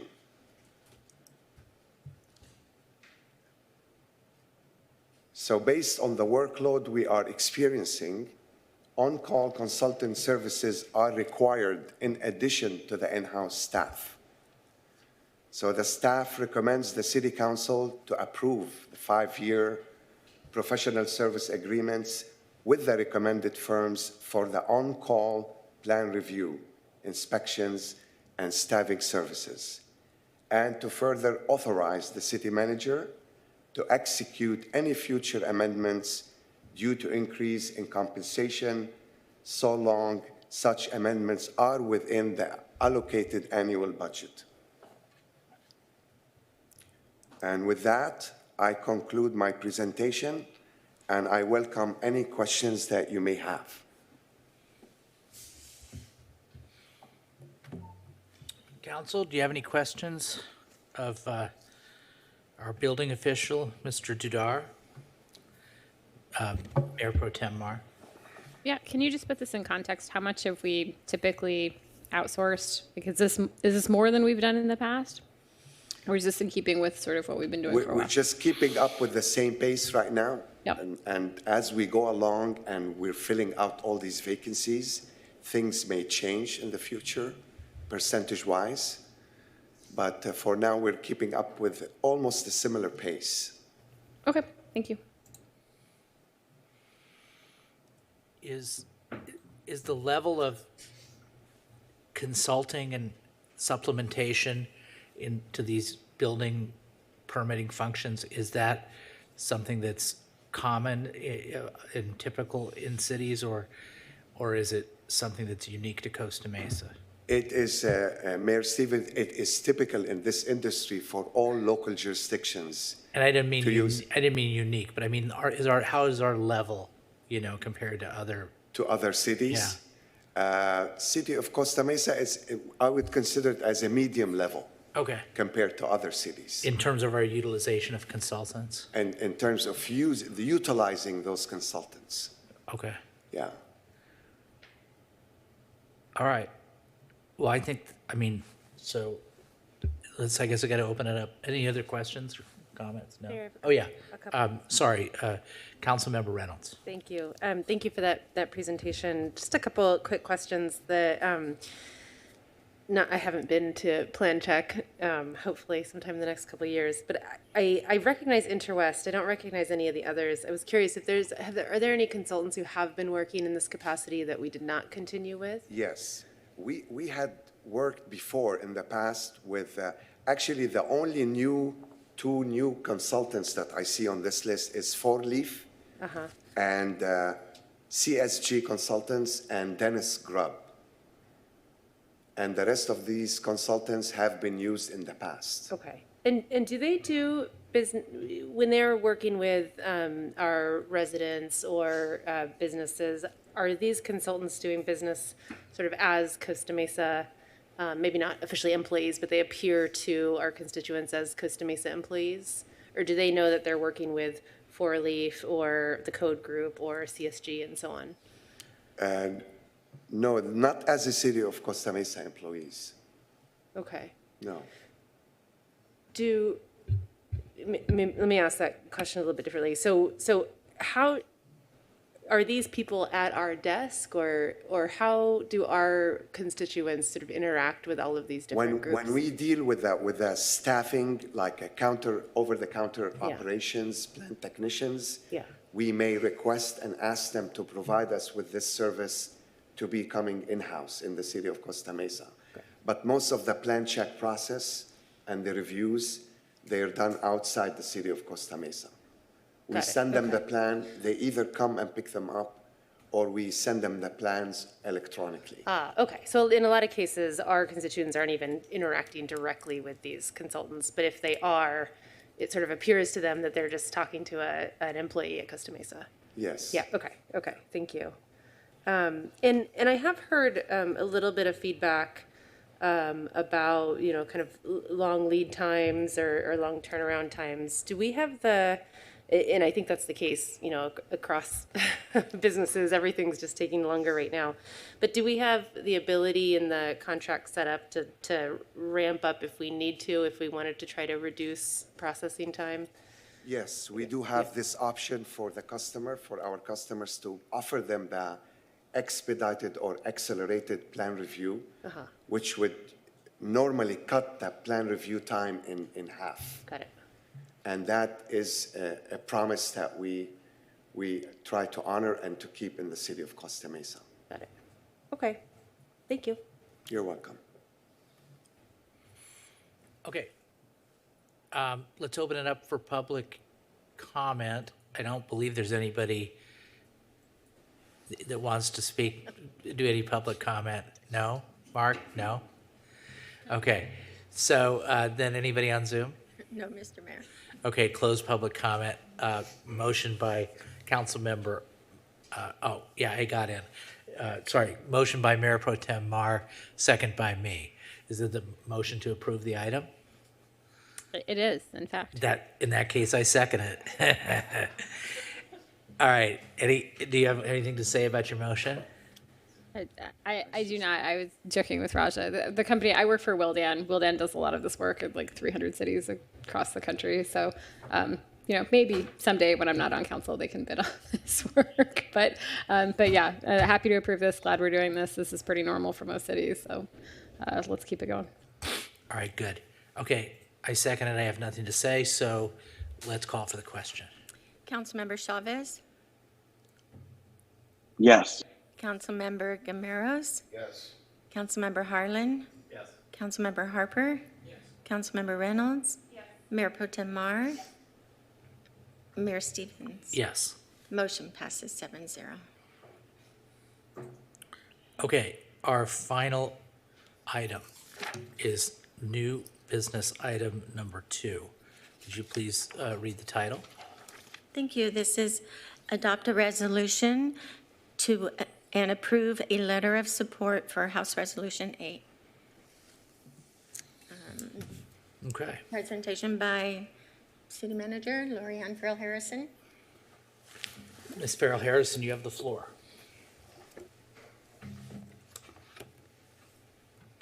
Thank you, Mayor and Council. Tonight, the Legislative Review Committee is bringing forward this resolution for you to consider approval, and a resolution in support of the United States House of Representatives Resolution Number 8 related to background checks for the acquisition of firearms. As you know, the recent shooting in Uvalde has resulted in many individuals throughout different organizations, different industries, ranging from the medical profession to educators to government leaders to elected officials and law enforcement to reconsider ways that we can increase public safety and deal with this public health crisis, which is what the American Medical Association believes this is. And so in an effort to do our part as a city, the Legislative Review Committee, which is comprised of myself, the mayor, and the mayor pro tem, we're bringing this forward for council's consideration this evening. While this is not a panacea and there are many different ideas about how we can address this situation, we felt that we need to do something. And so we're bringing forward this resolution for consideration by the council, knowing that Congress is actively still working on hopefully a bipartisan agreement. I remain hopeful, although certainly the track record is not there, that Congress will be able to adopt something that can potentially address this issue. But at a minimum, we wanted to bring forward our support of H.R. 8, which did pass overwhelmingly in the United States Congress, is still waiting for a vote from the Senate, while both houses of Congress and also both parties continue to deliberate on potentially some reforms that can protect our children, especially our youngest ones, which regrettably were slaughtered within just a couple of weeks ago. And so with that, we're open to any questions. But I wanted to also thank Townsend Public Affairs for working with this on us, and they'll also be actively tracking the Protecting Our Kids Act, which is currently being developed and routed through Congress as we speak. All right, thank you. Do any other council members have any questions? Oh, Councilmember Harper. I do. And I want to be very polite, and I think a year ago, one of the council members made a comment about a kind of a national issue, a more political, broad issue, and I kind of pushed back on it and didn't think it was appropriate. It was important for our council to stick to local issues. that we can directly affect. And I thought that was good to keep our council together and keep us focused on what we're supposed to do. So I say that to begin with, and I have some questions. I guess this is the first item I've seen like this ever. What's the catalyst for bringing this forward? I know what the catalyst is, but I haven't seen one on immigration. I haven't seen one on abortion. I haven't seen one on a number of host of national issues. Why this one, and what was the catalyst for bringing this forward? Sorry. Okay, so say it on the microphone. Oh, I'm asking you. Dead children. That's the catalyst. Yeah, I know that. Well, you're asking I a know question. that. But, I mean, I have dead abortion children too. Well, the same thing. That's Well, what- you're welcome to. is- what's you're welcome what's the to difference? bring a resolution, and we can talk about it from the dais. Well, I'm not part of the legislative review team, apparently. Is that an ordinance? What makes up why is there, who automatically gets on that legislative review team? So the way it works is there are a lot of pieces of legislation, both federal legislation and state legislation, that are that cities routinely take positions on, and if there's a piece of legislation that is supported by either the League of Cities or ACCOC, then that kind of indicates that there's consensus amongst the cities. And so the mayor, without going to council, can just sign a letter of support, can sign on to that. The legislative committee at the city of Costa Mesa is me and as the mayor, Mayor Pro Tem, that's Mayor Pro Tem Mar, obviously, and the city manager. And there are a lot of things, a lot of times that we take positions on legislation at the state and federal level, and we have over the years that I've been on council. And if you don't have a sign off of those two bodies, you have to bring it to the city council. So we've done this numerous times. And to your point about, well, this wasn't federal, but it was certainly kind of controversial. Back in 2018, we had a meeting where we talked about SB, I think it was called SB 54, but it was this, you might be familiar with the sanctuary state law that was passed by sanctuary cities law that was passed by the state legislature, and Councilmember Mansour brought that before, and he wasn't at the time. I can't remember. I don't think he was on the legislative committee, but he brought it before the city council, and we had a vote, and we took a position on it. So, you're free to do that. If you want to bring something and put it on the agenda, and not just you, any council member can do it. But it will be kind of, if you do it, if you bring it up, it'll be kind of vetted through the legislative committee and then put on the agenda. But we'll put it on the agenda. So that's not a problem. Okay, just wanted to know the process, that's all. And I Yeah, haven't seen it before. That's generally, I haven't seen it that's generally before. the process. So the three incidents listed would not have been affected by this gun law, isn't that correct? Am I mistaken? This particular gun law that restricts private sales, all three of the incidents you listed in the staff report would not have been impacted by it. Is that correct?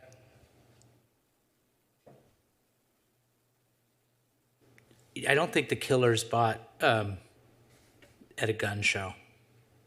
I think like the killer in Uvalde, who killed 19 children and 2 teachers, just went into, as I understand it, went into a gun store on his 18th birthday. Yeah, he bought $9,000 worth of weapons. And he bought them legally. And but, Again, I'm asking you, you did a review of this. Would this law impact those three incidences? well, because he didn't buy it at a gun show, so I don't think. This isn't about a gun show, is it? This is about private party transfers of weapons. That's what this law is about, right? I don't think so, Misunderstand? because I think he bought it at a store. I'm not talking about the law that we're proposing. The law that's excuse me, Resolution HR 8 is about restricting or forcing private party sales to go through dealers. Right. Gun shows are essentially as dealers, there's background checks there. Councilmember Halbert, I'll respond. You're trying to push sales of private parties into background checks, which is fine. I'm just saying that the three incidences listed would not have been, if this law existed and was followed, it would not have impacted those events. Well, I don't know about the other two, but I just. I do. Evolving. But I think Barbara, you should, if you're going to propose I can respond to that. listing them in a staff report, it should be accurate. At the same point about, I'm not sure, I had to look up what bipartisan means, because this passed in the House in 2021, margin of 227 to 203. That doesn't seem overwhelmingly bipartisan. In other words, there are two we have two parties that seem to have a different approach to wanting to solve mass shootings. One wants gun control and one wants a different approach. So I'm just looking for accuracy in the report. Do we have numbers on how many of the mass shootings that have occurred, over 600 in 2021, would have been impacted by this new law or this new rule? Do we know? I don't know. I'm not going to engage in this debate. Pardon me? If you've got questions, you can, put I them do in have a writing. question. That's a question. Yeah, and I'm not. I don't know as an answer. I don't know if you're asking me. You sort of suggested you were answering. I don't know who I'm asking either. I'm asking the legislative review team. Yeah. Well, we've had. You can answer. It's all right. We've had in the last since 2019. Since Councilmember, we've had I can- 1,933 mass shootings. Yeah, 2021, you had 693. Yeah, those United States of 693. And I do not know how many of those 1,933 would have been prevented. I don't know that it can be known, would have been prevented by this legislation. Okay. Fair enough? Yeah. Any Again, other questions? you guys did the review and you're recommending something. I'm assuming you did your homework, and I'm just asking the question. I think it's a fair question. This is the exact reason I really don't want to debate these kinds of issues in this forum, because I don't think any of us are experts, including me, and I mean that politely. I understand you have a feeling to do something, and I admire that. I do too. I just don't know if this is the right thing. So. Okay. So did you want to say something, City Manager? Thank you, Mayor. Just a couple of things. For brevity of the staff report, we did not include every single mass shooting and tie every single mass shooting over the last 2, 3, 4, 5, 10 years to this specific legislation. We went with just 3 that happened within the last 30 days. Since then, we've had at least 2 or 3 more, which are also not included. Right, no, I understand. Hold on. Wait. Content of it. Councilmember, But again, Councilmember. Again, Councilmember, stop. No. My question. Don't interrupt. Just don't interrupt. Is all, well, I will. You can ask whatever question you want. Let her finish interrupt. what she had to say. I Let her will finish what she had interrupt. to say. If you're going to filibuster a point, I don't see the point. I'm asking questions. Let her finish what she had to say. I have my answer okay, go ahead. And then the other important point here is that this is just dealing with the background check. So yes, to your point, would this relate to the specific 3? That wasn't the intent of the report. The report is showing an instance of 3 just within the last 30 days. Again, there have been more since then. It was not a comprehensive list of every single mass shooting and how this specific legislation could address that. It's a bill that's currently in Congress. It's a bill that the Senate can take up at any moment and pass, which could presumably help. It's also, the legislation also reflects actions that have been taken at local state government levels that have worked, including in the state of California. And so we do know that this legislation could have an impact. That's empirical data that does exist.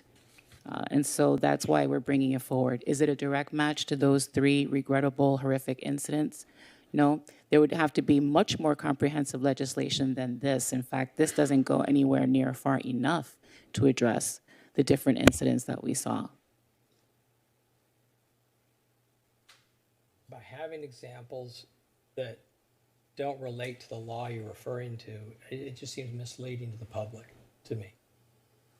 That's why I bring it up. I mean, isn't California law already require what HR 8 is going to do? It already requires it, doesn't it? So in California, this has no impact if this passes. The majority, yes, is effective in California.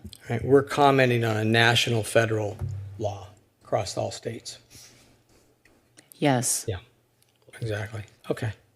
The organizations listed, where did those come from? Did they support this? I mean, are these That came from the federal record. federal record? How, I mean, if the federal record, what's that mean, Lorianne? It's much like we have public comment, we have public records, so does the United States Congress, and so all of those organizations are on record. Already support it. Having provided testimony and being in support. Got it. Okay. Is there any other public comments we've gotten on this issue? I believe we have received some public comment on it. Brenda, did you want to specify? Yes, Mr. Mayor, members of the City Council, today we received, I believe it was 10 communications on this, and it was provided to you in an email at about 12:30 p.m. today. Okay. I saw those, Brenda, and I was looking for anything prior to this from that maybe we've gotten public support to do this. We were sending a letter that's going to represent the city of Costa Mesa, and I just want to make sure we really do represent the city of Costa Mesa. Other than what I provided to you today, Just the 10. the city clerk's office has not received any other communication. Got it. Again, this is why I'm sorry if I seem contentious, and I don't We mean to don't be. have a motion on the floor, Yeah. so Yeah, I why don't we wait till we have a motion on the floor? Yeah. It seems to me like you have some comments that you. No, I just wanted to say that I just don't mean to be contentious. This is why I don't Okay. like these issues on here. Well, So. when there's a motion on the floor, have we done public comment? We haven't done public comment, so let's open up public comment. Unless you had a question, Councilmember Camaros, do you have a question? I'd like to make a motion. No, you can't make a motion. Well, that's what you're asking, I'm telling. Yeah. That's what I'd like to do. No. Can I call for the question? No, you can't call for the question. We have to open up public comment. Yes. Yes, sir, you have the floor. Good evening, Council. I'm speaking as someone who lived in Isla Vista, California, a community that suffered through a school shooting at UC Santa Barbara. I almost was speaking as someone who's had 2 different parents live through both the Yugoslavian Civil War and the Lebanese Civil War, respectively. I'm strongly in support of this measure. I think we need good gun control. I think that's the only way you can have the idea of a good guy with a gun is if you don't have bad guys with a gun. And so I'm strongly in supportive of this measure. I think it makes a lot of sense. And I also think what we've seen in California with effective gun control is we've seen it reduce a lot of gun violence deaths. Our per capita gun violence death rate in California is 9 per 100,000. The United States average is 13 per 100,000. And the highest states, including Alaska, are 24 per 100,000 gun violence deaths, which means that something that we're doing in California is working, and that is our gun control laws. And that's the only difference that we have here. And if we can do that on a federal level, I'd love to see those effects of reducing unnecessary violence on our streets and in our homes reduced. I guess the last thing I'll say is we just know that guns just exacerbate all of the existing societal ills. When the pandemic started right at the beginning, I had a friend who, from my military training, who was murdered in a domestic violence incident, and it was because of a gun in the house. And that's something that happened. And I'm sure the domestic violence was there to begin with, but that's how you actually get these things to exacerbate. I know people who have committed suicide, and it has to do with firearms. That doesn't happen nearly at the high of rate if you have these weapons not in proximity of people. And so I strongly, strongly support this measure. Thank you. Thank you. Does anybody else in the chambers wish to talk to this item? Does anybody else on Zoom wish to speak to this item? No, Mr. Mayor. Okay, we'll close public comment. I'll make a motion. My motion is to approve the item. Second. So,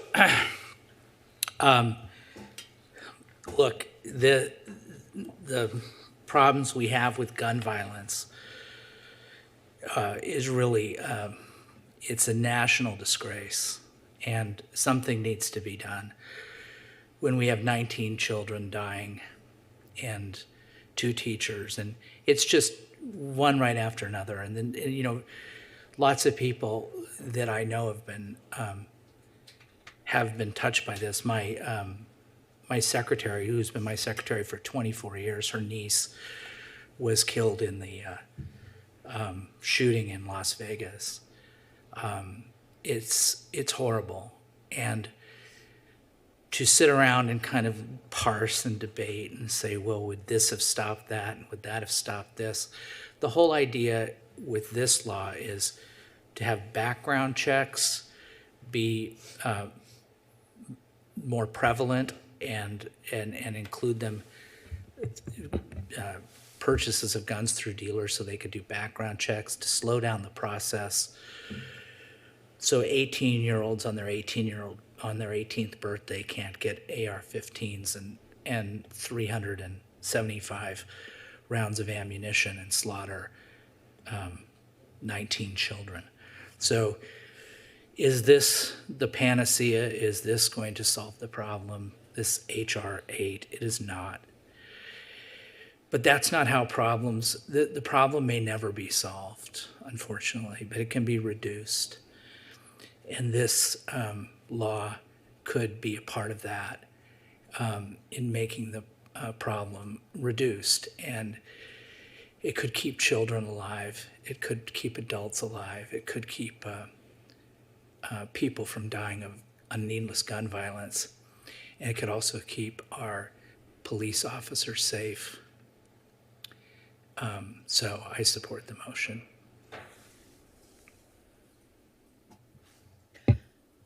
Yeah, so I come to this from a place of familiarity. For 2 of the years I was in the Navy, I was the gunnery officer on board USS Princeton. I carried a firearm in the conduct of my job. I actually had to get regularly licensed and tested to make sure that I knew how to safely carry that firearm. I was background checked. I could have it removed, and I could be removed from my job in the event that there was an issue of domestic violence or anybody thought what I was doing was unsafe. And so, you know, I'm not, it's probably easy to paint some of us up here as just being do-gooder liberals who want to accomplish something, but sort of altruistic and meaningless. But you know, I like to think that, you know, we have a platform, right? Most of the time, I don't want to think about ever running for higher office. But the fact that we've seen so little action from Congress is so freaking frustrating. And we have this platform here, and we better do something with it on an issue that is so important. And so, yes, sometimes these things look sort of performative. They look like we're just doing them to grandstand and comment on national issues. But in the face of an absolute lack of action from anybody, we have to use the platform that we have to take some action. So that's what this is, and I'm proud to support it. Any other council members wish to be heard? Councilmember Reynolds? Yeah, I'll just share one fact that stands out to me. It's a fact that's been shared in a lot of the recent discussion We can point to many specific incidents. When you pull all the data together, guns are the leading cause of death among children in the United States. It's not an issue that we can address directly as a city council, but it's certainly one that can affect our community. And I think it's absolutely right to do what we can to share information about this law. That's it. Thanks. Thanks. Councilmember Harlan. Thank you, Mr. Mayor.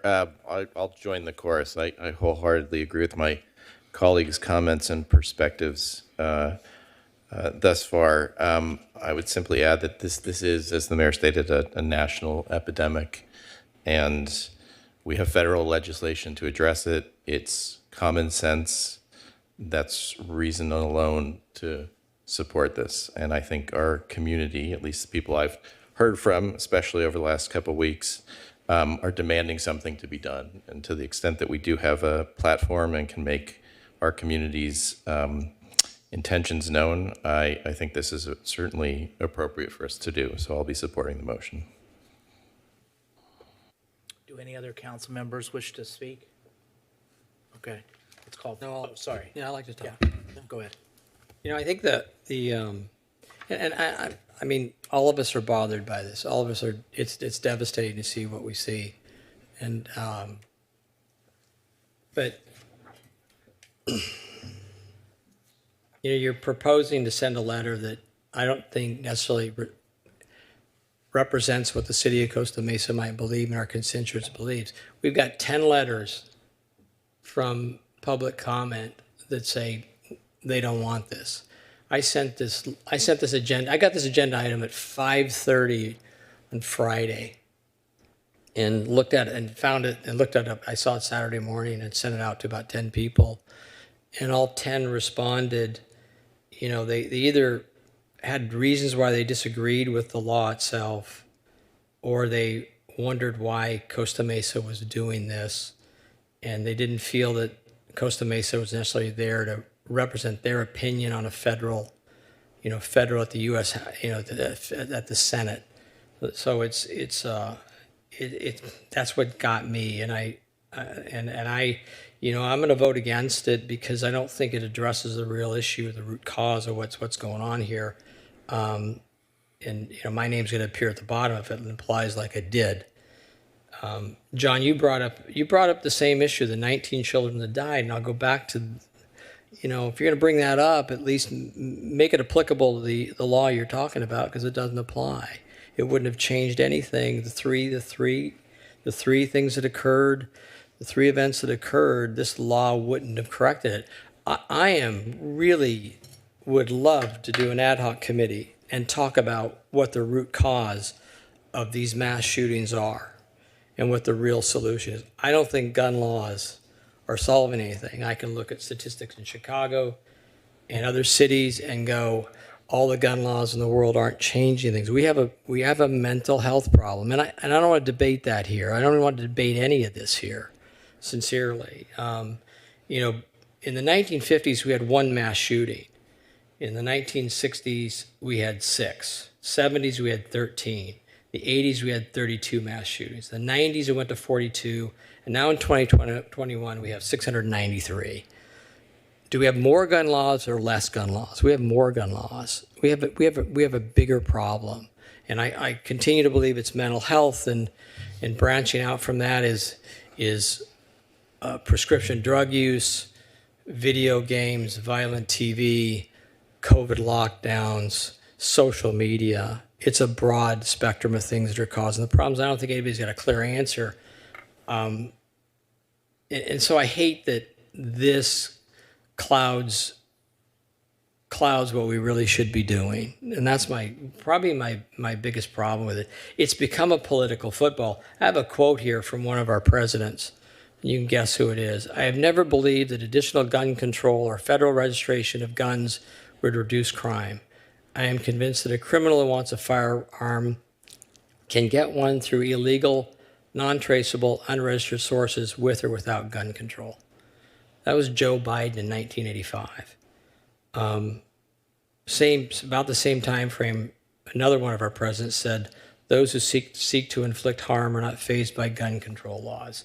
And so, I mean, you've got a letter here from, I think it's from OC Gun Owners, and she lists out, I won't go through them, but lists out, I don't know, 4 or 5 bullet points of places where this law ends up criminalizing people that do follow rules and not evil people. And I think that's some of the concern. But really the fundamental reason I'm against this is it detracts from what the root cause is. I don't think we got it right. And respectfully, very respectfully, I appreciate where you're all coming from. It's horrible what's happened, and I feel it too. But I always try and stop and look at what's the real problem, and I don't think we got it right. So that's all I got to say. Thank you. Call for the question. Hey, I'm going to call for the question. You don't have any comments on it? Okay. So sincerely, Councilmember Harper, if you can bring a motion that'll deal with the root question, then I would support that effort. But in the meantime, let's call for the question. Councilmember Reynolds? Yes. Councilmember Harper? No. Councilmember Harlan? Yes. Councilmember Gameros? Yes. Councilmember Chavez? Yes. Mayor Pro Tem Mar? Yes. Mayor Stevens? Yes.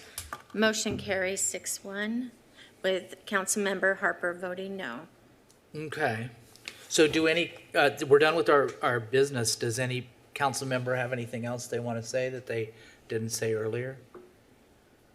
Okay.